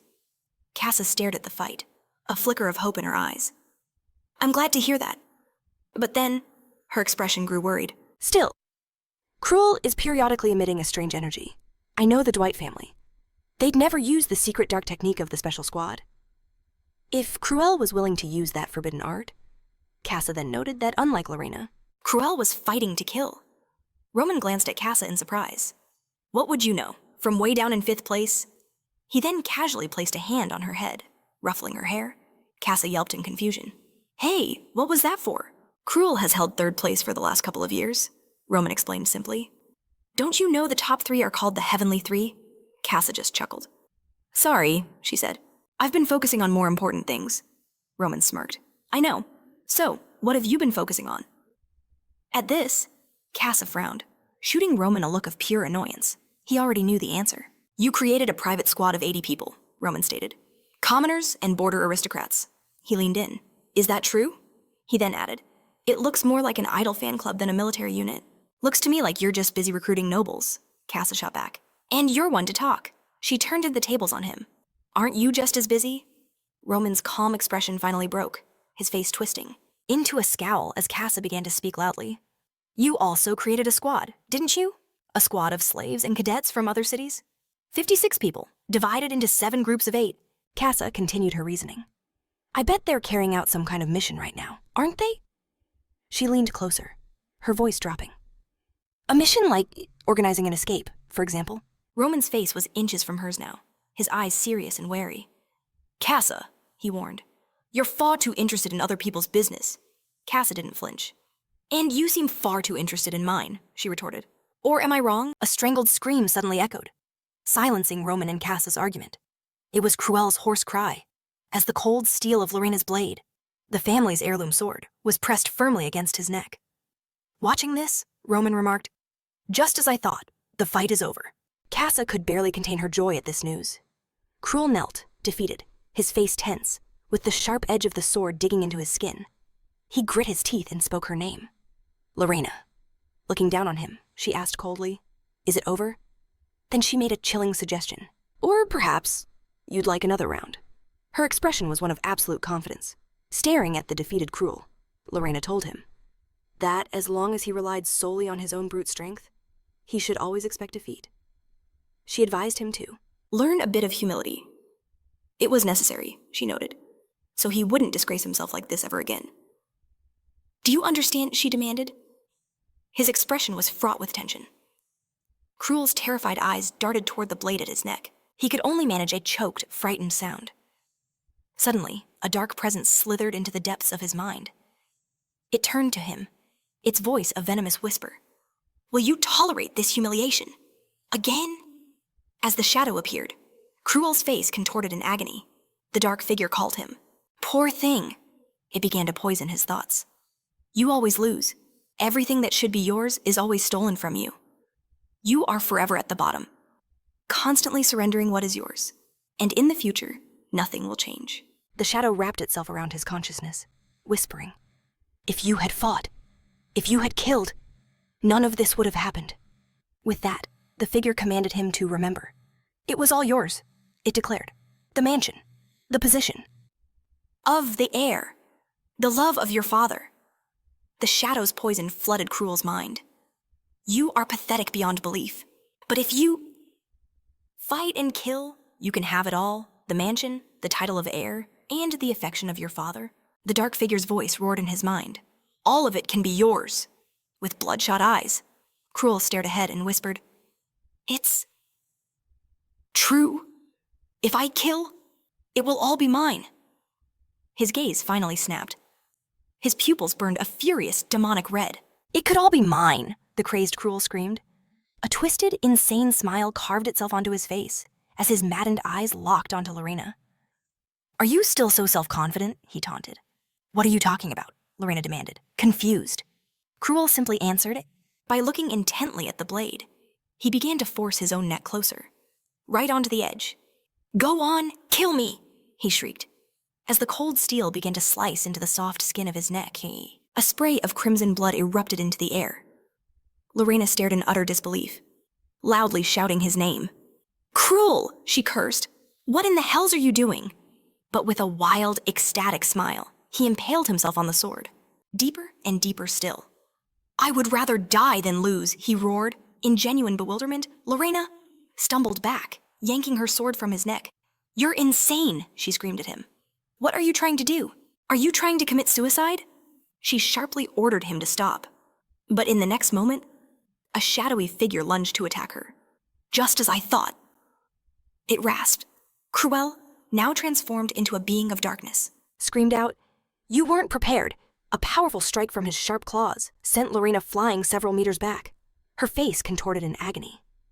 She clenched her jaw against the searing pain as blood began to flow from her body. In a state of pure rage, the corrupted Cruel rushed to attack again, claws extended, ordering Lorena to die. Suddenly, a dark, magical energy exploded in the arena. Cruel looked at the swirling substance, bewildered, his eyes wide with shock. From the place where it appeared, a brilliant light began to glow. Staring at it, Cruel demanded, Who dares interfere with me?" A massive, magical wolf emerged, glowing with intense crimson energy, its eyes fixed on Cruel. He looked at it in surprise, asking, "Wolf?" Cruel began to shout in disbelief. "Where did a wolf come from? What kind of nonsense is this?" An approaching voice calmly stated, "I have returned as the Black Wolf." Roman and Cass's faces twisted in complete shock. That voice. Roman cried out. He looked ahead, his expression filled with disbelief. Could it really be? A human figure appeared, right beside the Black Wolf. It was Ian, supporting the wounded Lorena with his hand. Voices shouted loudly in surprise. They stared at the main character. It's him. He had grown up so much over the past 2 years. His hair was longer, and he turned intently towards the commotion. Roman, Casa, and Cruel stared at the protagonist, with wide, bewildered eyes, while the massive wolf stood at the center of the arena. Lorena slowly opened her eyes, a pained expression on her face, model. Her expression hidden, the main character held her hand securely, before turning his cold gaze toward Cruel. Cruel roared with delight, declaring this his lucky day. He boasted he'd finish Ian off, just as he had Lorena, gently. Ian laid Lorena beside the black wolf. "Rest for a moment," he told her softly. With a mocking smirk, Cruel sneered at the protagonist. "What's this, did you adopt a stray dog?" he taunted. It was as if he'd been taming a wild beast for 2 long years. With an unreadable expression, our protagonist noted that nothing had really changed. M materialized beside him. "Found someone interesting?" she asked Yang, before her focus locked onto Cruel. "His corrupting energy is practically devouring him." "I know," the main character replied grimly. "You can see it too." He glanced at M, realizing she'd also grown stronger. But this situation? It needed to be dealt with now. Left unchecked, he'd crossed the threshold into becoming a full-fledged demon, and fast. A manic, unhinged laugh tore from Cruel's lips. Madness twisting his face, he lunged forward. "What are you whispering about with this body's true owner?" The protagonist spoke not to Cruel, but to the entity possessing him. "Are you concerned about your future?" With a confident glare, he declared. "Because you're going to regret this." But just as the clash was about to erupt, a booming voice shattered the tension, commanding them to halt. This powerful presence belonged to a newcomer. The man striding into the arena was Damon. "I'm gone for 2 years," he announced. "And you've all grown quite bold." The cadets in the arena stared in shock. "That aura!" they gasped. Damien surveyed the scene, his expression stern. "I have one final announcement," he declared, then ordered, "Everyone, to your designated positions, now." The cadets scrambled, their surprise turning to awe. "It's the head instructor." A faint smirk appeared on Damon's face. "Faster," he commanded. "You don't want to meet your end on the very last day, do you?" A moment later, Damon solemnly addressed the assembly. "You have all worked hard. Of 1,000 cadets who started, only 200 remain." From his elevated position, Damon's voice carried over the crowd. 200 survivors. Out of 1,000 is an admirable result. Your final scores will be calculated 50% physical prowess, and 50% mana. Damon continued. "As you are no longer cadets, you will shed your numbers and receive a new designation." His voice thundered across the field. "This mark will be the rank of an Imperial Knight." The cadets trembled with anticipation. The title of Imperial Knight echoed in their minds. These weren't mere cavalrymen. They were warriors of mana. A rigid hierarchy of 10 ranks determined one's power. The 10th rank, a novice knight, one who has just grasped mana. The 9th rank, a knight who possesses a dantian. The 8th rank, a knight capable of manifesting a named sword. The 7th rank, a knight who can project their aura onto objects. The 6th rank, a knight who can imbue their body or blade with power. The 5th rank, a knight who can enhance their swordsmanship with internal energy. And the 4th rank, a master who can forge a sword from pure aura. With a weary sigh, Damon cut his speech short. "The time for talk is over. The results will now be announced, starting from the very top." "First place," Damon announced, "goes to Ian. His rank will be assigned accordingly." Later, inside the elite dorms for the special squad. The main character strode down a long, spacious corridor. "It's been 2 years since I've seen a proper bed." He sighed. M, levitating at his side, tilted her head. "What are these knight qualifications?" she asked. "And what is a rank? What does any of it signify?" He turned to M, surprised. "You've never heard of the Imperial Knight rankings?" "Ah, right." He remembered. This system probably didn't exist 1,000 years ago. So, he began to explain. "In simple terms," he started, "the ranks are just categories of power, much like the circles of magic. Most knights graduate at rank 7 or 8. It might not sound impressive, but it's enough strength to single-handedly crush most monsters.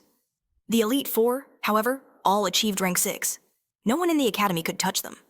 To reach rank 6 at their age," he mused, "with that level of skill, truly makes them the absolute elite.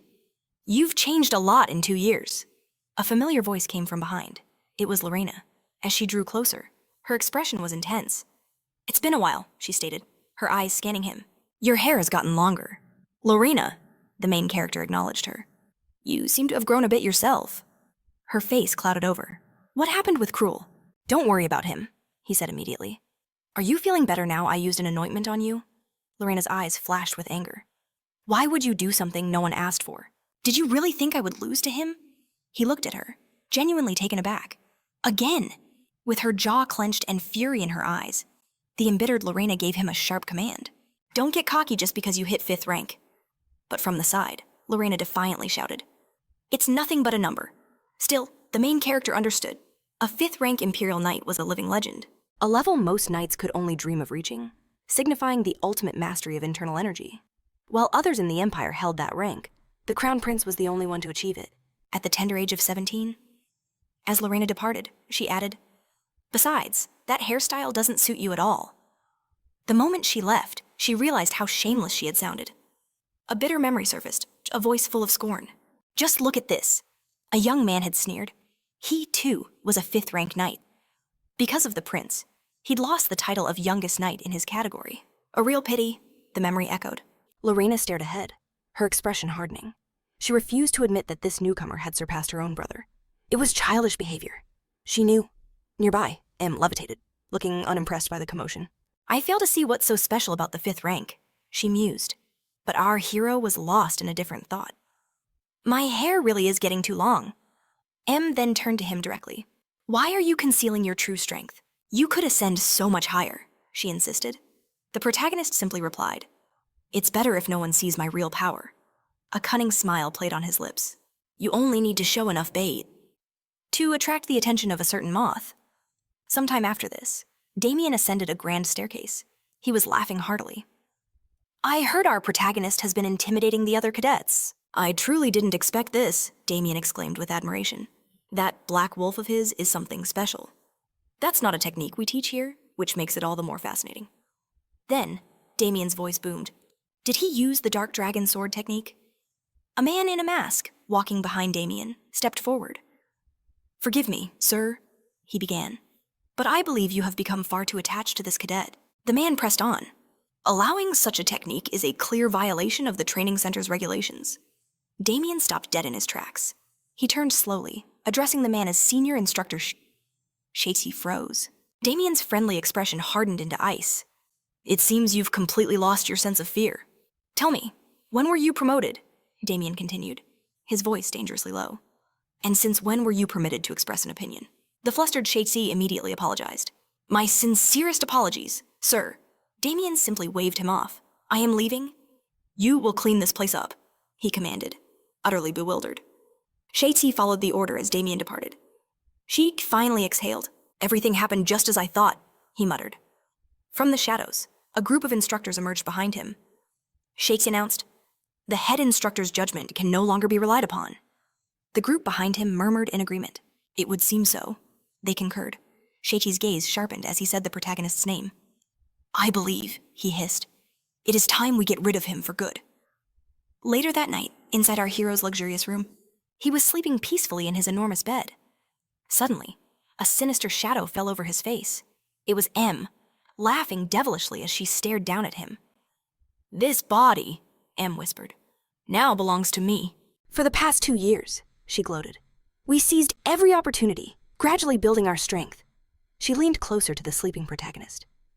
Did you really believe I had given up with eyes? Glowing a brilliant, magical color, Em declared. Allow me to give you a hint. She held an open palm before her, and a pentagram materialized in the air, a forbidden ritual to hack the mind. As she began the incantation, I am in no hurry, she hissed. Little by little, I will seize control of this body, and in the end, her face suddenly twisted in utter shock. Below her, the main character's eyes were wide open. He stared at her coldly. Get off of me, he commanded. In that same instant, the black wolf materialized, its jaws wide. Aiming its sharp fangs right for Em's skull, Em looked on in pure terror. You're awake, she stammered. She scrambled for an excuse. I was just checking to see if your magical abilities were all right. A smirk played on the character's face, reminding her of his solemn vow to grind her into dust if he ever caught her again. Em screamed back, claiming it was all because he refused to give his body to her, but just as the protagonist moved to strike, a voice echoed from behind the door, turning to Toon and asking calmly, Are you heading to the training grounds? Surprised, the protagonist faced the door. wondering who could be there, a knock at this late hour. When our hero opened the door, he found Instructor Jack waiting. The chief instructor was summoning him, and Jack was here as his escort. Soon, they were walking down a deserted alley, a long, empty street nestled between towering buildings. The air felt heavy. Our protagonist broke the silence, asking why the chief instructor would call for him. And more importantly, why at such an hour the exams were already over. Something wasn't right. This place felt incredibly strange. Looking at the instructor before him, Yan asked, "Are you certain he called for me?" Suddenly, the instructor walking ahead spun around, pulling a Jangain dagger from his sleeve and unleashing a sinister attack. With a sharp turn, he aimed the blade straight for Yan's heart, shouting, "You think fast!" However, just as the instructor was about to pierce his body, the main character was gone, in complete bewilderment, clutching a sword glowing with a bloody magical energy. The instructor muttered, "Vanished!" The main character now stood opposite him. "I do more than just think fast," he declared. An instant later, a powerful energy flared to life as our hero unleashed the seventh form of the Dark Spirit in close combat, sending Jack flying several meters back. The embittered instructor landed hard, staring intently at the main character. "How did you know?" he demanded. Jack, the senior instructor, frowned. His jaw clenched in fury as he glared at Yon. The main character simply answered with a question. "After everything I've been through, how could I not notice?" He then asked, "Shouldn't you be better trained in the art of stealth?" A confused Jack began to curse at Yon, saying he thought too highly of himself. But our hero stared ahead, his mind on the energy that had just erupted from the sword, a blood-red aura. Such a technique was used by one group. "You are the senior instructor? Is that right?" Yon asked. Then he pressed, "Is this officially sanctioned? Does the academy know about this? Are senior instructors allowed to act this way? And what of the consequences?" With wide, crazed eyes, Jock insulted Yon, calling him a worthless person. "You think you're so great just because you reached the 5th rank," he screamed. "It's always the same? You get lucky in one exam and become arrogant?" The enraged instructor roared. "How much longer will that impudence last?" At that moment, our hero's gaze shifted upward. 3 more instructors were descending, on him from the rooftops, swords drawn. A smile touched his face as he looked at them, chuckling softly. "I didn't think I'd have to deal with so many at once." Sometime after this, the main character, with a confused look on his face, sat on the ground in the middle of the street, bound with rope, as if he'd been defeated. M, who was levitating beside him, asked, "What are you doing?" The main character abruptly told her to be quiet. He turned to the senior instructor with a bewildered look. "Why are you doing this? Just tell me the reason." One of the other instructors addressed Jock as captain, suggesting he deal with him quickly. "Let's finish this and leave." Jock turned to Yon and asked, "Do you really need a reason?" Our hero answered affirmatively. "Yes, I need to know, so I can understand where I made a mistake." Jock stared at him intently, then asked, "Do you remember what happened 2 years ago?" The main character repeated. 2 years, Jock explained. "The day you escaped with the other cadets. Many instructors were sent to chase you, and they all died by your hand." After a pause, he added, "My younger sister was among them." The protagonist stared blankly ahead, listening to Jock's words. "You probably don't even remember her," he shouted. "My younger sister was the leader of the 3rd pursuit group." The furious instructor screamed, his voice cracking with grief. "I haven't forgotten it for a second. Her life was sacrificed for a cockroach like you," Jock repeatedly screamed. She was writhing in pain, the torment on her face. A mad smile twisted his lips, his eye glowing with magical energy. "That day is all I remember. I will kill you, and I will avenge my younger sister." Brandishing the dagger in his hand, Jock ordered Yon to go to hell. The protagonist asked him to let him go, but Jock swung at him, screaming, "Pay for my sister's life with your own." The protagonist said one word, "Black Wolf." At that moment, a huge black wolf attacked Jock, striking with the force of a black dragon sword. Jock was thrown back. The protagonist, now holding a crumbling substance in his hand, calmly said, "Black Wolf?" Then our hero put his, with an open palm, he turned to Jock, stating that his sister had done her job, but this was a fight to the death, and he had won. Then, with cold eyes, he asked, "Should I feel pity for her?" The protagonist noted how hard it was to believe they'd come all this way purely for personal revenge. Enraged, Jock stared back in utter disbelief. "What are you talking about?" With a chilling expression, the protagonist stared straight ahead, asking, "Or should I call you rebels, the Armenian Revolt, an uprising that once shook the entire empire, only to end in crushing failure. A small group of rebels had gathered a massive force, calling themselves the Army of the Revolution. The Order of the Red Revolution earned its name from the very swords they wielded, perpetually stained with their own blood. Every battle they entered was a bloodbath, thanks to an artificial skill developed by their leader. It was designed to inflict maximum damage, but it came with a terrible price. The skill caused the user's very blood to burn, a side effect they mitigated through the forbidden art of vampirism. Now, surrounded by instructors, the main character faced Jock, who sneered that the rebels were preparing a riot. He had planned to seek him out, but now, the protagonist had saved him the trouble. With a grave expression, the protagonist stared him down. Asking a single, piercing question, whose orders are you following? He theorized that they were puppets of the chief instructor, but wondered, were there other conspirators in the training center? Jock's face twisted in shock.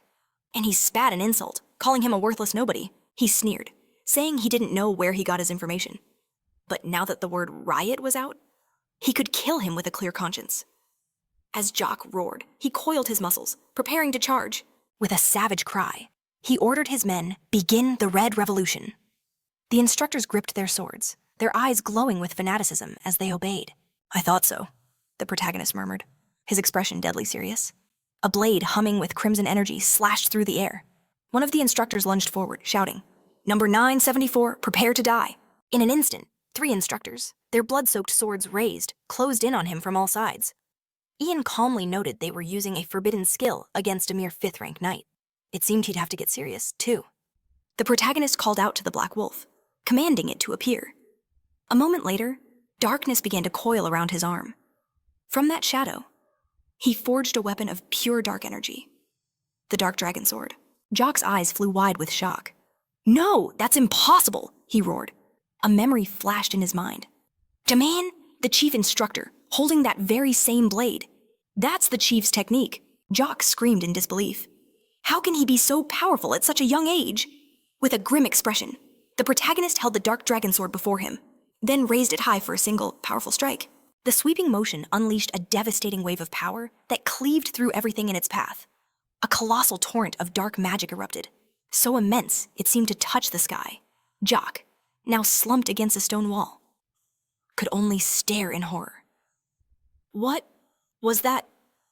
He gazed upon the mangled bodies of his comrades, their limbs torn asunder.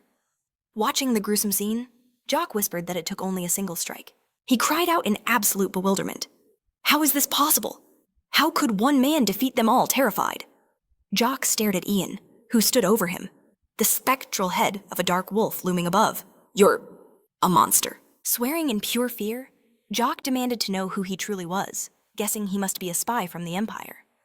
His face contorted with rage, he gritted his teeth, demanding to know how he discovered their secret. He then wondered if the chief instructor himself had sold them out. But the protagonist simply stepped forward and brought his foot down on the stump of Jock's leg, grinding it into the earth. As Jock screamed, he spoke. "I'm the one asking the questions here." The protagonist reached into his jacket. "Now, don't worry." He made a promise that if the man answered truthfully, he would be spared. Then our hero revealed an object from his coat. He pulled it from an inner pocket, ordering the man to look closely. As Jock lifted his gaze, the protagonist asked a chilling question. "Have you ever seen the design on this medallion before?" Jock's face twisted in shock, his eyes locking onto the symbol. The insignia in the protagonist's hand made him recoil. "This symbol!" he shouted, his voice filled with utter disbelief, but demanded to know why it was here. The protagonist lunged forward, grabbing Jock by his robes and hoisting him into the air, his face inches away. He roared with burning intensity. "I finally found it!" Staring deep into Jock's terrified eyes, he pressed, "What is the meaning of this symbol? Is it a family crest or the mark of some hidden guild?" The questions poured out, each more urgent than the last. How is the head instructor involved with this? And do others bear this same mark? Jock, utterly bewildered, could only stammer, "Why are you asking me about this?" In that instant, horrifying blisters began to erupt across Jock's face, his complexion twisting unnaturally. The protagonist's eyes widened in fury. "What is happening to your face?" Jock struggled to reveal the symbol's secret, but his time had run out. Moments later, his entire face was a mask of grotesque growths. His eyes, his cheeks, his entire body swelled to an impossible size, choking any words he tried to form.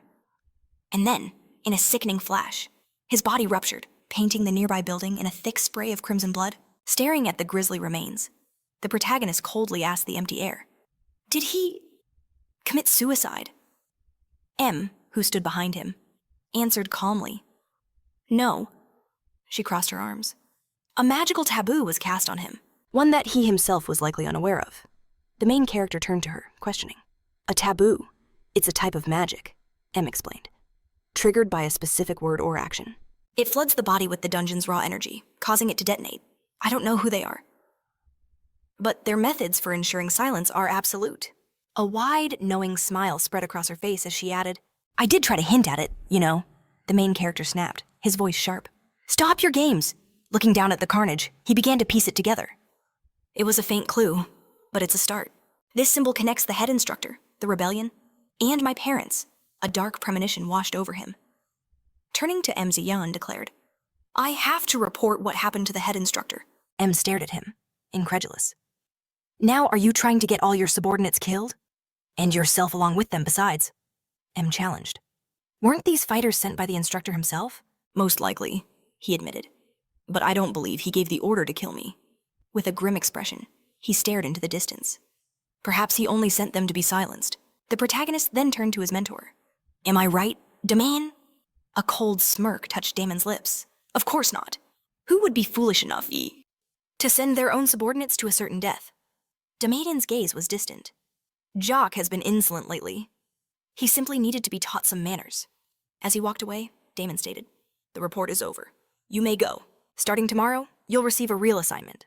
Without looking back, he added, "Rest well, Jang. At your current level of skill, this mission will prove difficult."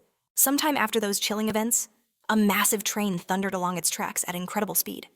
It was the Transcontinental Express, cutting through the northern territories of the Wolf family as it forged ahead. Inside T, a conductor moved through the cars, his voice clear. "We are now checking tickets." Approaching Yon, the conductor held out his palm. "My apologies, sir. May I see your ticket?"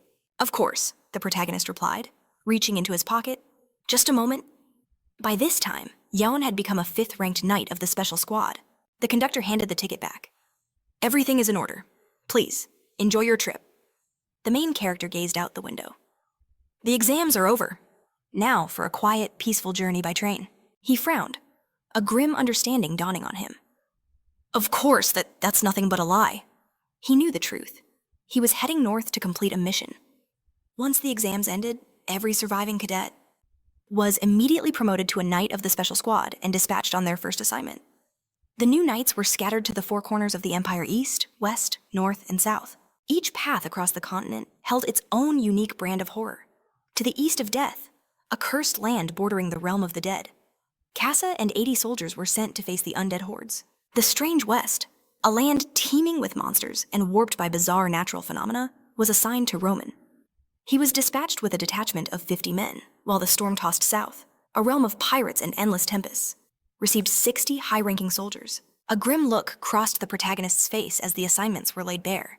The frosty north, bordering the barbarian ice fields. That desolate wasteland was given to him, the number 1 ranked knight, accompanied by only 3 other soldiers. Almost no one else had volunteered for the northern campaign. He figured the reason was simple enough. It was a land so cold, legends say even dragons froze solid there.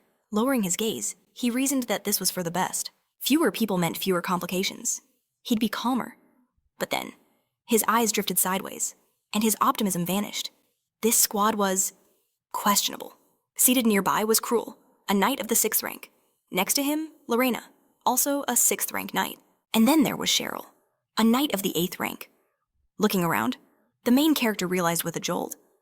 The 3 most problematic people he could imagine were all gathered right here, in this one place.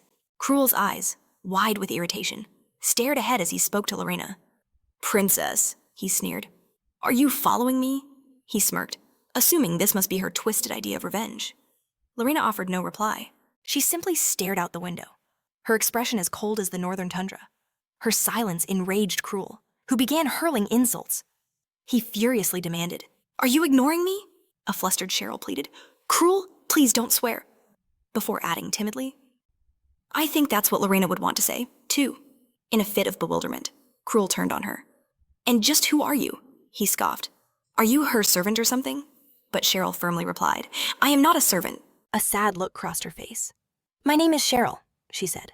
"And Lorena and I have been friends since the Blade Ridge test." She began to explain how that day had changed everything for her, the day Lorena had saved her. "Now, wherever she goes, I follow, because in all my life, no one else has ever stood up for me." Cheryl then turned to face Cruel directly, her voice filled with newfound strength. "So please, shut your dirty mouth," she added. "That is probably what Lorena is thinking right now." An infuriated Cruel shouted, "Then let her say it to my face!" His enraged voice boomed. "Are you tired of living?" The protagonist finally lowered his head and sighed. "Why can't we all just ride in silence?" Cruel instantly went quiet, his serious gaze locking onto Ian. To be honest, he thought he couldn't care less about Lorena. He had only one reason for coming north, and that reason was Ian. He was going to kill him. Cruel's mind raced. He'd despised the man from their very first meeting. Why did his mere presence always get under his skin? Staring intently, Cruel knew that now, outside the training center. There was nothing to stop him. As that thought crossed his mind, his hand began to inch towards the knife hidden at his back. Suddenly, Ian turned to him. "How many times will I have to hit you?" he asked, his voice chillingly calm. Cruel froze in surprise. The protagonist repeated the order, his voice dropping to a cold, threatening whisper. "Answer the question, now." His eyes bored into Cruel's. "How many times?" Utterly bewildered, Cruel looked ahead, then stammered uncertainly. "One." Ian answered with a negative hum, followed by the sharp crack of his fist connecting with Cruel's jaw. As the train rattled onward, Lorena gazed out the window, her expression grave. She never imagined she would be returning home so soon. In her mind, a memory screamed, a voice forbidding her. "I never want to hear it." The man's voice echoed in her memory. "If you ever speak that name in front of me again, you will be cast out of these lands." Lorena thought of the homeland she had so carelessly abandoned. Since leaving, she was never able to learn what happened to her brother. She knew she couldn't just return like this. The protagonist watched her, wondering, why is she so quiet today, clutching the unconscious Cruel's hair in his fist? He mused that she didn't seem very happy about returning home. A slight grin touched Ian's face. He knew that very soon. She would hear news that would open her eyes to the truth. He thought to himself, addressing the silent Lorena. "You're going to be surprised too, right?" From the back of the carriage, voices could be heard. One person announced, "We'll be arriving in Avalon soon." Another voice echoed the statement. The main character turned his head towards the sound. Not long after, he overheard another conversation. A man asked hesitantly, "Is he really going to do this?" An old man seated nearby listened as the man continued. "Avalon is just ahead." He then turned to the old man. "You're really not going to stop there." The man's voice rose with urgency. "Something must be bothering you.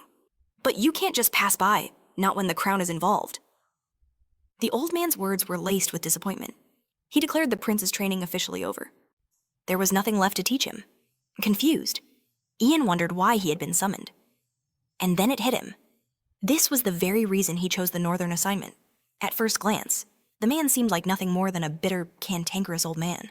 But this was Elder Ewer, teacher to both the Emperor and the Crown Prince, celebrated as the greatest sage in the Empire. He was the man Ian had come all this way to meet, though born a commoner, with no talent for magic or martial arts. Ewer had become a legendary figure, earning unparalleled respect for his wisdom. His philosophical teachings were so profound. The Emperor himself had granted the commoner the title of Count.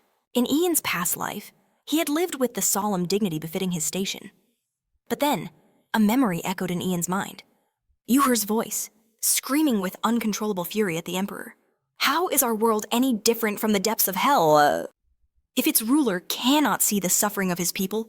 He roared, demanding the Emperor open his eyes. "Those you call rebels are a revolutionary army," Ewer pleaded. "Don't you understand? You have abandoned your own people," he thundered. "Where is the brilliant Emperor I once knew?" Ewer's voice cracked with sorrow and rage. "You've been blinded by fleeting power, forgetting the true, radiant strength of a monarch." The protagonist knew that the old man had wept tears of blood for 3 days and 3 nights, begging the Emperor to see reason. And for that unwavering loyalty, the Emperor had rewarded him with death. But that future was still years away. He still had time. The attendant turned to Ewer, bowing deeply. "My apologies for the inconvenience. Elder," gesturing forward, he continued, "we have removed everyone who might disturb you. We've also prepared a private compartment. Would you care to move there now?" Ewer simply nodded in agreement. "My thanks," he said. allowing the attendant to lead him away as the protagonist watched with piercing intensity. Just then, the attendant escorting Uer flashed a subtle hand gesture behind his back. Ian's eyes narrowed. That wasn't a random movement. It was sign language, a coded message for someone else on this train. As the train plunged deeper into the tunnel, the pieces clicked into place in Ian's mind. The thought of murder surfaced, and a cold smile spread across his face. "I've been waiting for this," he whispered. Ian watched the men depart, his mind racing. Uer was loyal to the Empire, not the Emperor. A man ready to lay down his life for his country and its people? A man like that was a thorn in many sides. The Revolutionary Army was trying to kidnap him, and that special sign language. It was used exclusively by soldiers of the Imperial Army, an inside job. Suddenly, an announcement echoed through the cars. Due to technical difficulties, the train would be making a temporary stop inside the tunnel. The conductor urged all passengers to remain calm and stay in their seats, but Ian knew the truth. This was the signal. Soon, all hell would break loose in this tunnel. This was his chance to save the sage and forge the connection that could change the future.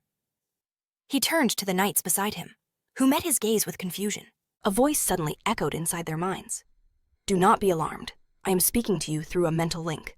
Just listen calmly to what I have to say." Ian's mental voice was firm. "Our enemies have seized control of this train. Their accomplices are already inside. They're going to attempt to kidnap a very important person." Ian continued his explanation.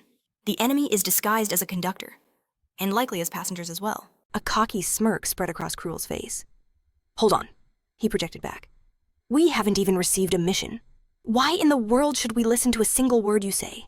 In the next instant, Cruel's face twisted in agony. A jolt of pure pain shot through him. "Are there any other questions?" Ian asked calmly.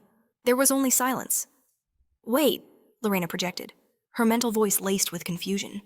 "Please, I'm finding it hard to understand what is happening. How could you possibly know all of this?" The protagonist's answer was simple and direct. "This is a secret mission. From the chief instructor himself. It's the real reason I chose the Northern Post."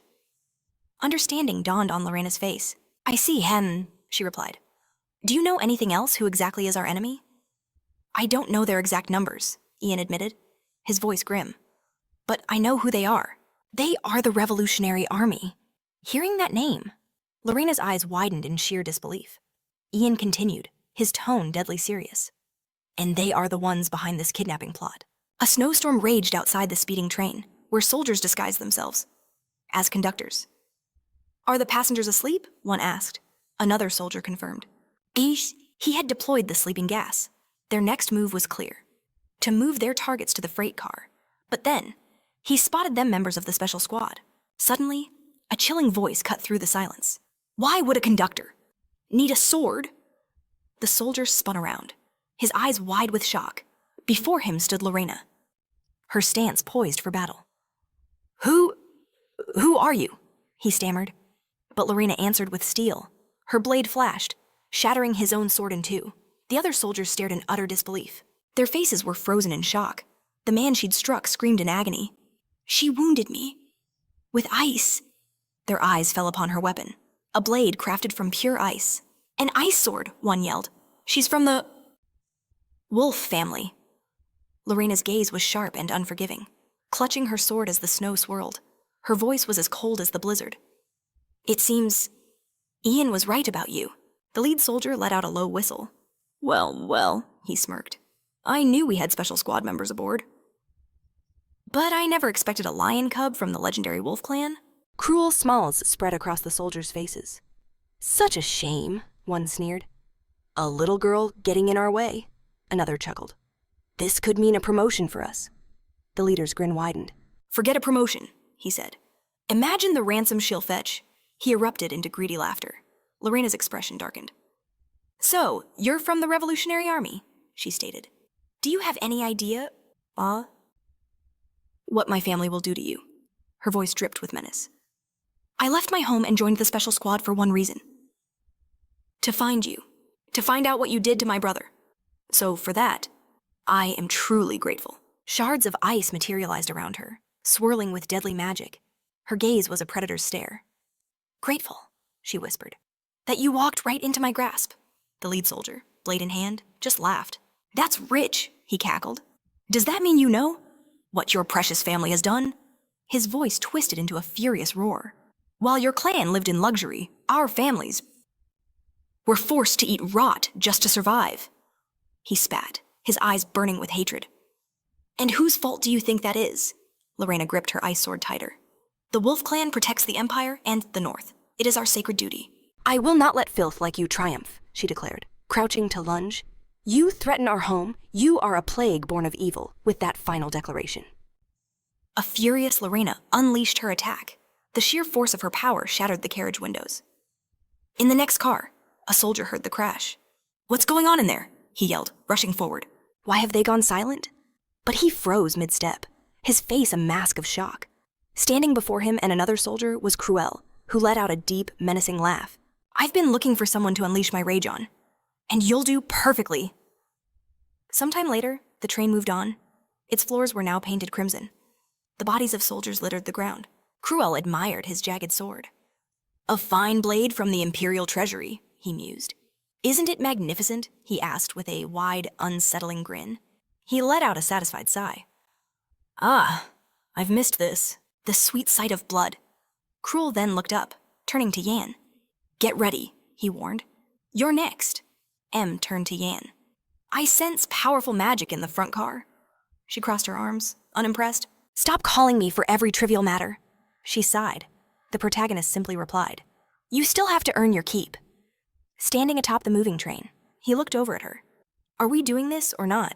We have to save the sage, he stated plainly, then laid out his strategy. Lorena will handle the forward cars. Cruel takes the rear. I'll enter from the roof at the very front. Em smirked slightly. A cunning plan. She then added, That girl, Lorena, is more talented than I first believed. Yan glanced at her. Good thing you didn't kill her back then, huh? She's still a walking time bomb. But Em just turned to him with a curious look. Do we truly need that old man?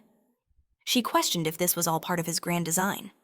The protagonist explained that their future would hold countless clashes with the Revolutionary Army, and no one would be a greater asset than the sage.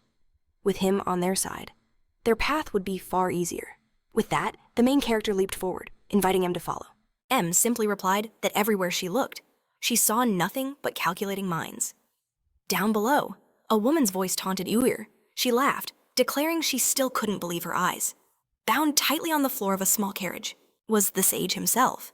The girl turned to him. I'll ask you one more time, she declared, lounging casually in her chair as she posed the question. Are you truly the Emperor's teacher? This girl was the commander of the Revolutionary Army's 7th Corps, and the 3rd student of the Holy Sword Erectus, a woman named Hela. Hela sneered, reasoning that a man so brilliant must be fluent in ancient languages. Uver calmly answered that he knew a little. Then, Hela mocked, Can you bark like a dog? Even dogs have their own language. She spun toward Uer, ordering him to start barking. A flicker of surprise crossed her face. Why aren't you doing it? After a moment's pause, the sage began to bark with great enthusiasm. He then explained what it meant. It means, you are incredibly beautiful. Hela roared with laughter at his shamelessness. Em, levitating near the main character on the roof, noted that based on the energy signatures, 2 people were in the compartment. But then she sensed more. There were others inside the carriage as well. Just then, Uer's scream echoed from within, announcing that he would now demonstrate the language of cats. He immediately began to meow with surprising diligence. Em looked at Ian. Will this person truly be of any help? She asked. The protagonist simply answered yes, explaining that he has always been this kind of person. He thought to himself that this was Uer's most terrifying trait. The sage was ready to throw away his pride without a second thought, so long as it benefited the Empire. He was the ultimate utilitarian. Hela, who had been enjoying the performance, shrieked that it was hilarious as she turned back to him. You're the best, she shouted. I killed all the other scientists of the Empire because they had far too high an opinion of themselves. Uer reacted with feigned confusion, saying he was glad she liked it. But then Hela's tone shifted. Playtime is over. She gripped her sword, turning to Uer with a chilling smile. It's been fun, she said. Uer looked back at her, his face a mask of confusion and questions. But she just tightened her grip. Her muscles bulged as she raised her weapon, roaring. Now it's time to catch these rats. She unleashed a devastating blow with her hand. But the main character watching from above provoked a powerful flash of brilliant energy that tore right through the carriage ceiling. From below, Hela laughed loudly. Now that's more like it, she yelled. A manic grin spread across her face. Perhaps there are so many? Rats, because this train is old? Suddenly, a sound like a rat's squeak echoed from behind her. Hella spun around, her weapon at the ready. Opposite her, just a few meters away, stood Ian, the main character. Glanced at Ewer. Are you all right? He asked. I've come to save you, the sage immediately asked. Did you get inside while the enemy was distracted? Without even waiting for an answer, Ewer declared it was a good plan. Magnificent work, he praised. The main character, slightly baffled, just nodded. Hela turned her attention to Ian. Clutching her sword, she asked, And what animal language can you speak? At that moment, a crazed expression twisted her face, her eyes wide with glee. Perhaps, she suggested, you speak the language of pigs. Her voice dripped with menace as she shouted, I'm going to make you squeal like one. The main character, in turn, asked her, You know the language of pigs? Hela stared, confused for a moment. The protagonist then offered a fake apology. My mistake, he said coolly. I thought you were already squealing like one. Enraged, Hela began screaming insults at him. M turned to Ian, reporting that she had analyzed the girl's rank. It was no less than the 5th level. But her sword, she added, pulses with a special energy. The protagonist stared intently ahead. I thought so. He knew that this was a sword of whiteness. It was the signature color of the Holy Sword Erectus, a man who became famous because of his students. This had to be one of them. The main character raised his dagger. Let's end this quickly, he declared. But a sharp voice from behind ordered him not to move. It was another student. Of the Holy Sword Erectus. Number 4, named Varys. He held his blade to Ewer's neck. Drop your sword, he commanded, or the old man will part with his head. The main character turned to M and asked, There are only 2 people here, Jock stammered. M's voice responded. She confirmed it. 2 presences.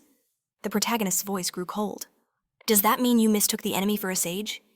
M simply posed a question back to him. What does it matter to me, she retorted. That old man had no detectable energy. Furious, Yen plunged his sword into the floor. Hela laughed at the sight, seeing the fear in his eyes, raising his hands in mock surrender. The protagonist asked, Care to hear a pig squeal? It's far too late for that, Hela roared. Instead of squeals, I'd rather hear the crack of your skull. As she screamed, her muscles swelled to monstrous proportions. With colossal hands and a savage glare, she lunged forward to attack. At that same moment, in Lorena's car, soldiers charged ahead, their bloody blades held out before them. Clutching an ice sword, Lorena activated her wolf vision skill. A furious expression crossed her face as she stared them down. Glass exploded outward in all directions.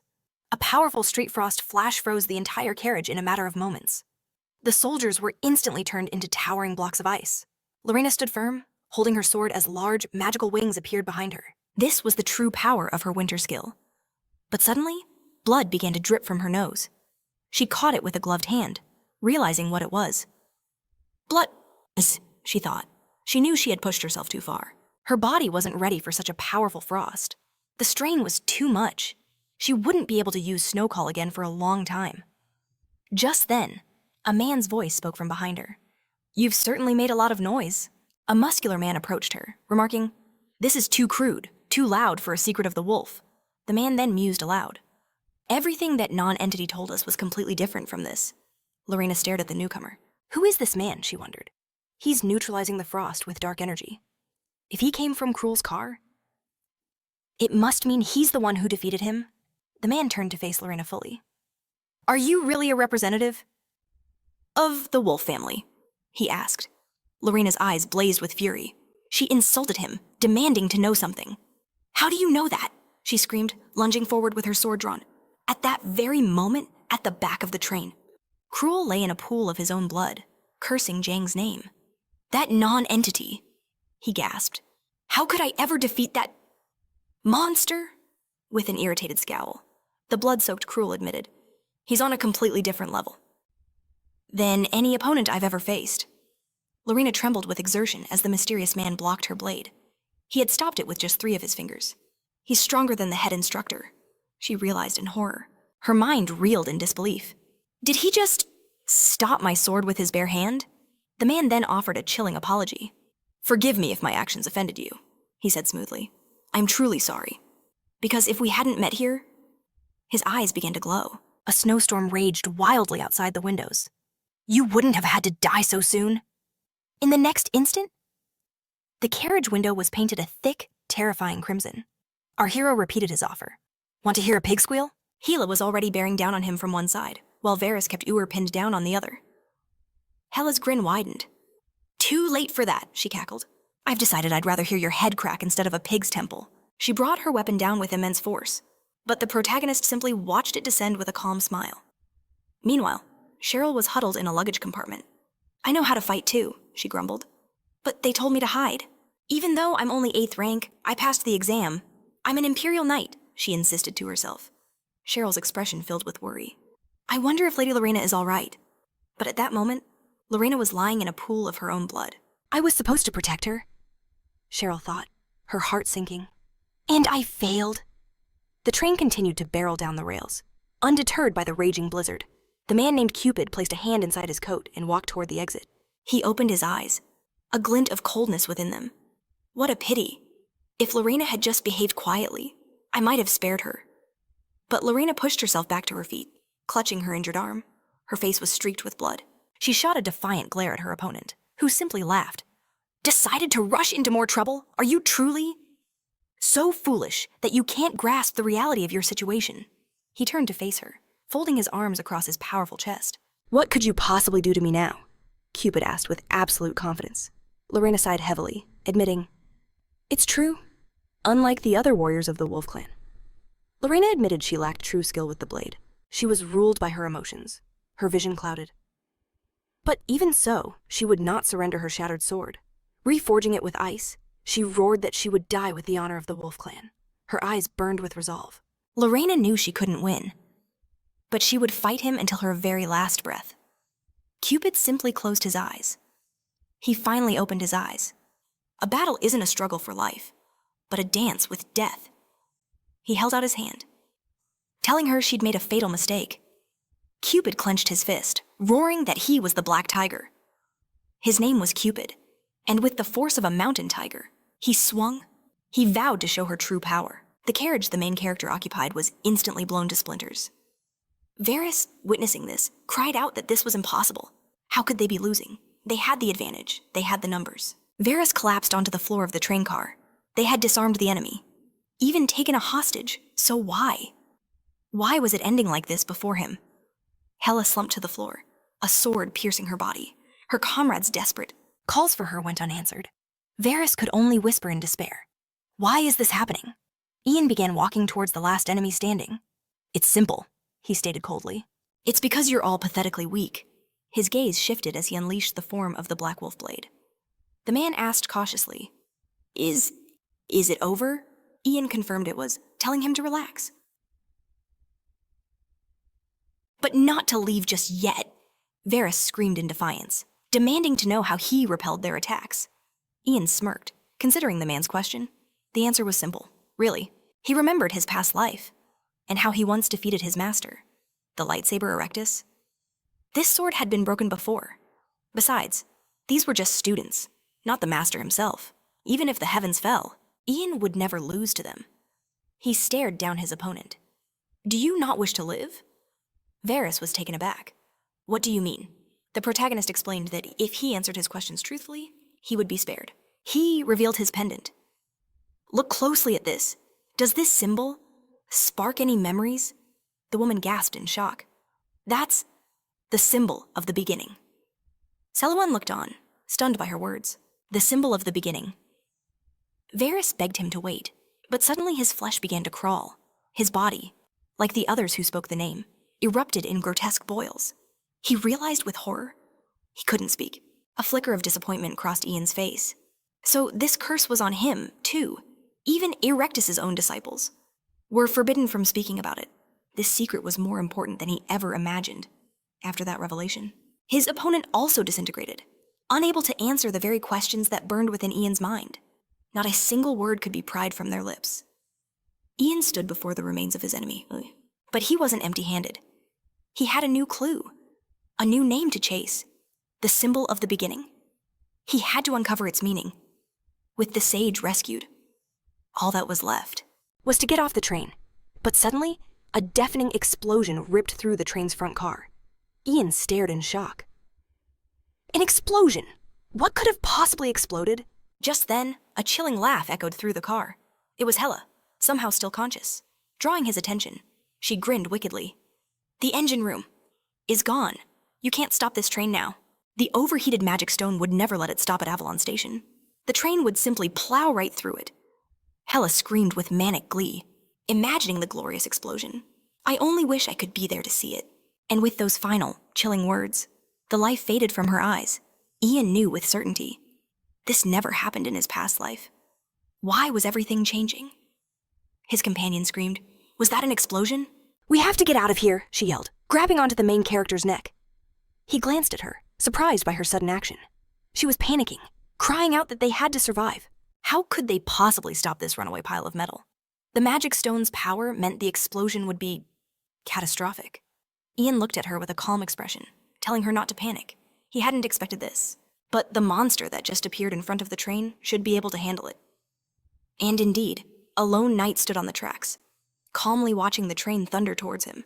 He was a royal knight of the 7th rank, a man named Kyle. The runaway train flew along the rails, gaining more and more speed. Flames roared from the driver's cabin, a stark beacon in the swirling snowstorm. And standing before this locomotive rushing through the darkness was the figure of a man, fearlessly waiting. He waited for the iron monster's approach, his voice barely a whisper against the wind. By order of the Emperor, model. His orders were to save the sage, but he couldn't ignore this out-of-control catastrophe thundering down the tracks. It was getting closer with every passing second. This was Kyle, an imperial knight of the 7th rank, draped in a white cloak.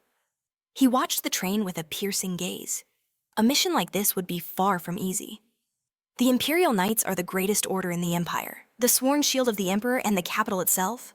It is said that only transcendents of the 3rd rank or higher can even join their ranks. Kyle's eyes narrowed, his blade sang as it left its sheath, ready for the coming impact. The strength of a single knight was said to be equal to a natural disaster. Kyle took his stance, closing his eyes in resignation. "It can't be helped," he murmured. He aimed his sword at the charging train, addressing the Lord of Wigor. Kyle's eyes suddenly snapped open, burning with power, as he offered a silent apology. He was about to unleash the final blow of the Imperial sword style, fully prepared to absorb the force of this metal behemoth. The colossal pile of iron hurtled towards him, yet the Imperial Knight remained unmoved. As the train entered his range, a massive magic circle blazed into existence, followed instantly by a second. The devastating force of his attack slammed into the crazed train, which was now just moments away. A blinding flash of light seemed to vaporize every car caught in its path. Ian, trapped in one of the carriages, watched in shock. What was he supposed to do in a situation like this? "Hey, hold on a minute," he yelled with bitter irony.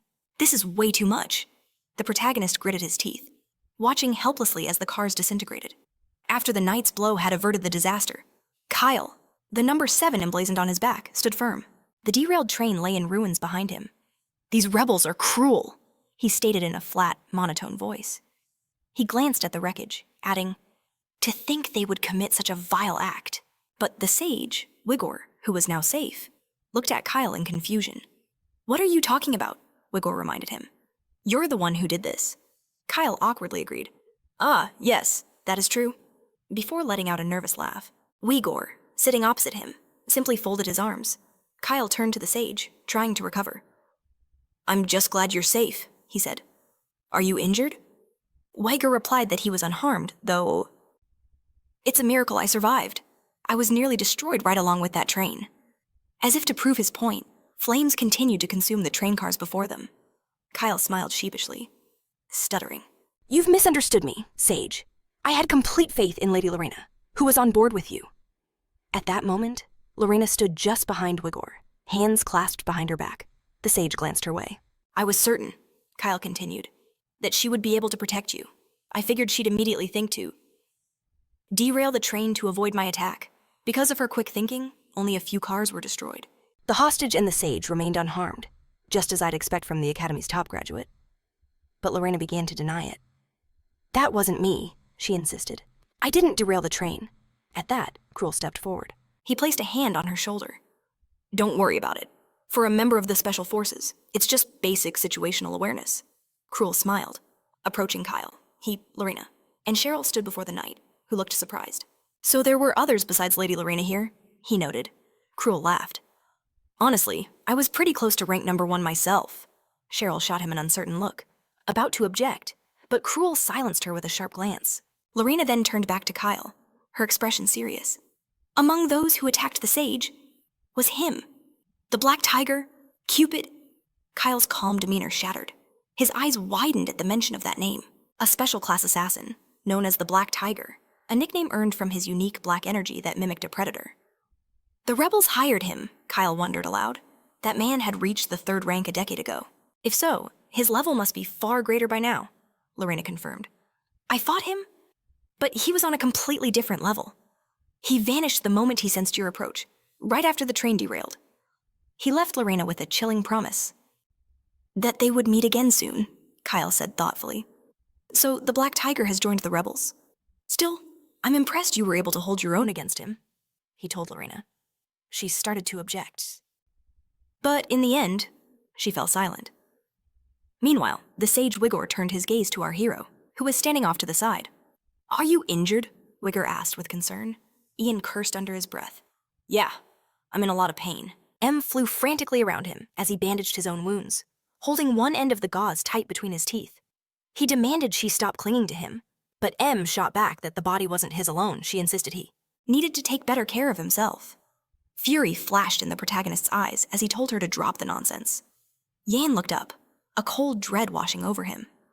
Things were spiraling out of control, events that never happened in his first life. He recalled the Black Tiger's assault, Kyle's ambush, the train explosion. Ian knew with chilling certainty that none of this was part of the original timeline. Why was history rewriting itself around him? Then it hit him. There were never any Northern volunteers in the first place. Everything started to diverge the moment he stepped foot there. A terrifying question surfaced in his mind. Was he the reason the Black Tiger appeared in the North? His very existence was creating a butterfly effect, a chain reaction of unknown consequences. There was no telling how far these ripples would spread. He had to be more careful than ever before. As Ian clutched his injured arm, a figure suddenly appeared, calling out that he'd finally found him. Ian looked up, shocked to see the sage Ewer, who announced he'd been searching for him. He proposed they have a talk for a moment. Soon, they were walking along the wreckage of the train as Ewer told the protagonist that he should have remained in the capital. The sage lamented that so many people had been hurt, all because of him. Ewer's gaze then fell upon the protagonist's wounded arm. Did you really get that injury derailing the train? Ewer asked, admitting it was also his fault. Ian bluntly confirmed it, stating the sage had made things incredibly difficult for him. The powerful sage was taken aback by his honesty. How can you say something like that so directly? He stammered, after a moment. Ewer closed his eyes, thoughtfully admitting he now owed the protagonist a great debt. He then held out a peculiar object, inscribed with strange writing, telling Ian to accept it. Ian stared at the item, and as he examined it, Ewer explained, it was a tablet bearing his name, a symbol designating Ian as his official representative. The sage suggested it could prove extremely useful. A slow smile spread across Ian's face. Are you sure you want me to take this? He asked. And forget all about you barking like a dog. You are flushed with embarrassment. Must you be so blunt? He muttered. With that settled, the sage announced his departure. If we are bound by fate, he said, then our paths will cross again. After Ewer vanished, the main character sighed in relief. He had been incredibly lucky. Of course, he'd worked his tail off to earn that luck. Ian tucked the nameplate into his jacket, a triumphant smile on his face, while M, perched on his shoulder, asked if the tablet was truly that powerful. That all depends, Ian replied, on how one chooses to use it. Ian's gaze turned serious as he looked down. Snow continued to fall, blanketing the scars of the recent disaster. It was time, he said, to head for their next destination, the land of Black Frost. In the distance, the walls of the foreboding tower were already visible, a challenge they had to overcome. As the sun began to rise, chasing away the shadows between the city's houses, Ian slammed his sword down on a forge's table. The forge owner, a man with a greedy grin and a menacing glare, loudly declared that the main character's sword was in desperate need of repair. Clasping his hands, he announced, For a fee of 500 gil, I can make it like new? Ian scoffed, telling him the price was outrageous. Expensive, the blacksmith roared in disbelief. What in the world do you mean, expensive? He demanded to know how the protagonist had managed to damage a blade forged from ink iron so severely. The protagonist simply sheathed his weapon, saying he'd been a bit rough with it. This was the ink iron blade given to him by the head instructor. The old master must have known that a normal sword would shatter under the might of the Dark Dragon sword technique. But even this legendary metal couldn't fully withstand the strain. The blacksmith asked if he needed anything else, and Ian told him no, with a cheerful expression. The man urged Ian to return soon, promising he would serve him properly next time. I am the very soul of politeness, the blacksmith proclaimed. The protagonist thought to himself that the man's face was the exact opposite of polite. The city, situated near the Wolf family's territory, was named Vilhan. Though small, its population was large enough to be a hub for important magic routes. Due to the harsh weather outside, the party decided to pass through the Vilhan Gate. Heavy snow continued to fall at times, reducing visibility to almost nothing.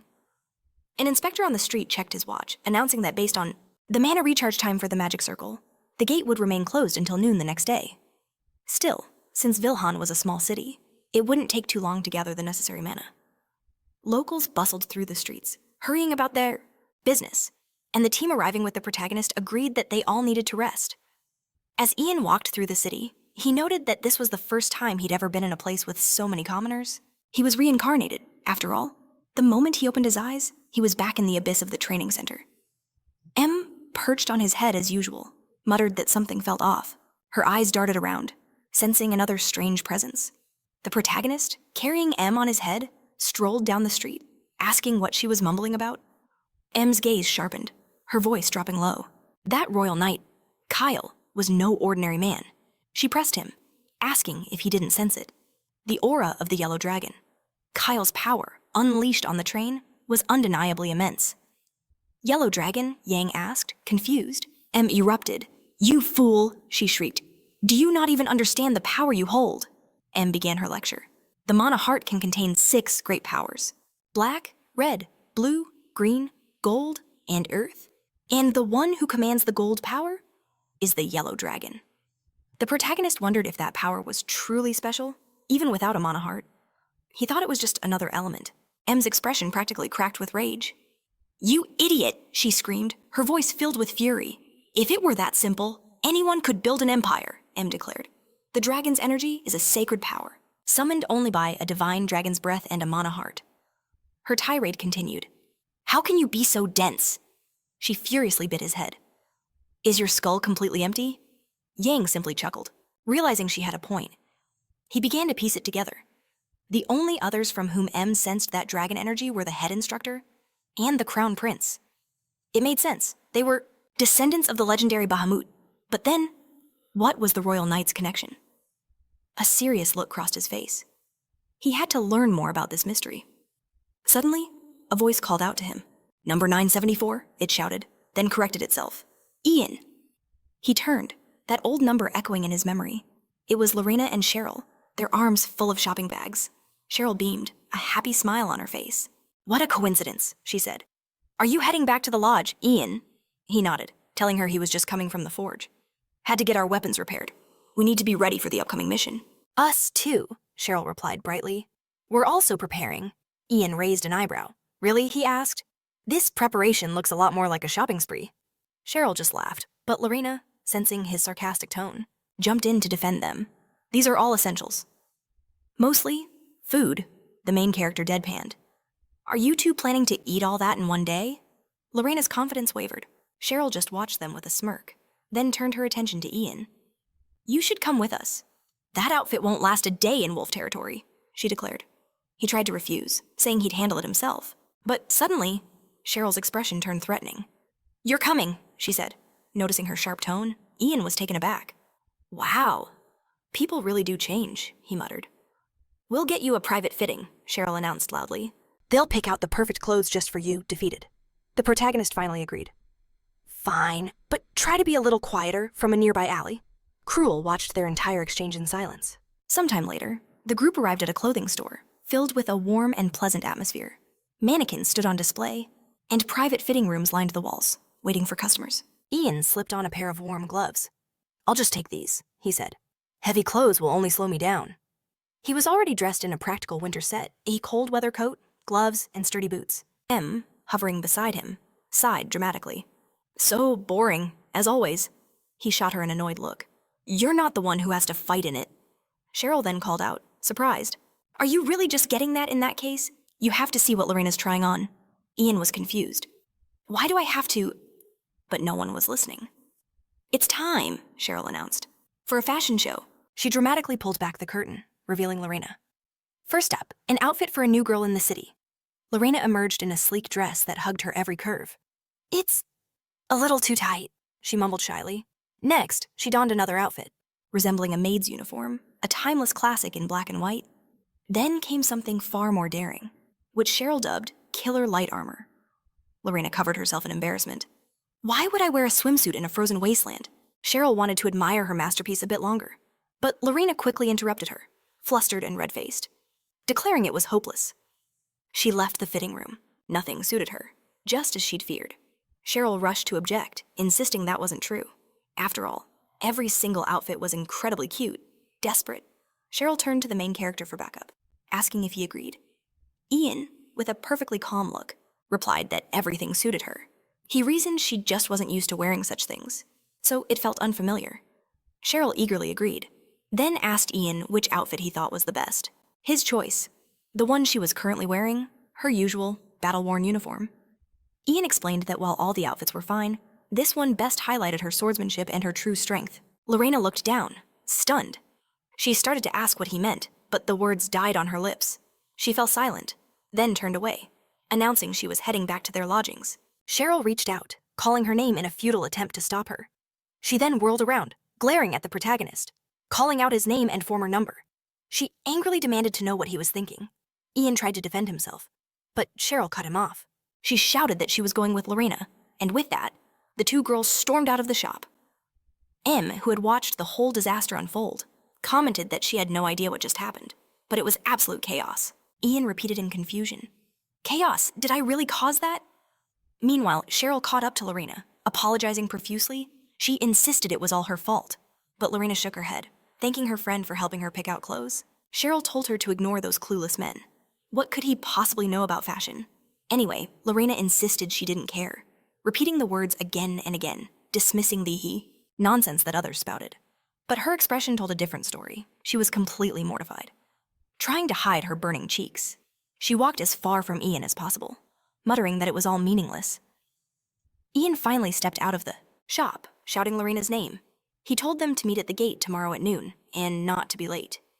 He yelled again, "We'll meet tomorrow." Lorena, her voice thick with embarrassment, whispered, "Meet tomorrow."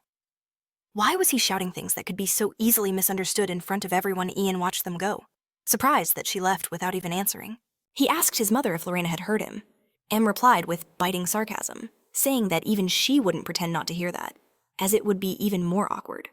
Ian brushed it off. With the clothes bought, it was time to move on to other things. He then looked around in surprise, asking where she'd gone. A waitress thanked a customer for their order. They were at the Shining Moon pub, located right next to the villain transportation department. Both regular townsfolk and mercenaries flocked here for the cheap and tasty food. Even now, the pub was packed with people eating and chatting.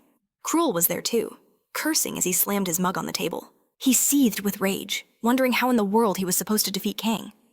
He gritted his teeth, consumed by hatred, knowing he couldn't even get close to the man, not even in his sleep. Togo had called the protagonist a monster, and Cruel secretly agreed. He recalled a recent incident on the battlefield. Cruel knew with absolute certainty that Ian hadn't even begun to show his true power. He wondered why the main character was hiding his real strength. He muttered this aloud, bringing the cup to his lips and taking a long drink. At that moment, a nearby customer laughed loudly, shouting that he'd pay the next time. Another customer shot back. "Don't lie, you've said that 10 times already." But he still bought the round. The first customer took offense. "Are you saying I'm a liar? Are you looking for a fight?" The second dared him to try it. Cruel closed his eyes, his patience worn thin, muttering under his breath. Then, unable to take it anymore, he roared at them to be quiet. "You ill-mannered fools," he snarled. At his words, the entire pub fell silent, all eyes turning to him. He continued his tirade, demanding if they couldn't see that Cruel Awa was trying to have his dinner. He spat that commoners clearly aren't taught any manners. While he was eating, he bellowed they shouldn't even be allowed to breathe so loudly. Disgusted glares were aimed at Cruel from every corner, but he pressed on, shouting that if they kept making such a racket, he would show them the vast difference between commoners and aristocrats. Just as Cruel finished his fiery speech, a voice came from right behind him, asking, "And what is it you want to do, model?" Was he trying to flaunt the vast chasm in their status? Cruel shot a glare at the man who dared approach him. A grin plastered on his face. The man questioned his audacity. Only then did Cruel recognize the main character. With an ice-cold expression, Ian told him to demonstrate how a noble aristocrat dies. Cruel nearly choked. A wave of dread washed over him as he saw Ian. "Since when were you here?" he stammered, trying to justify his actions. He claimed those fools didn't even grasp basic etiquette, that their noise was unbearable. But Ian's calm voice cut through him. "Wouldn't it be better if you stayed out of this?" Cruel stared at the protagonist, completely baffled by his words. Ian then explained that Cruel himself was a victim of the very system he defended, trapped by his own position. As Ian took a sip of his drink, he explained that without relying on his status, Cruel's potential could be unleashed. He could become so much stronger. "Stronger," Cruel repeated in shock, unable to comprehend Ian's meaning. Just as he asked, a massive hand slammed down on his shoulder. The man who owned it called Cruel bony. He sneered, asking if he was new around here. This was Billy, the fearsome leader of the Thunderhorn mercenaries. Billy said he'd overheard their little chat. "You want to get stronger?" he asked with a smirk. "Should I tell you the secret?" "Get your hands off me!" Cruel spat with disgust, but Billy's cold gaze remained fixed on him. "A man gets stronger," he declared, "by lifting weights 3 times a day for 8 hours. He even offered a protein supplement plan. "Do whatever you want," Cruel roared, his patience finally snapping. In a flash, he unleashed a vicious kick straight to Billy's jaw, yelling, "Eat this yourself!" Caught completely by surprise. Billy's head snapped back. As his huge frame crashed to the floor, Cruel rose and chuckled. "It seems," he sneered, "those aren't muscles, just inflatable balloons." A hush fell over the tavern's patrons. Whispers erupted through the crowd. They couldn't believe Cruel had taken down their leader in a single blow. Billy's subordinates instantly swarmed forward. "How dare you humiliate our captain!" they roared, looming over Cruel. They were like massive boulders of flesh. "What is this? A mountain of muscles?"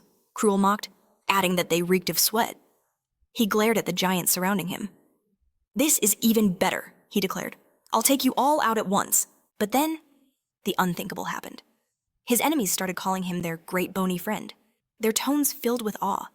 They began praising his raw, innate power, proclaiming he was born to command muscles.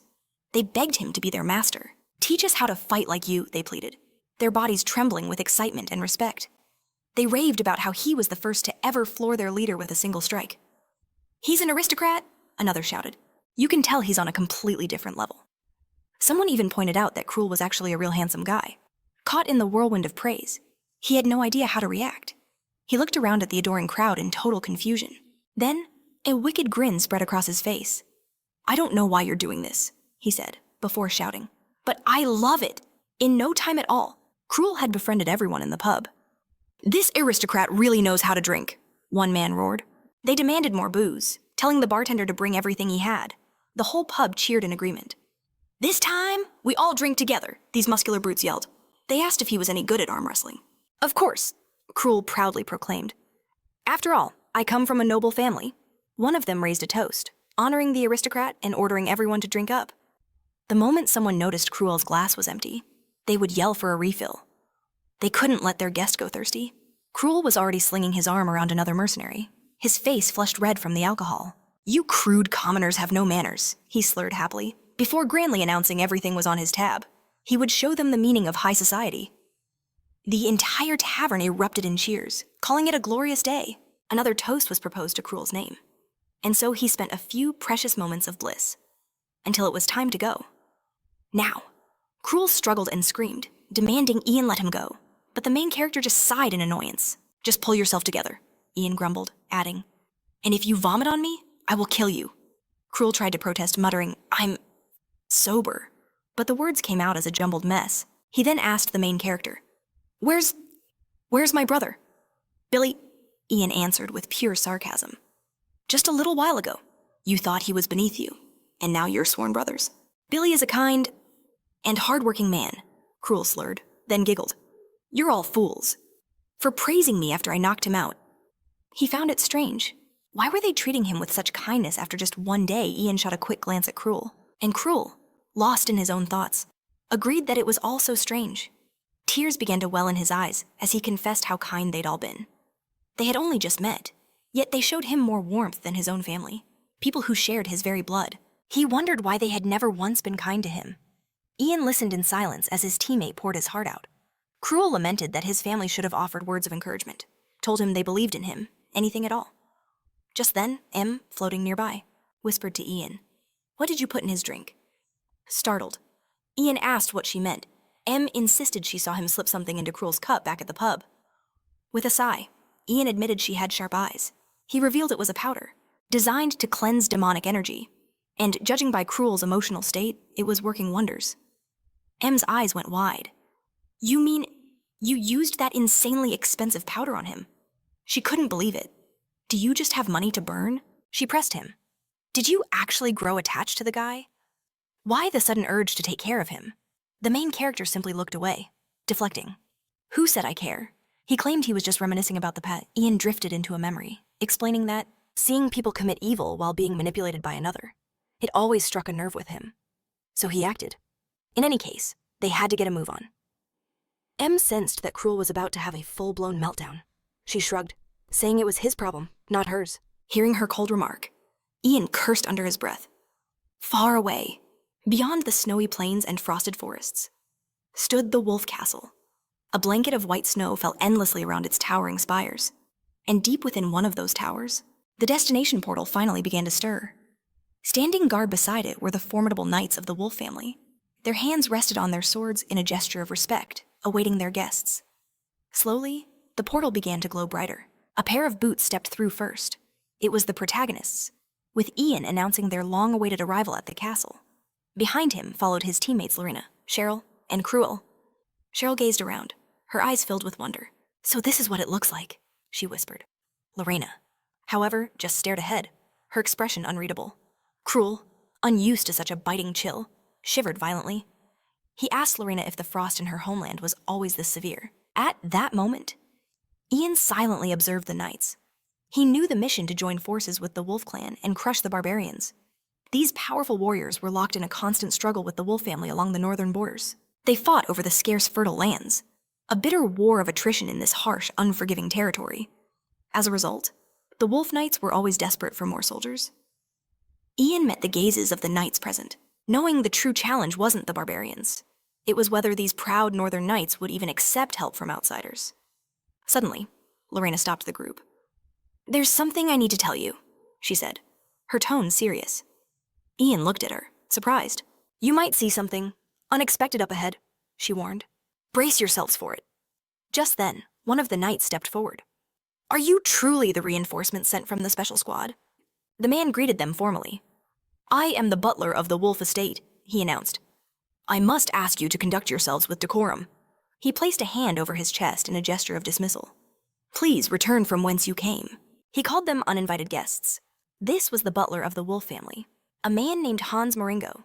Hans declared that while he had requested aid from the north, he had never agreed to receive guests. "Do you understand the difference?" he asked, his voice sharp. This was Count Hans Moringo, the former commander of the Wolf Knights.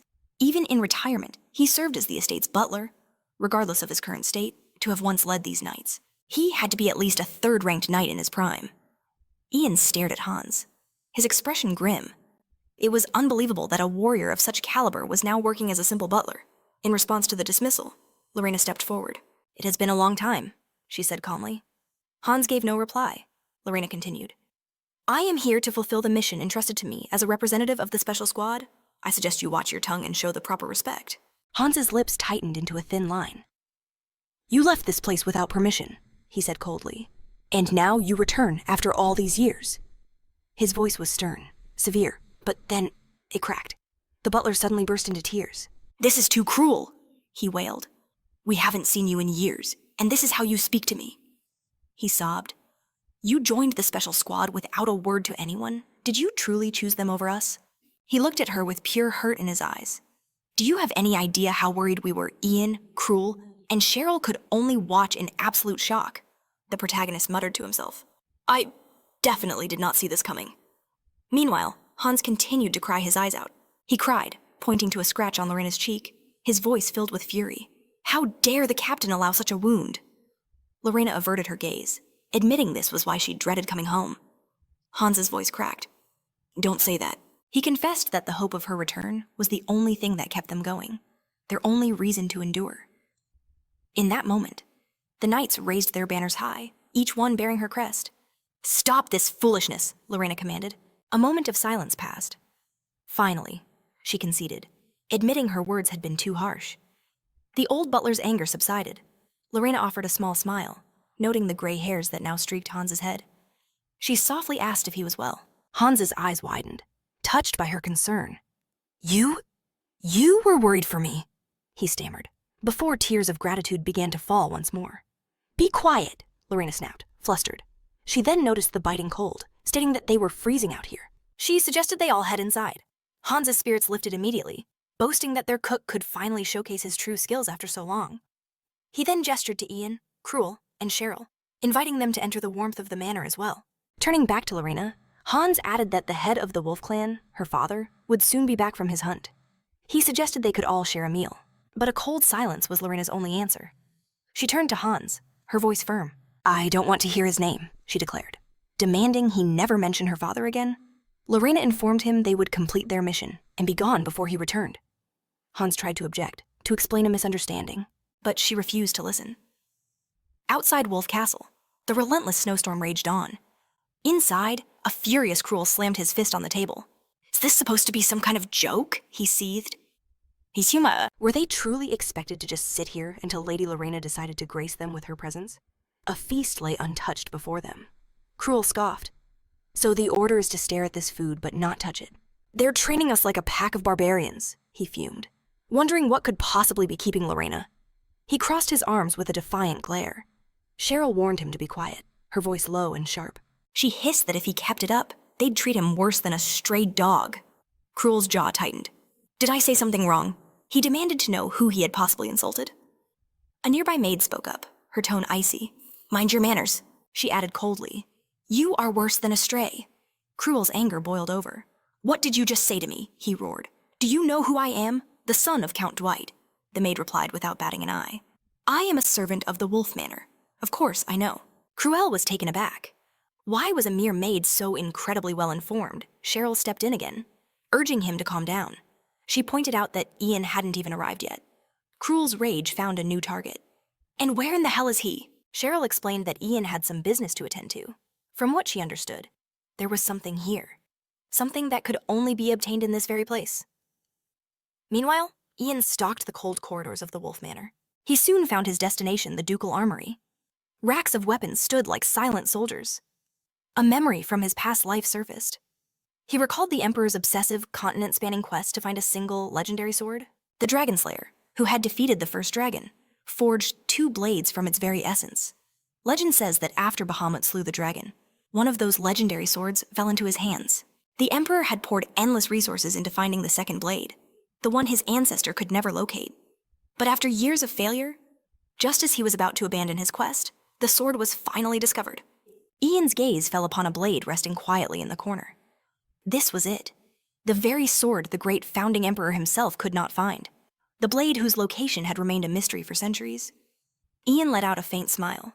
He never imagined it would be here, stored so carelessly in a northern armory. This was the dragon sword, Aislinn, the brother blade to the emperor's own sword.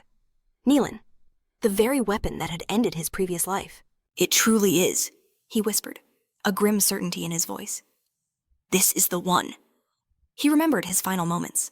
Not even the Emperor could truly destroy him. He reached out, a familiar, powerful hum resonating in his chest. A weapon of this magnitude, simply collecting dust in a corner. Who would ever guess that one of the 2 legendary blades forged by the Dragon Slayer was hidden here? The Dragon Sword. Aislinn? The elder brother of the Emperor's blade, Nealon? There was no doubt in his mind. No. Even the Emperor couldn't kill me, Ian declared to the silent room. As his fingers neared the hilt, a strange voice echoed in his mind. It called his name. Ian stared, realizing with a jolt. The sword was speaking to him. He grasped the hilt, and a blinding light erupted from the blade. Ian gritted his teeth as a torrential flow of immense power surged into him. A voice boomed from the sword, its tone absolute, "You are unworthy." The sheer force of its rejection compelled Ian to let go of the hilt. A violent torrent of energy had erupted from it, shredding the glove on his hand. Ian cried out, calling the sword by its name, asking if it had truly rejected him. He then cursed the blade, calling it a piece of junk. Eat, convinced he'd heard a voice the moment he touched it. The sword had declared him unworthy. Just then, Em appeared, from behind our main character. How very interesting, she mused. Ian shot her a look, demanding if she knew what was happening. Em admitted she never imagined a sword could possess such a powerful ego. She folded her arms and floated towards the blade. It seems this weapon is choosing its master, Ian asked in shock. What is that supposed to mean? Em explained that some rare weapons possess their own divinity. In such cases, the weapon itself decides who is worthy to wield it, with a smirk. Em said simply, to put it bluntly, "You are just not on its level." She then called him a kid and began to laugh mockingly. Ian glared at her, his face twisting with pure annoyance. "How is this possible?" he declared with a grit of his teeth. "I will pull it out." Ian rolled up his sleeves and cracked his knuckles. "What do you mean, not on its level? Today, this thing is coming with me." Dark energy swirled around his hand as he reached out once more and grasped the sword's hilt, pouring all his strength into it. But again, the blade's voice roared in defiance. "You are unworthy." Once more, a powerful shockwave of energy coursed through Ian. He pleaded with the sword by name, trying to reason with it. "I am worthy," Ian yelled. "I'm the perfect person for you, and don't reject me, just accept me." This desperate struggle continued for some time, as meanwhile, a different kind of storm was brewing at the castle of the Wolf. The snowfall finally ceased, and the banner of the Wolf Knights flew proudly above the fortress. The knights, summoned for their mission, stood in perfect formation. Hans looked on with concern. Was that the same sword? In her hands, the weapon she now gripped tightly. He turned to her, begging her to reconsider, but Lorena's voice rang with confidence as she addressed her knights. "Listen to me," she declared. "Today, we will stop the barbarians, as we always have, but there is no room for error, because today, Lorena, will be with you." Hans rushed to her side, trying to warn her of the danger, but his voice was lost. In the roaring cheers of the knights, Lorena stood before them, a true leader, as they praised her name. "Can't you at least wait for the family head?" he pleaded, but Lorena cut him off. "I've already told you." "I don't want to hear his name," she challenged him. "Do you see me as some fool incapable of her duty? If so, I have no use for you either. Our mission is to retrieve just 10 barbarian banners, correct? That's far easier than fighting an ancient lich." But Hans warned her, "Do not think it will be so simple. To the barbarians, those banners represent the spirits of their ancestors. They will protect them at the cost of their own lives." His tone was grim. "Lorena, you aren't listening to a word I'm saying." He then turned his desperate gaze to Cruel and Cheryl. "Protect Lady Lorena with everything you have, and Cheryl, pumped her fist enthusiastically. "Leave it to us." The Cruel, however, scowled. "We're not her bodyguards." "We have no obligation to do that." Cheryl then turned to Hans the butler. "Thank you for the clothes. We would have frozen to death without them." Lorena turned to Hans, surprised. "You really gave these to them? Hans, you are as considerate as ever." In response, Hans blushed sheepishly. "You're praising me." He then noticed, "Are you really wearing your full uniform?" Lorena's eyes shone with pride. "This is my first mission as a member of the Special Forces." She then scanned the crowd, looking for someone. Just then, our protagonist arrived, apologizing. "Sorry I'm late." His face was a mask of irritation.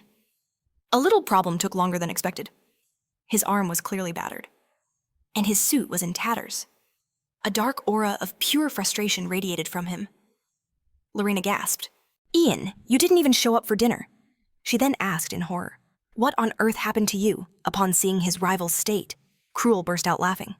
"What happened to your face? Where did you get beaten up so badly?" And, as always, a swift punch shut him up for good.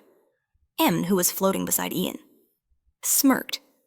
"Are you really going to stand there and claim to be a good person? Just look at yourself. You're filthy and stubborn." "Shut up," Ian snapped at her. Em just sighed. "Why don't you just give up on that sword? People who are this annoying are never popular, you know." Ian gritted his teeth. "I've wasted enough time on this." Ian understood all too well. The Aslan sword was the brother of his own blade. It had rejected him, so he could not claim it. But he refused to believe this was the end. Lorena turned to our protagonist, sensing his thoughts. "Lorena, you might be misunderstanding things," she said, asking for a chance to explain. Ian shifted his gaze toward her. She began, explaining this was her first mission with the special squad, which is why she wore this particular uniform. She awkwardly justified her choice, saying it was durable and comfortable. And while it wasn't warm, you could simply wear a coat over it. She desperately wanted to clear up any confusion. Ian just stared at her, baffled. He had no idea what she was even talking about.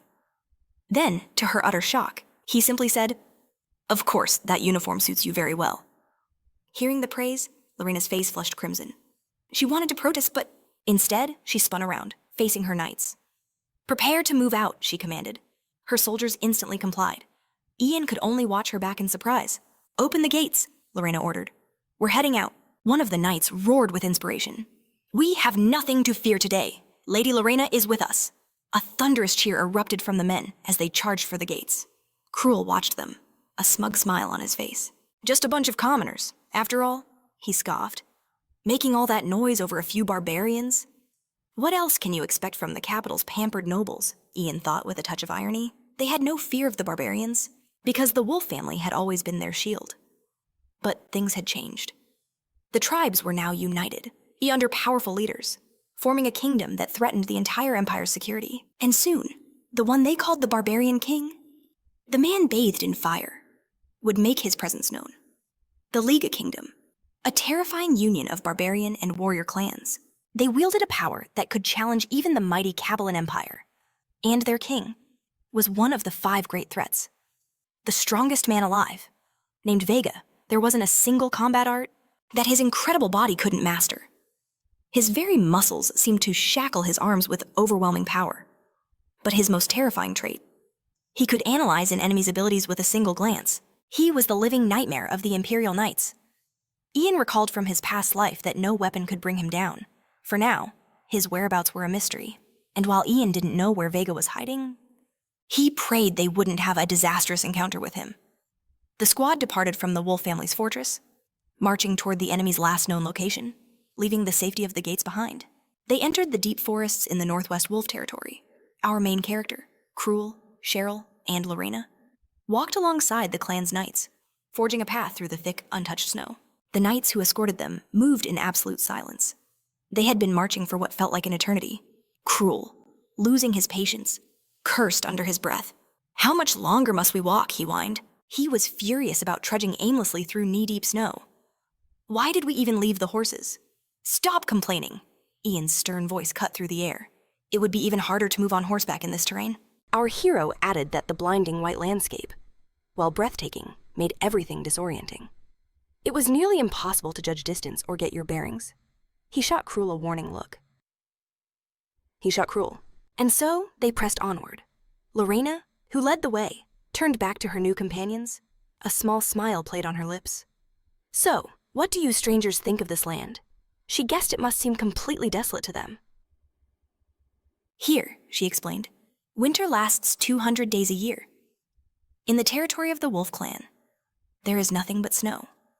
In Inanemde, the land is barren, making life incredibly difficult." She added with a sad smile, "And yet, there are people who call this harsh place their home.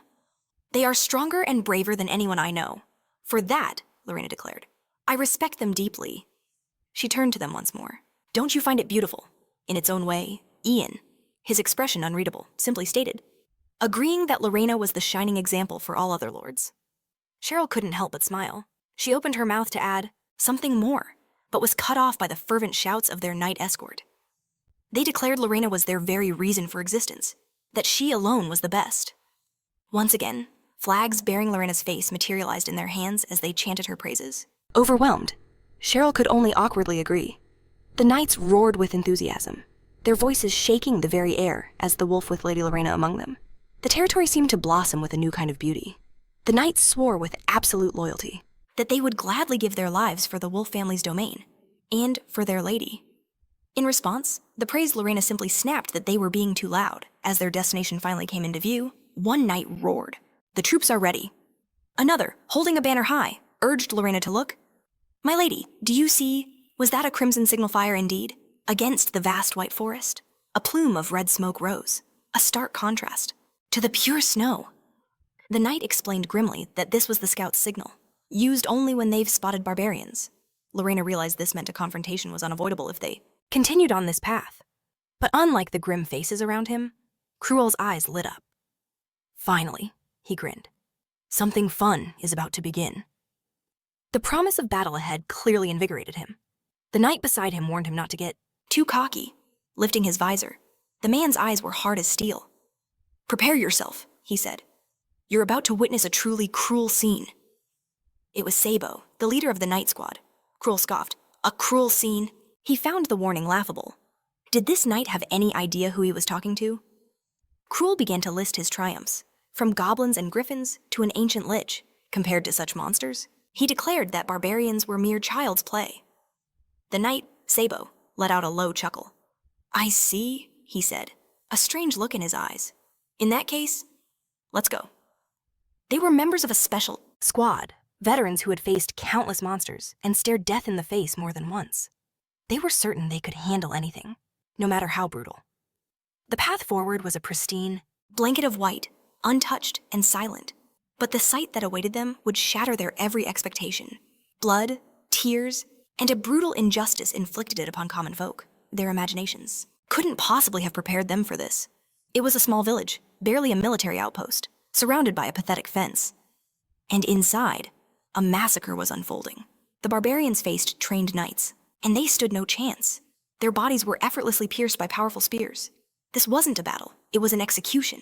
The screams of mothers and their children echoed everywhere. One woman begged for them to spare her child. Cruel, Cheryl, and Lorena could only watch from the side.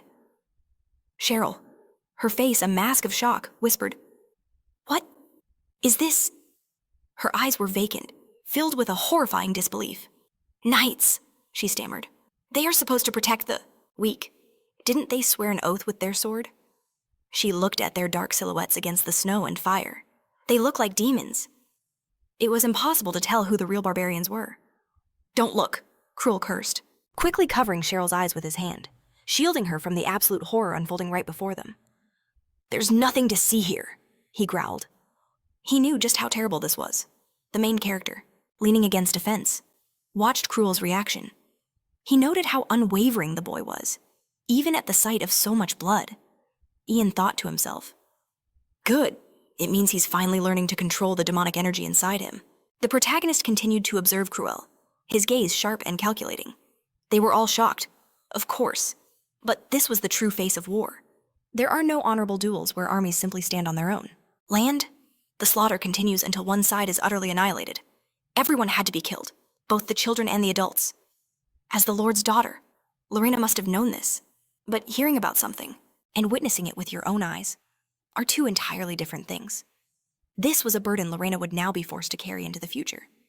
The only question was, would she have the strength to endure it suddenly? A loud scream, terrifyingly close, shattered the protagonist's thoughts. Ian spun around to see a mother with a child in her arms, falling into the snow. The child cried out desperately, but its mother could no longer answer, her throat choked with blood. With a weak, faltering voice, she looked toward them with a sliver of hope. "You were supposed to help us." But Cruel just cursed. "We were too late." The woman's child lay beside her, crying hysterically, trying to wake its dead mother. Just then, a knight approached the baby. "This one's lucky," he sneered. He raised a massive halberd, pointing the blade directly at the small child. "You'll die here," the knight said coldly.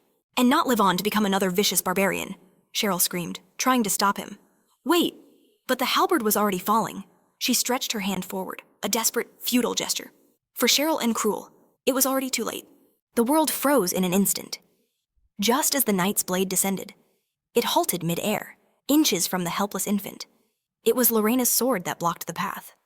She fixed the knight with an iron gaze as he uttered her name in shock. "That's enough!" Lorena's voice cut through the air, cold and sharp. The knight could only stare back, stunned. "I said enough," she repeated, her tone unyielding. "We've eliminated everyone who raised a weapon against us. We will replenish our supplies and move out." Then she issued an absolute command. "This child will not be harmed. This is my decision," she declared. Ian watched from the side, his expression hardening. So, this is her choice, he thought. But upon hearing this, the surrounding knights erupted in mocking laughter. One turned to his comrade, sneering. "Did she just say not to kill the barbarian?" The second knight chuckled darkly. That's what Lady Lorena commanded. Their eyes, filled with contempt, turned back to her. Surely, my lady is joking.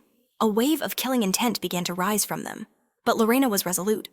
In the territory of the Wolf Clan, she'd wielded a sword since childhood. She understood the weight of fighting the barbarians, a burden she was prepared to carry herself. However, witnessing it firsthand was a world away from the tales told by the fireside. Before her lay a murdered, innocent woman, her child wailing with a heart-shattering cry. The life of an orphan had begun. Lorena bit her lip, her gaze softening with sympathy. The barbarian mother was dressed too thinly for the northern cold.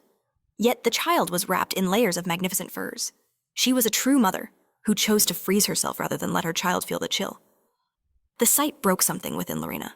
She couldn't stop her sword from rising. In that moment, she stood against her own knight, refusing to let him. It touched the child. "Lady Lorena," the knight demanded, "why are you doing this?" "Do not kill this child," she replied. "I will take full responsibility for it." The knights were outraged. Their own lady, siding with the barbarians. An act more savage than the barbarians themselves. One of them stepped forward. One of them. "What is the meaning of this?" he growled, as the baby's inconsolable sobs echoed through the camp. "Even one surviving barbarian," the knight declared, "could bring ruin to our nation and its people." "These are the sacred beliefs of the Wolf Clan." The knight's voice rose with fervor. "Even as the Lord's daughter, you do not have the authority to defy our code." Another warrior, Farah, blocked the path of Cheryl, who held the child. "This has gone too far," she warned. "This may be a barbarian," Lorena shot back, "but it is still a baby, a life that has committed no crime." Cruel gave the knights a grim look but remained silent. Lorena faced her men directly. "As knights who serve me, do you dare to question my judgment?" But their resolve was like stone. "Send the outsiders away," they demanded. "Are you truly challenging the Wolf Knights, "In our own territory." A bitter chuckle escaped Cheryl. "So these are the famous Wolf Knights." She cast a look of pure disappointment at them. "I didn't realize your duty was to murder your hosts. Have you no shame?" she spat. Cruel finally spoke, his voice heavy. "If I allow this child to be killed, what becomes of my honor? How could I sleep at night?" The lead knight lifted his visor, his eyes blazing with disbelief. "Watch your tongue," he warned Lorena. "You stand here, joking with us, while protecting these savages." His gaze turned deadly serious. "Do you have any idea what this means?" Ian remained on the sidelines, arms crossed. "Just as I expected." He mused. A conflict was inevitable. The guardians of the wolf territory would never yield. Logic and morality mean nothing in the face of such deep-seated emotion. Too much blood had been spilled for them to ever speak of forgiveness. The cycle of hatred was absolute. Suddenly, the protagonist's head snapped to the side. What is this energy? He wondered. A soul-shattering roar tore through the air, instantly silencing the entire barbarian settlement. The knights and Lorena froze, their argument forgotten. A single horrifying thought crossed all their minds. Their true enemy had arrived. A dark figure blotted out the sky, descending upon the night squad with terrifying speed. By the time the knights looked up, it was already too late. A chorus of panicked shouts erupted. "It's the chieftain." "The chieftain is here," the cries echoed. "Prepare for battle." With a deafening boom, the figure slammed into the earth. He landed between the knights, his massive hand striking the ground. The very earth fractured around him like shattered ice. The impact wasn't a simple landing. It was an explosion that shook the foundations of the world.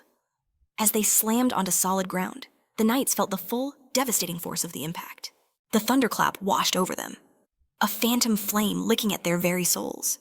They had to grit their teeth, suppressing screams of agony as magical shockwaves pulsed through the air. "This energy is unbelievable," Lorena cried. Caught in the very heart of the raging, magical firestorm, the entire barbarian settlement was consumed by the blast, and only after a long moment did the chaos begin to subside. A knight, clinging to his weapon, cursed aloud. "I can't believe it. The barbarian chieftain himself attacked us directly? Where in the hells are our scouts?" Suddenly, his desperate rant was cut short. A colossal hand descended upon his head, interrupting his words and shocking the knight to his core. The giant squeezed the knight's helmet, lifting him effortlessly as if he were a toy. "Was it you?" the chieftain's voice boomed. "Who slaughtered them all?" This was one of the 20 barbarian chieftains. His sheer size and rippling muscles inspired pure terror. This was Habu, and his eyes burned with hatred. They had murdered his family, his kin, Habu was lost in a sea of rage, and the knights in his path would find no mercy. He began to crush the helmet in his palm. "For that," he growled, "I will kill every last one of you, just as you did to my people." The knight coughed up blood, feeling the excruciating torment the barbarian unleashed upon him. "And I will do it, very slowly," Habu promised. The knight was suffocating, choking on his own blood. His skull was already shattering. You could see it just by looking at the helmet, which was now twisted like a cheap tin can. The knight let out a final, piercing scream as Lorena, just behind the leader, roared for him to stop. She surged forward, sword flashing, her eyes blazing with fury. Habu paused, finally noticing her. Her speed was immense. Her blade aimed true for the enemy's weakest point, the head. But something was terribly wrong. Lorena's eyes shot wide, unable to comprehend what she was seeing. This is impossible," she screamed. The sword that struck the barbarian's head simply shattered against his bare skin. Habu offered a faint grin, utterly unfazed by her attack. Her finest steel had crumbled to dust, just from touching his body. But then, a magic symbol on Habu's forehead flared to life. The smile vanished. His eyes became predatory. In the blink of an eye, Habu unleashed a flurry of devastating blows. He was trying to catch Lorena, but his wild attacks also tore through the surroundings, leveling buildings and fences in his wake. Time and again, his monstrous fists came terrifyingly close, and she screamed in horror. "He's too fast," Lorena scrambled back, just as his giant hand loomed over her like the shadow of a falling tree. But her knights would not let their leader be struck down. They thrust their spears forward, creating a desperate wall of steel to hold back the advancing behemoth. "My lady, fall back," they yelled. "Bez," she cried out. He turned to her, his expression grim. "Forgive me, my lady." The spears they aimed at the chieftain's body shattered like glass. "It seems," Bez said, "this is all we can do." Everyone knew it was hopeless. "I'm sorry for raising my voice at you before," Bez added. "Protect yourself." Lorena just stared, her mind struggling to grasp the grim reality of the moment. Before she could even call his name again, her eyes widened in absolute horror. She could only watch, trapped at the center of the nightmare. The knight standing before her was literally blown apart, torn asunder by a single strike from the barbarian chieftain's bare hand. His body split in two, as if cleaved by an invisible blade. After dealing with the knights in his way, Habu turned his gaze back to Lorena. He raised his hand high, ready for the final blow. "Die!" She froze, paralyzed by despair. But in the sudden silence that fell across the battlefield, a voice called out, "Black Wolf!" Instantly, a creature of pure darkness materialized, and the barbarian cried out in surprise as blood began to pour from his hand. Habu stared at the wound.